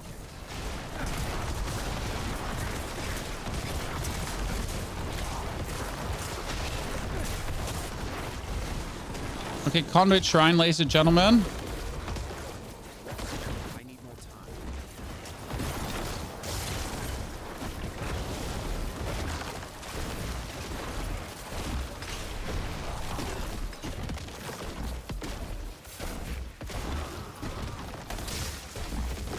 I'm not ready yet. The moment where technically the conduit is not enough to beat the dude for you.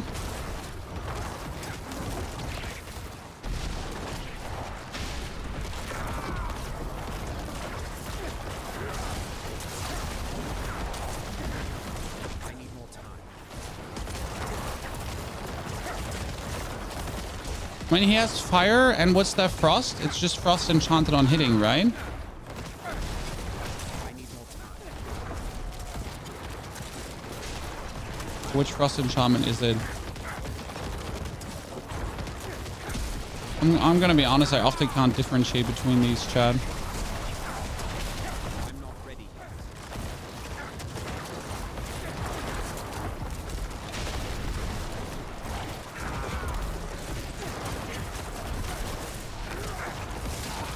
Oh, no, not stepping into that.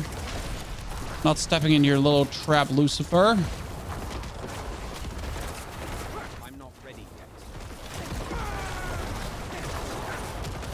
yet. Lucky hit him. Do it. Yes, ladies and gentlemen.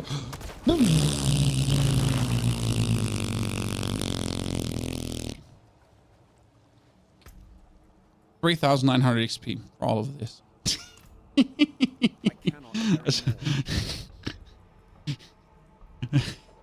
That's the biggest problem. I went through all of this for 3,900 Glyph XP.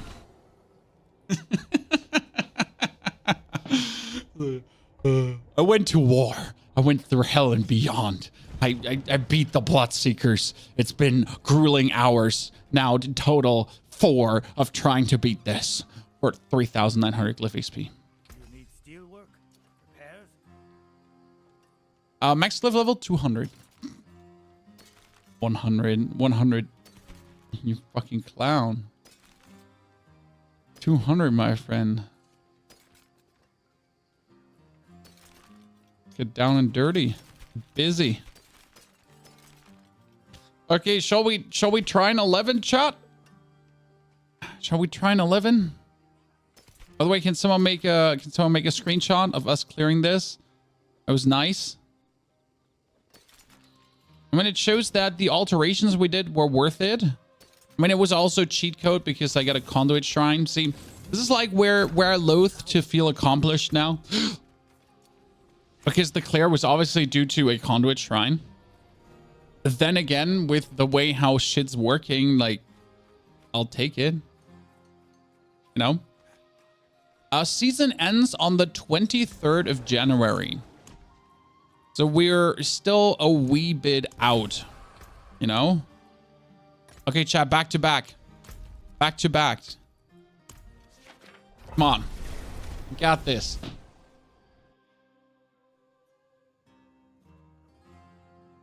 I mean, we haven't had a problem, like, clearing-wise yet.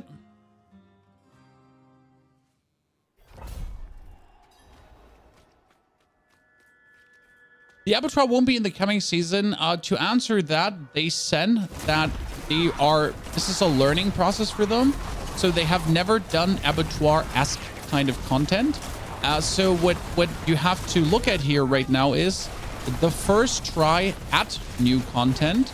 And then they will learn from this, iterate, and next season on top of the gauntlet, you might be getting another Abattoir of Zir-esque kind of event. So you will start the season without anything like the Abattoir of Zir, which obviously is okay because you won't need the Abattoir of Zir until you've reached the absolute end game, right? That's kind of like the thing. Until you reach the end game, Abattoir of Zir is not needed. And then as the season progresses, season 3, there might be something like Abattoir of Zir added again.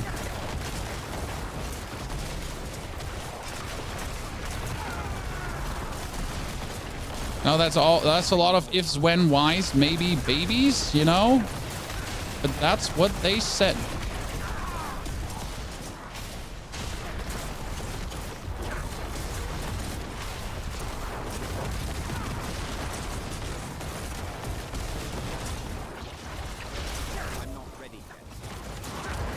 So yeah. But to unlock AOZ, you need to finish your seasonal journey. So the kill Uber Lilith, do a tier 90 dungeon, get a character to level 100, put on 8 ancestral gear items, even though you might already be wearing uniques, and then you actually have to dump one of your uniques to put like ancestral gear items on.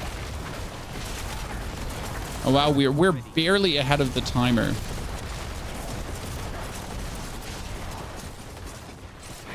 I mean, ahead enough to feel comfortable, but not ahead enough to feel accomplished. That makes sense?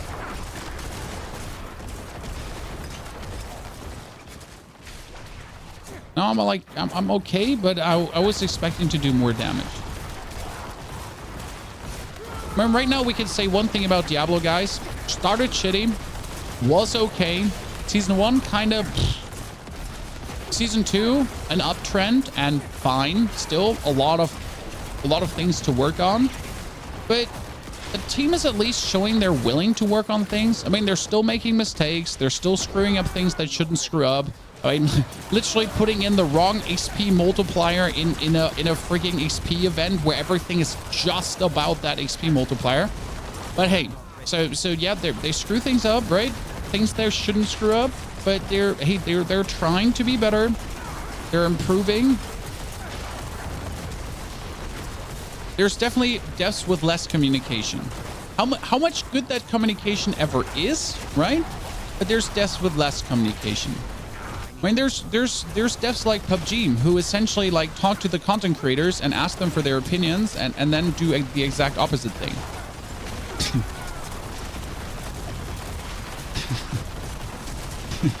This is the laugh of someone who's deeply desperate. Because I've seen things, Chan. I've seen things, okay? I mean, there are companies like Activision / Infinity Ward, where the lead game designer will tell you their vision for the game. And the vision for the game is trash. And like the vision of the game is someone on a power trip. It's not like this makes sense, sir. Everything you're saying kind of has hand and foot, as we say in Germany. No, it's more like everything you're saying is stupid. And like doesn't fucking make sense. Like no one asked for this. No casual, no hardcore, no one. You know? So I guess considering all these things, right? It could be worse. I mean, it can always be worse. Also tanky. I'm so tanky because of the Litless Wall. The Litless Wall gives me barriers. I also have 15,000 armor. So essentially 15,000 armor, 17,000 life, 17,000 barrier. My barriers auto-replenish themselves continuously, which makes me like undying, kind of, you know? So yeah, the only thing I die to is just some gigantic chunks of damage that shouldn't technically even kill me because practically we're also having the amount of elemental resistance that should prevent any kind of one hits, but obviously that doesn't make sense.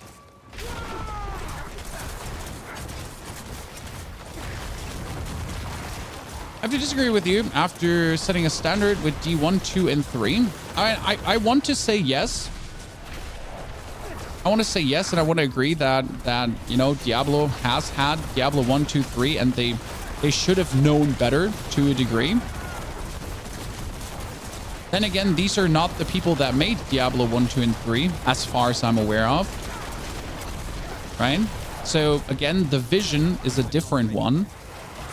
I mean, so much is down to what the guy that has the knob in hand says. You know, the one that has the grand vision of what the game should look like, how the game should play.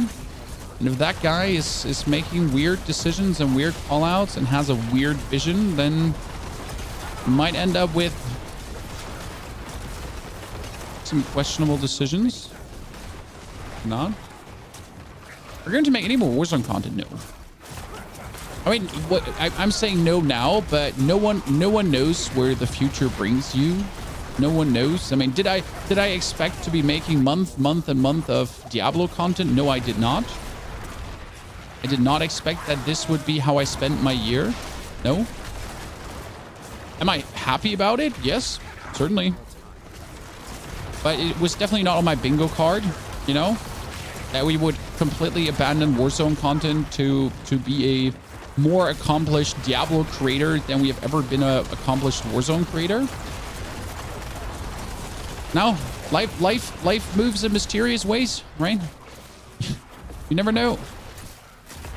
I mean, did I expect my Lights of P videos to be so successful that they're like that essentially 20 Lights of P videos are the equivalent of 6 months of Warzone YouTube content? No, I did also not expect that, child.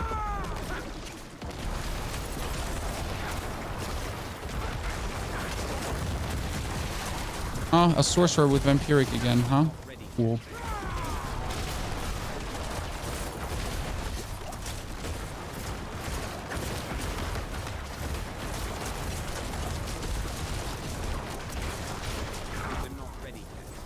Since we know it's already a sorcerer with Vampiric, and I can't beat a sorcerer with Vampiric, I might as well start running and try to find a shrine.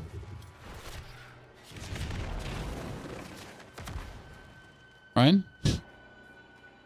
I don't even know if you can find a shrine, but I already know that I can't beat a Vampiric sorcerer. Might as well try. I'm not ready yet.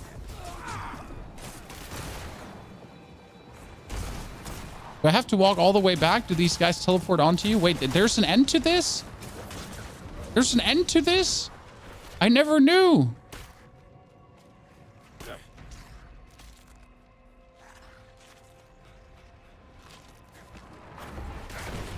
I need more time.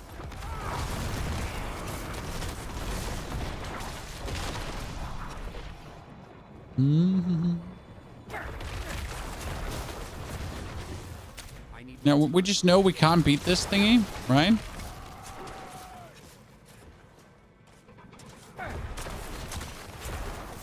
Might as well just see how much damage this would deal to me. It's like we're not... Like, I'm just walking through this right now to just see, even without barrier and damage reduction, like, what we get away to a degree, right? It would make everything easier for themselves to have people test things on a PDR. I agree. But maybe they're like so damn scared. Congrats on tier 10. We appreciate you keeping the build updated so we can follow in your footsteps. Thank you, Eric, for the $9.99 donation. That's very appreciated and quite a lot of money, though. Especially with grocery prices going... Thank you. What will you main next season? Necro. So no... No matter how terrible Necro is, no matter how bad Necro is, I just enjoy Necro the most. I mean, right now, like, this is the video about Necro being a joke, but I still love Necro. We did do some Druid, and I think I will level a Pulverized Druid next season too. So Necro and Pulverized Druid. We did level a Rogue, but I have to say...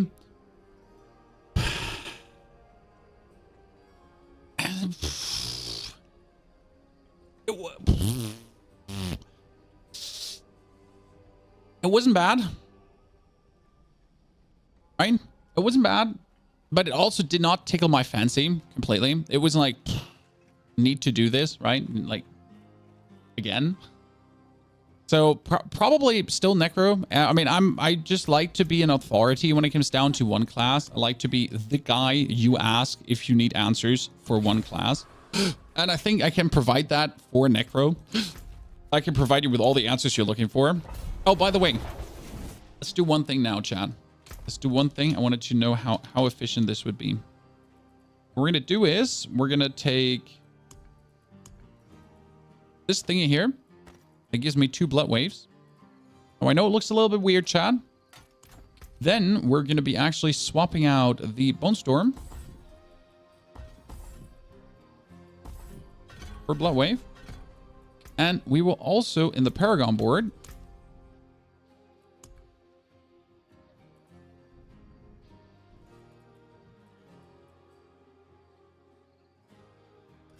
get exclamation out for Desecrated Ground. Where's my Desecrated Ground?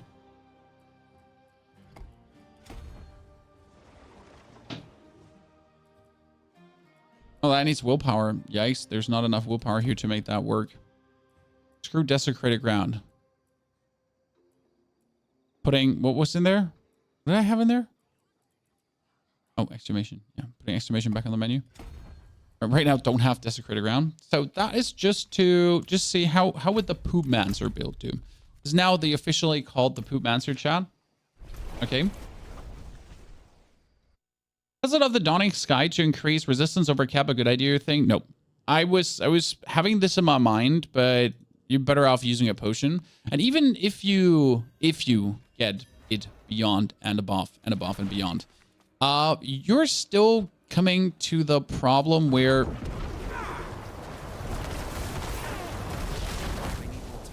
yeah, this is horrible. I mean, the damage is nice. Like, you see that, right? With a poop wave, you're doing significant damage. The problem is, again, I have no, like, barrier or anything going on.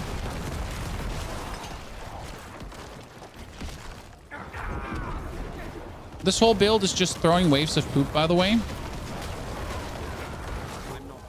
It's super fun because due to the in extreme life of the enemies, we have such a low cooldown on the poop wave that essentially every opponent, every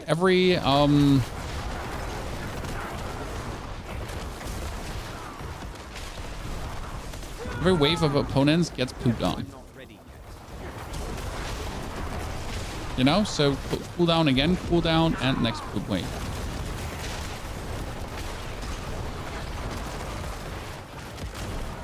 It's a way less tanky build, as you notice, right? But it's just a very, very fun build to play in general.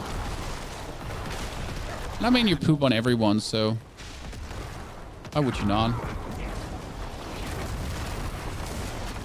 We poop, we blood mist, we poop back, pull everyone together. And if we want to, we can poop again.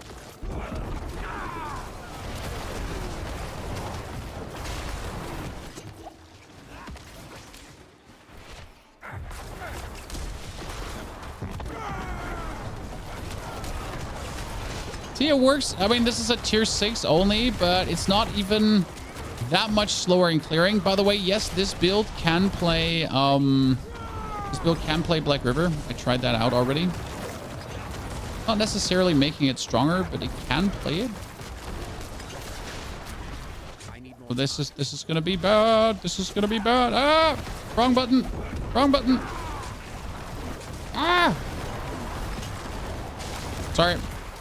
Many buttons were hit. None was the right one. Many were the wrong ones. Ow.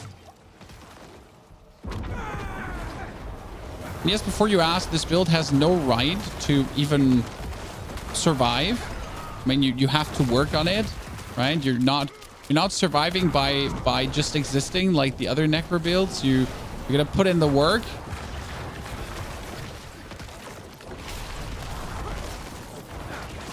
But I'll be damned if this is not one of the more fun builds to play.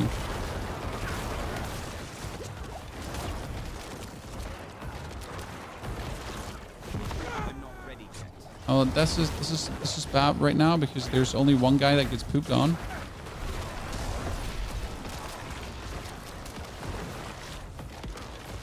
I'm actually running out of potions. That's interesting. An interesting development, so to say. Oh, shit. Oh, we cleared this in 6 minutes now. Almost. That's kind of funny. What do you think? Can we beat the wave, Chad? Can we actually, you know, beat? Oh, there, my grand problem, Chad. What if the opponent has a suppressor?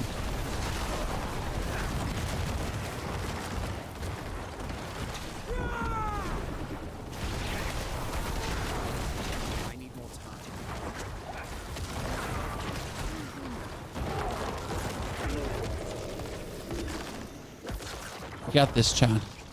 Oh, shit.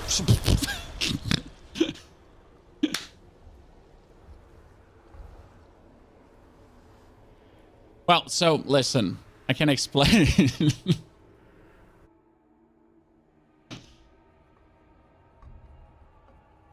Okay, I can explain. It was fun to try out. You got Doombringer and Selig. Selig useless, Doombringer can be played.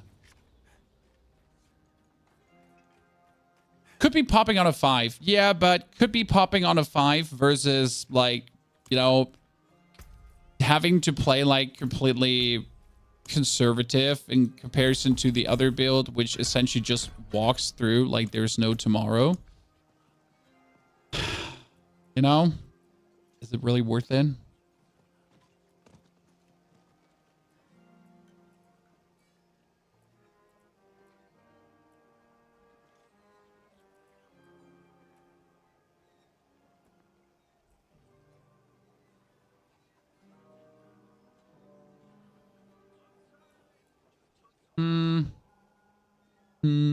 Vampiric powers are rocking. Currently anticipation, domination, and you want domination because you deal 24% increased damage to enemies who are stunned, immobilized, or frozen, or feared. And if they're also injured and not an elite, they are instantly killed. So you kill like rabble super fast. Then we have flowing veins for 60% damage. We have metamorphosis, resilience for some damage reduction, which doesn't seem to do anything good for us. And last but not least, anticipation.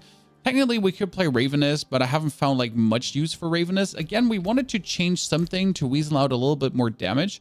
And that would be putting 2 more points in Grim Harvest, because then every corpse explosion actually gives us 6 essence instead of 2, and this costs 25. So that would be good. The problem is I don't have the points for this, because if I want to have the points for this, I need to weasel them out somewhere, and I can't weasel them out anywhere, as you can see, because I can't take them there, here, or here. I need this. This is mandatory. I don't have only 1 point in here, so I also only have, like, I have 5 points in here, and I have 5 points in here, and I cannot, like, the only way I could take out is damage from corpse explosion, which is possible, though, but I would feel bad just to get, like, more essence. So it's a little bit of a stinker. Which road to 100 Necro does not require a specific unique, the Blood Surge Necro. I mean, again, for the people that missed this, guys, I can show you, like, at least a tier 3 with a Blood Surge. So if you haven't seen the Blood Surge yet, let me just show you a tier 3 so you get a... I don't have pants. You just get a feeling for this. Because Blood Surge was really good until it wasn't. Okay. Wait, I need my...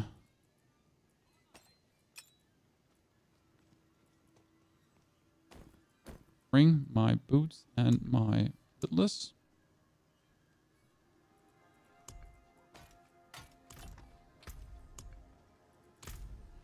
Okay. This is a tier 3. Tier 3, nothing special, but just to give you a feeling for how much fun the Blood Surge build is, right? But if people wanted the Necro Ring, you still get to have these skills in your bar. Yeah, but I don't have to use them. I can use other skills where they're being automatically being used, you know?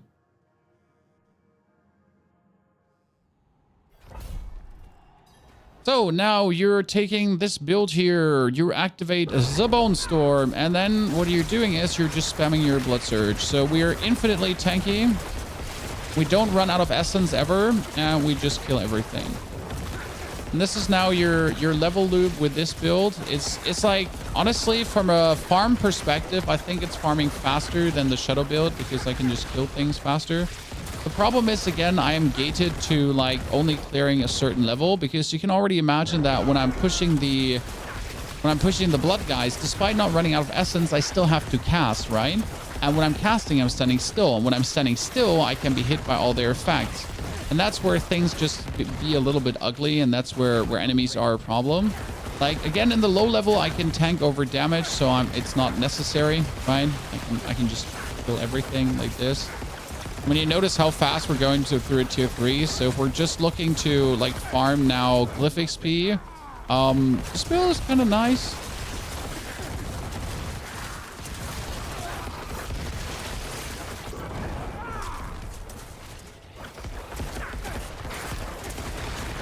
Mainly faster than the Shadow build because it just does instant damage, so I just have to exist and we do millions of overpowers. And these are now going, like, up to the 7 million due to the better Vampiric Glyph already.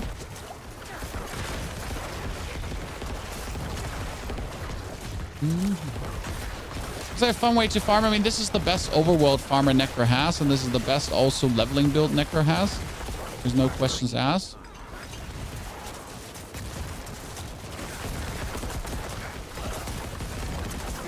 I mean, you essentially just run around and have your corpse ring cast things, and we have infinite. So the main selling point about this obviously is having, like, a nice infinite essence production going on, right? That's a lethal shrine. That's nice.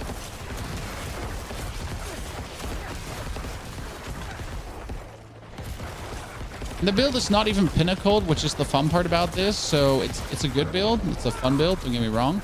But we're not even at the at where it could be, because there's some items that are not having the ultimate rolls I'm looking for.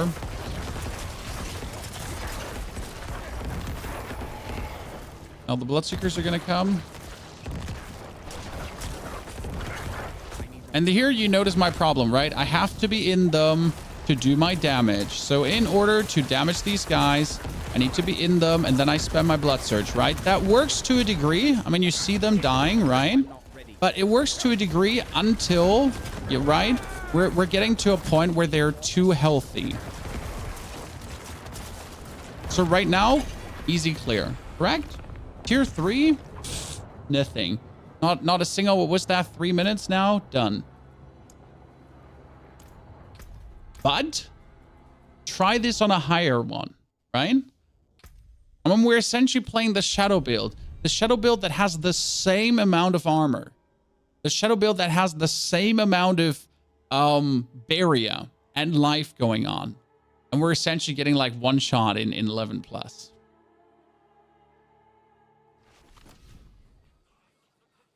Which built one shots in tier 100 but couldn't clear tier 1 AOZ. I mean, Bone Spear's having some issues.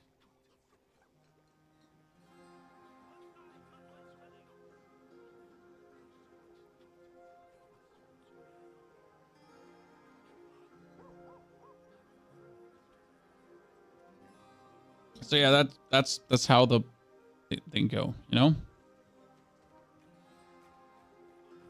You might be missing something because you're running out of essence really quick. Well, you're probably not playing a Cursed Touch. You might have missed to play a Cursed Touch in the Vampiric powers because a Cursed Touch together with Prey on the Weak is needed to really spread the vulnerable continuously.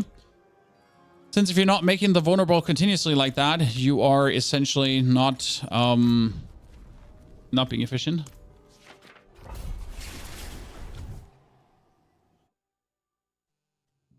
Do the shrines despawn once they show up? I don't think they despawn if they're there.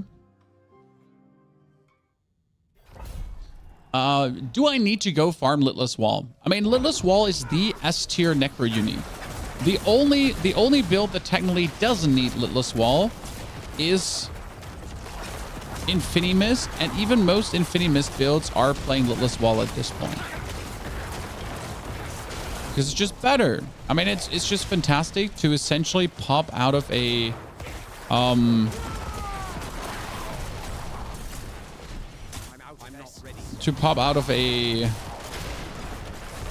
Blood Mist and have like 20,000 barrier going on instead of just dying.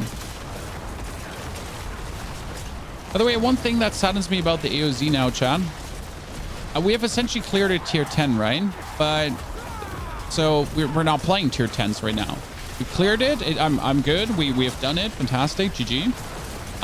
The problem is we're not getting further. So, by the way, for tomorrow's YouTube video, ladies and gentlemen, should we talk about damage reduction in the AOZ? Because there are some things that I guess we could address for your builds and everything, because I assume that's what most people are struggling with right now when they actually want to play AOZ, that they feel like they're getting one hit in stupid ways and they don't understand why. And I can explain to a degree. Probably going to be like tomorrow's video about that, because I mean we're not having another build guide, right? Our build guide is set. There's nothing more to learn. I mean, Top's got a new amulet now.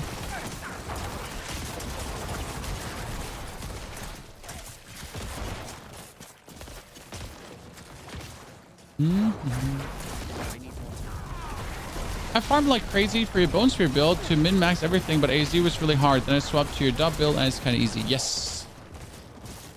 I mean, I'm sorry that, you know, like I was expecting Bone Spear to be better, but that was also when we didn't know that the enemies are going to be 3 freaking Bloodseekers, right? When I think I still like the 3 Bloodseeker concept, guys. But I think, so what do you think, guys? So 3 Bloodseekers is okay. But I kind of feel like all 3 of them having 3 affixes, and especially with the affixes that can roll, like, it's just too much. Like, there's just too much RNG. Like, I literally, like, the Bloodseekers in the end. So I spend 4 minutes to clear a dungeon, to then roll the Tombola. And if I'm unlucky, I can't just simply kill them, no matter how good my build is. You know? I could have killed any other combination, just not that respective combination of Bloodseekers. And therefore, after like, you know, 5 minutes going in there, instead of just fighting these Bloodseekers, I can either just get myself killed or just back out of the dungeon straight away. And that does feel bad.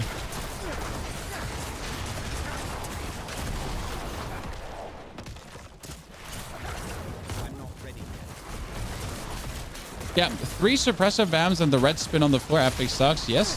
I mean, imagine getting also vampires that have shadow clones and then they have fire aura. So Shadow Clones, Fire Aura, and then on these vampires that are doing billions of damage. And then they're also a Barbarian, which actually jumps you.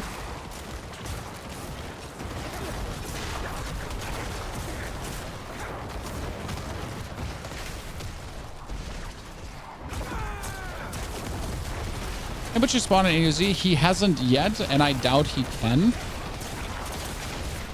Because there is no rewards for killing the Butcher, so why would you even bother?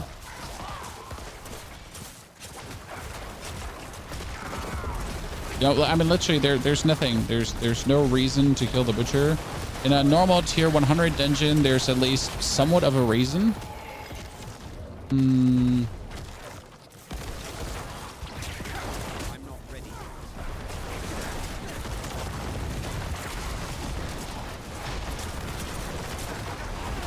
I don't see anything. That's great.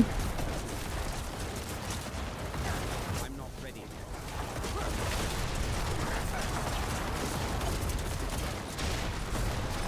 Oh, no. Poison. No, green. It's my friend, guys. My favorite friend, the Frosty the Snowman. I'm not ready. That we already figured out that I can't kill. It is only a tier 6 dungeon this time, though, John. And Yen. I need more time. We have the sword. And I can't kill her. When I can still hope for a bunch of amazing stuns to maybe get like an accident hit off.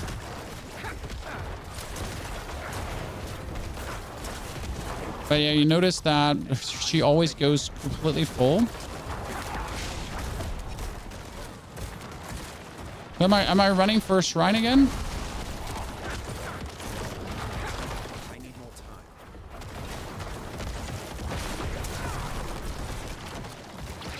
Or are we hoping for the stun to happen? Yep, great. I'm not ready yet. This is only tier 6, by the way. I mean, one thing you can do is you can go here. I need more time.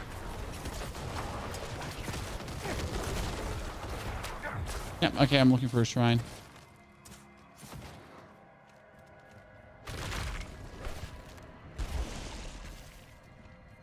You can do item swap with some. Nope, doesn't help. There's nothing I can do here in this case. Like, I literally would need less healing. A wounding effect or something.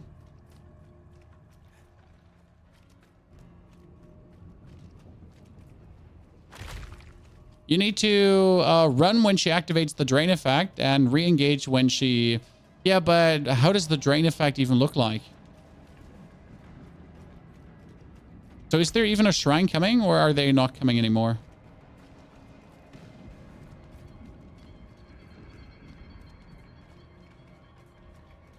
Is there no shrine coming? I feel like there's no shrine coming, huh? Okay, so what you're saying is whenever the thing goes full vampiric, then I need to stop doing damage, and then I need to... Okay, I'm gonna keep my blood mist exactly for this moment. So this is when she's vampiric here right now? No, that's not, right?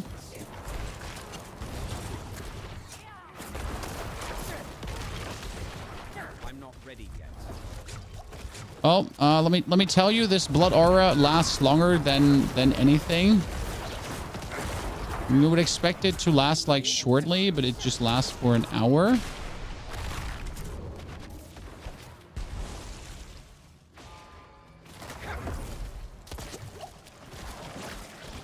not ready.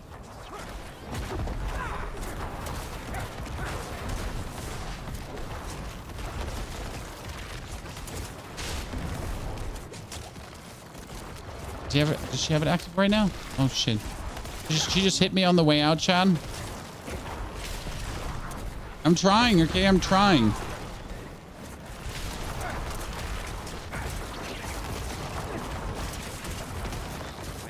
Problem is I don't see anything. I'm stuck in a wall.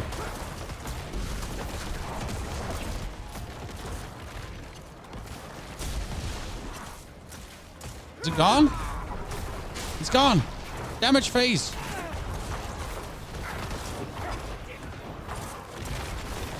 Up. Out of my... Get me out of here. No. I can't get out of here. Problems. Yeah, what? That lasted forever. I tried, Chad. I swear. Can't say I didn't.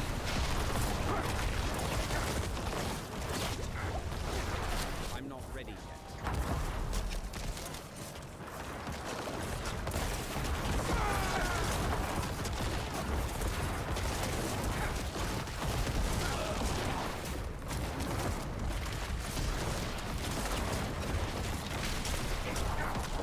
I'm not ready yet.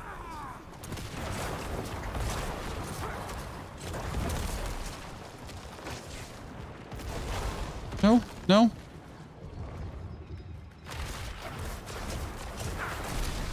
I need more time. I'm out of essence. What you telling me there? Oh, no. What are you telling me? There's a world. We're just trying hard enough to technically do this. But a single misstep will ruin everything. So technically there's a world. But if I misstep one single time, then shit's gonna hit the fan, huh? Is Bone Necro not good for Zir? No.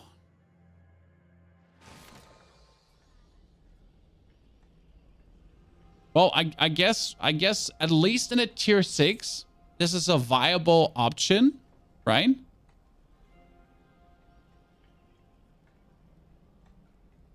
Do you have two Necros or did you switch builds? 2 Necros.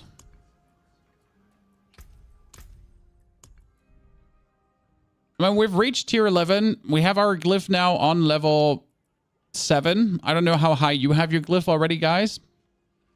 We are currently getting 94% multiplicative damage, which is cool.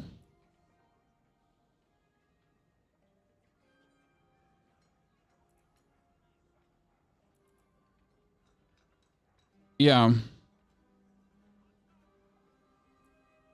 We would have to farm this up at least to level 10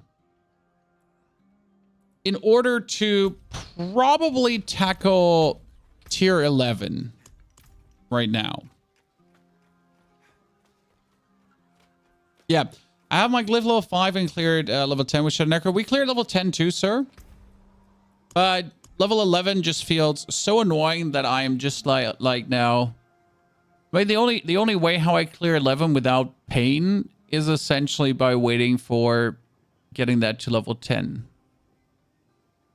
The question is if I already want to do that, right?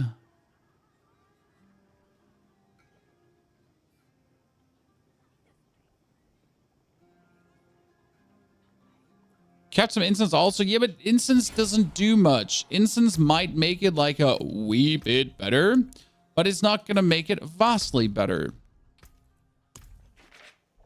A gear swap's possible. Gear swaps are not making it better. It makes it min-max worse. So this is already the maximum damage I can do. I'm enjoying the challenge, but the lack of rewards is grind Glyph. We can't keep... It's a little disheartening. Exactly. Right now, I'm just at the point where I know if I put in another 5 hours of just mindlessly grinding lower ones, I could get a 12.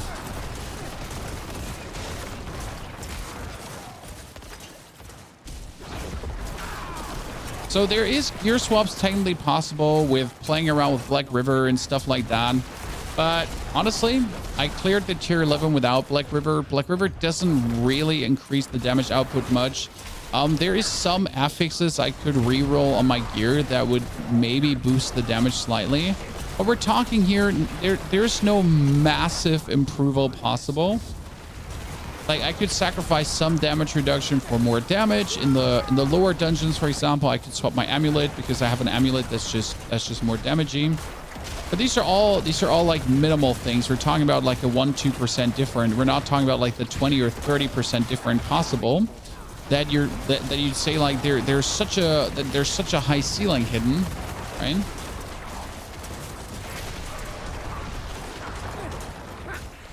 Are you getting 82? You're at the same spot and have everything filled out.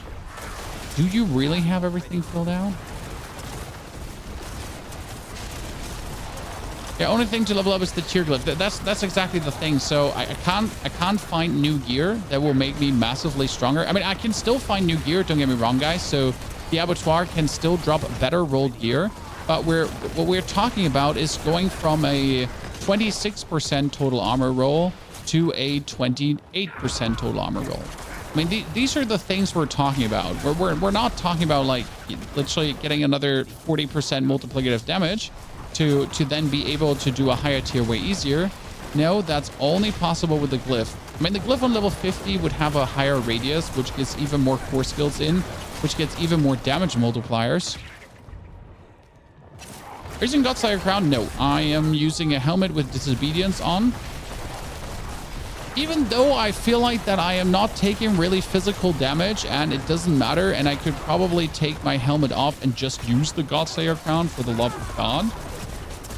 Even though the Godslayer Crown ain't even that good. What we're doing.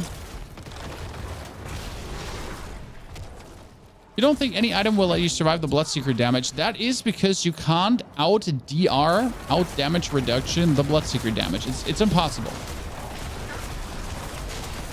There is obviously ways how you can reduce their damage with certain classes, but the problem with Necro is that like no matter what you do, no matter how much you pump your DR up, you'll always be at the point where you get hurt.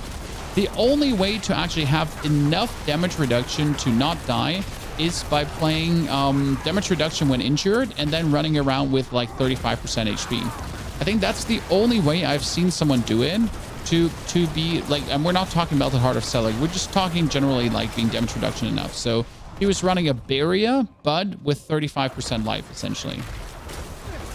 So still Litless Wall, right? But Litless Wall as a newbie booby.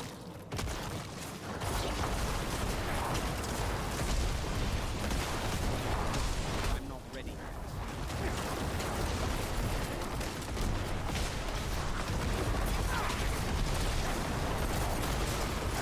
Which shrine do I have? You're invulnerable and unstoppable? No, that wasn't my shrine. Oh, was that my shrine?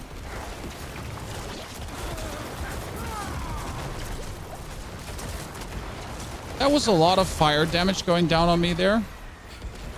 Okay, that was my tier 6 again. So we're currently at 2,900 of 23,500. So I know that I have to do another...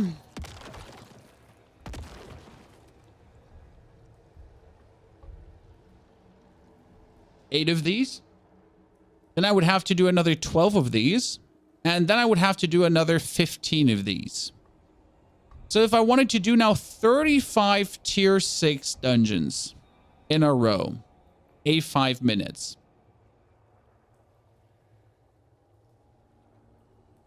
I want to be busy for 180 minutes, 3 hours straight, just doing this. Nothing else, not blinking, not breathing, not real, nothing. Then I'll get another 0.06% multiplicative damage bonus.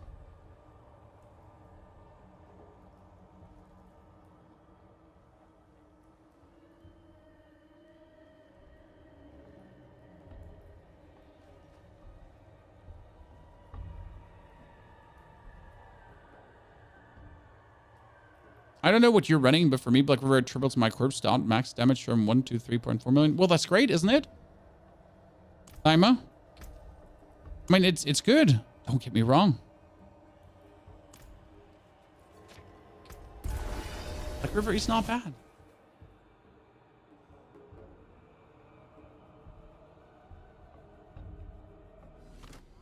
Not worth it. See, that's like exactly where I'm like, the alternative is what else are you gonna do in the 3 hours? So this is like kind of. This is the problem that what else would I do for the next 3 hours? I mean, the alternative is farming Hell Tides, to get Duriel mats, do Duriels, to maybe get Uber Uniques. But there's no challenge in that, right? So at least in these 3 hours, there's a challenge, but then again, there's not, because tier 6s are obviously easy to do. So we're kind of a little bit at this junction where I guess I could do this every day for like 1-2 hours, you know, every day for 1-2 hours, but I couldn't do it like in a row. Yeah, I have to say I expected more from the Abattoir of Zir. I mean, I reached my goal today of clearing a tier 10. But I'm genuinely not sure how much more effort I'll put in to get higher than this now. As much as I want to do a 15.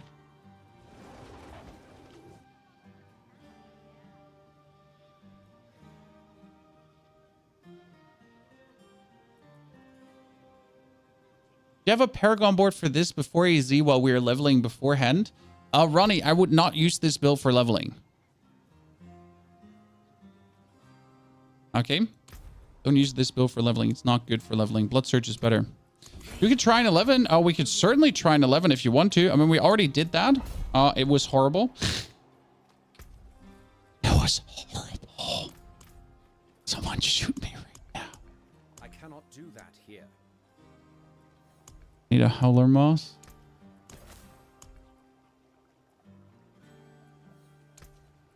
Goodbye. Good luck.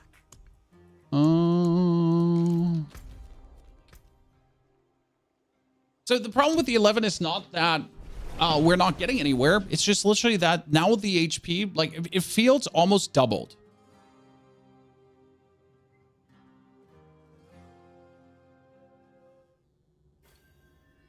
What build do I use to get the new glyph? I did the Blood Surge build. Did you test the Godslayer crown with your build? Well, the problem with the Godslayer crown is what it's going to do. 60% multiplicative more damage. And what will we sacrifice for 60% multiplicative more damage? 4,000 armor. No, that's not true. 5,000 armor. So I would have 5,000 armor less for that. That is not worth it. You know?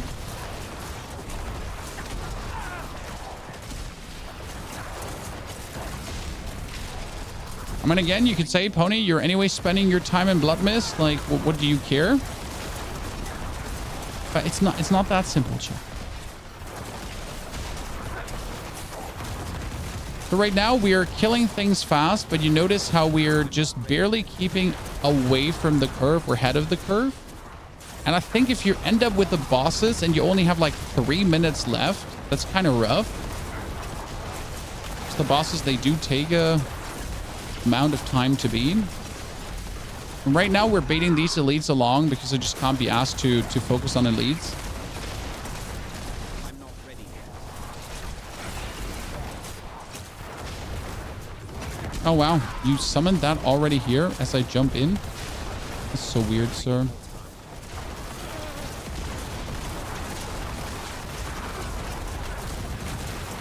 I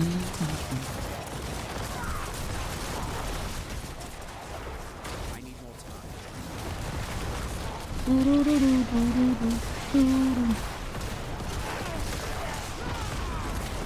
See, all these elites we've been just trailing along for a while. Finally dying.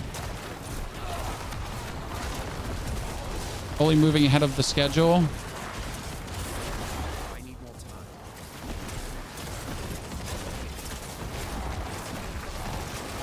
It's funny how Conduit Shrine is like barely scratching him. Right? I'm not ready yet. That's a second shrine. Protection. Not really good, but to have or not to have, right? Yeah, as you notice, we're moving like just ahead of the curve now in 11. And that's like the climb from 10 to 11 is, I would say, like 40% more HP feelingly. Just from a general, like how much sturdier it is everything. vibe. Vastly. I mean, damage is kind of the same, right? I'm just like, unless I do something stupid, unless I'm walking open-faced into some kind of like poison explosion whatsoever, I'm not really bothered by any they're putting down there. Maybe switching Godslayer Crown at the end because they one-shot you anyways. You know what? That's not even a terrible thing to say. You know? Maybe, since you're anyways getting one-shotted, might as well have like a non-survival equipment going on that's just meant to booster out more damage. That works well until you fight like a barbarian who jumps you and I think does fizz damage.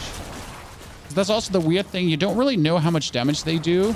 Like for example, the Necro throws some weird bone spears in between. The rogue can actually stab you, and if you don't have enough armor, the amount of damage you're taking is atrocious. But then also you can have the ranged rogue and not the melee rogue, which does then again different kinds of damage. What the hell is your PC lagging like shit? It's because it's a tumor.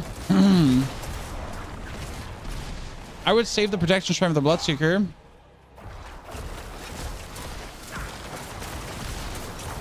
I mean, you're assuming that, you know, we're surviving. You're assuming that we're thinking forward that long. The problem with keeping that shrine for the Bloodseekers right now is, if you look at the timer, I don't have the time to run back to the shrine to then use the shrine for the Bloodseekers, right? For that, we would need faster clear speed to then essentially, as you say, keep that shrine there. Pull them in the end together. And I'm actually happy we're going to be ending up like, what, 4 minutes? 350? 330 for the bosses. Reasonable enough. So before I put in the Godslayer crown, I would rather play Soulbrand as my chest, for example, because Soulbrand as my chest would actually give me more lucky hit chance. And more lucky hit chance would mean more X-Files corroded signet. More X-Files corroded signet is more crits, would mean more damage. So yeah, it's a ponytail of options.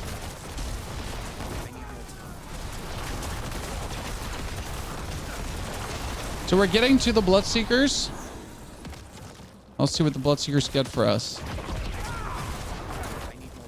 Stun them straight away.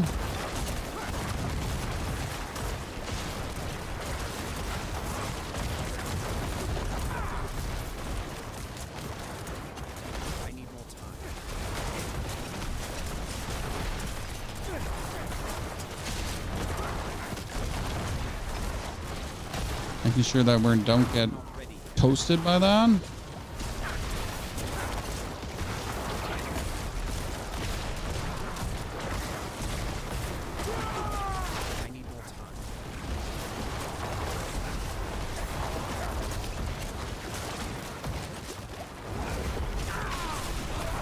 Oh.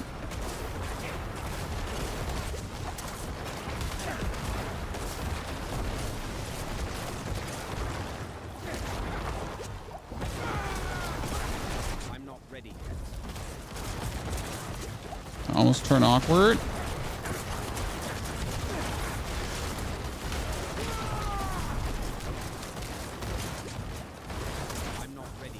We're currently running out of potions. That's my problem. This is the first time where I wish I had the Undying Vampiric Power, by the way.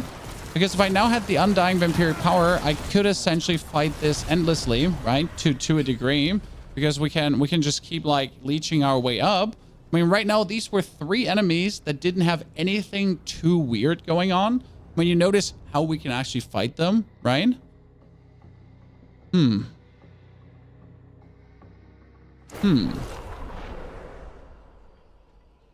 yeah, this is a tier 11. Again, as you say, we could be putting in a Godslayer crown. Most likely not, my friend. Most likely not.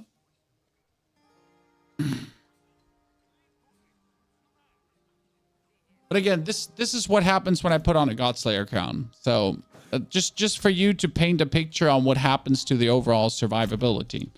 I do have a Godslayer crown, and it's a good one. Oh, wait. No, I think my Godslayer crown is on my Druid right now. Above these. So this is the 60% Godslayer crown we're having. So right now we are at 24,000, 11,000, 17,000. And if I put this on, we're down to 10,000. So 1,400 armor less. But not only 1,400 armor less, we're also losing the 4,000 armor we get from disobedience.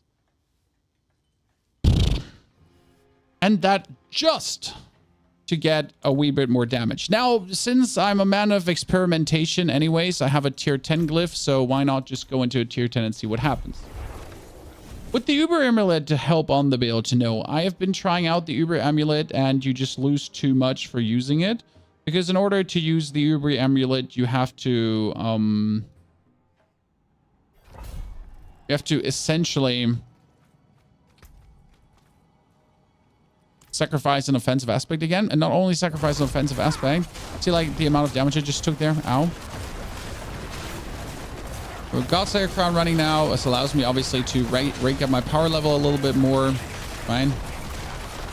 But the problem again is that was like 3 seconds long, 60% more damage, then 9 seconds long, nothing, then 3 seconds long, more damage.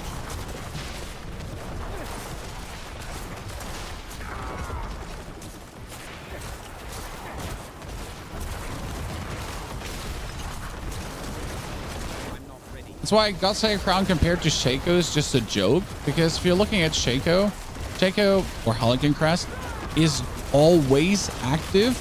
Harlequin Crest is always doing something. Where Godslayer Crown is sometimes active, sometimes doing something, right? See that huge chunk-a-dunk of damage? That was down to me not having the max level of armor. So that's now where we could die to just simply not being fully armored up. That doesn't feel good. You know? When who wants to die to just not being fully armored? And I don't really feel like that the Godslayer Crown is giving us that much of an advantage, but I'm willing to play this down to the boss. You know, you asked for it. I am here to deliver. Tier we running. This is a tier 10 right now. We have already beaten tier 10, so we're done with that one. Check mark. I mean, we're speed farming Cretation tier 60s right now for Glyph XP, but...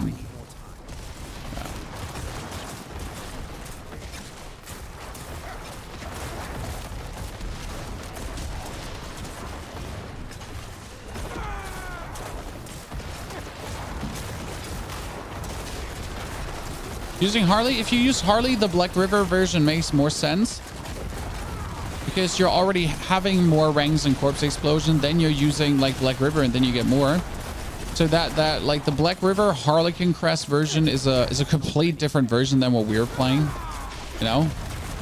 That's a day and night difference. It's not a simple matter of why don't we just put Black River in this? It's gonna be the same. It won't. These are fundamentally different builds in Paragon boards and everything.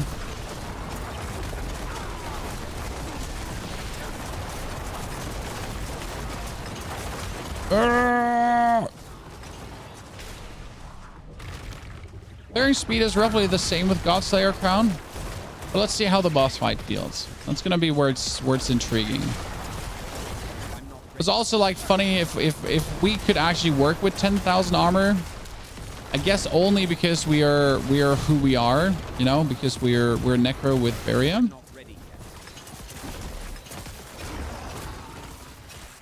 What do you think Shaco River stacks up against what you're running? Well, I don't have it, so I can't test it. I literally can't say because I'm not like you know, there's a detrimental effect to how much multipliers are multiplier ring. So there might be a wall you're hitting where it's just like, you know, it's nice to have all these corpse damages and what Sonat sits going on, but you also need the corpses, and no matter how much corpse production you have, you will at some point you always run out of corpses. And if your opinion, if the Bloodseekers are then having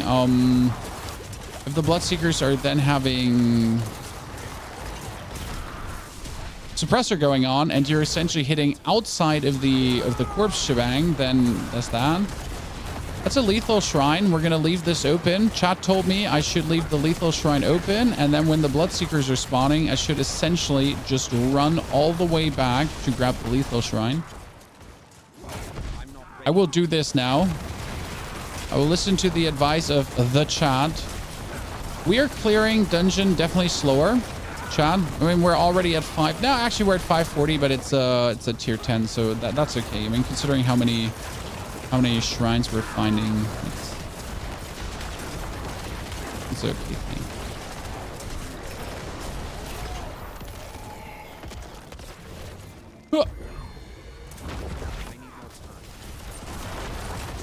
That was the rogue. You notice the damage we just took there? That's exactly what I said. What could happen? Worst case scenario.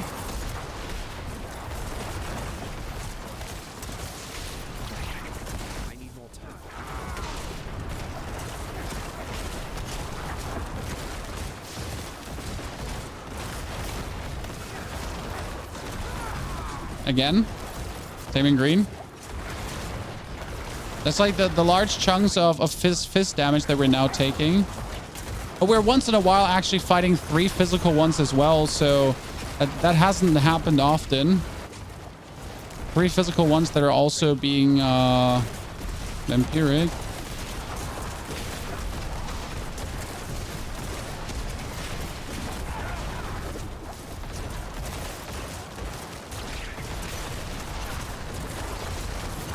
It's going really well though, from a overall clearing perspective, you know.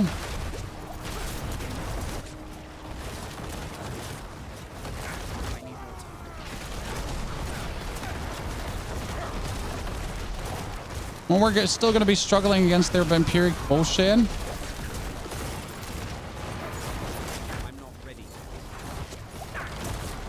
And the one thing just healed fully full. Great.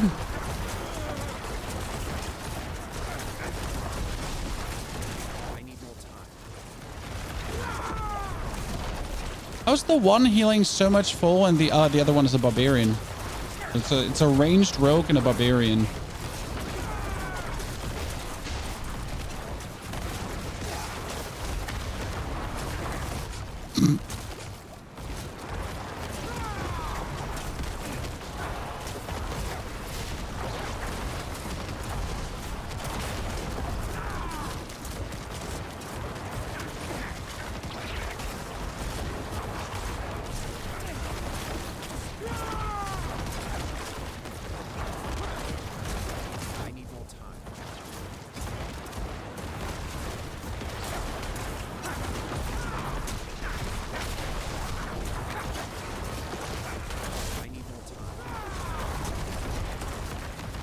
I'm trying, chat. I'm trying. I'm spamming the buttons as hard as I can. I can't spam the buttons harder.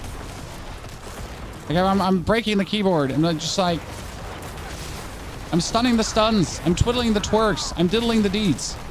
Okay. I don't even see what's going on because there's so much going on.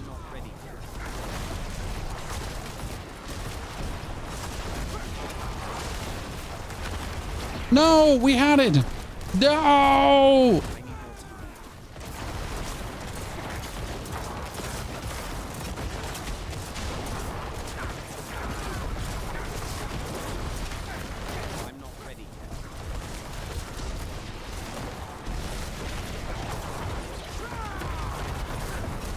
What if we keep them kind of like permanently stunned and then ignore their blood aura thingy and then we kind of have it?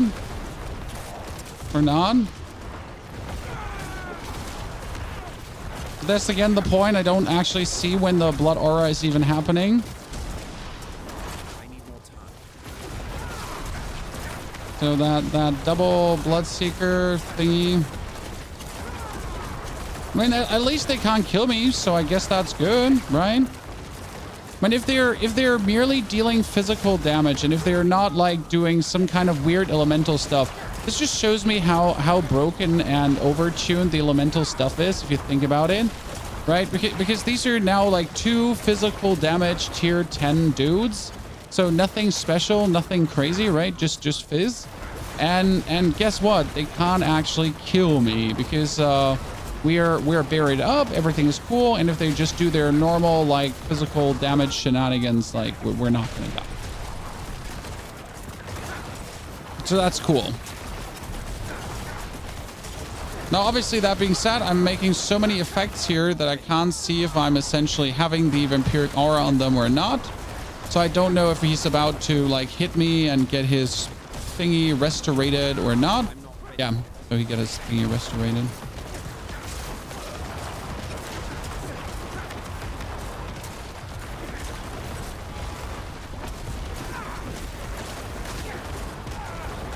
I want the damage meter. I want to see how much damage I dealt here. But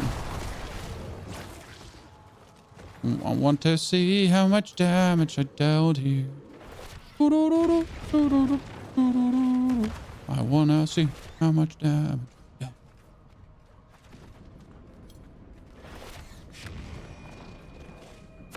Yeah, so it works. Chat, the Godslayer crown works. But I would say there was more moments where it was like, fuck. So that was definitely a problem. I feel bad for the people that were hyped for Abattoir of Zir to release. Well, I mean, I've invested now in total 10 hours into the Abattoir of Zir. 12. Okay, so in total, this is 12 hours into the Abattoir of Zir. I've cleared a tier 10 Abattoir of Zir, and I mean, 12 hours for the casual player is like 1 to 2 weeks of gaming time. So we're talking about the casual player, right? Let me help.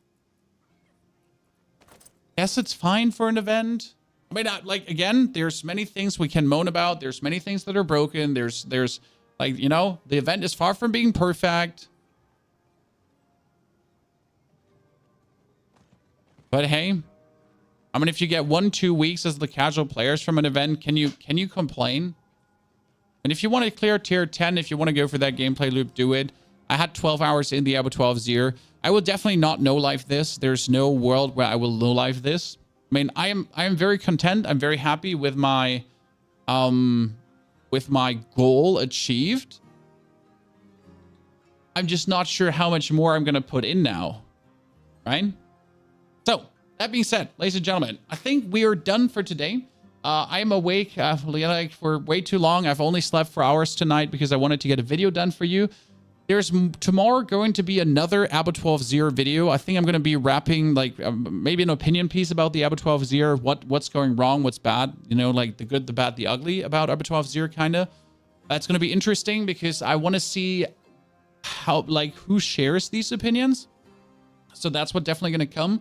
Then I'm going to make another Abattoir of Zir video where I talk about damage reduction, because as you see, I have a huge chunk of damage reduction, and even that is sometimes not enough. And I'll be breaking down where the problems are kind of lying to a degree. Therefore, I wish you a great good time, evening, day, everything, and hope to see you tomorrow again. Chaos, aux cables is like, we can do that. Thank you very much for putting that off. But yeah, I'll be back tomorrow. And I'll hopefully see you all, yeah, tomorrow too. I hope that was the right one. We'll see about that. Goodbye.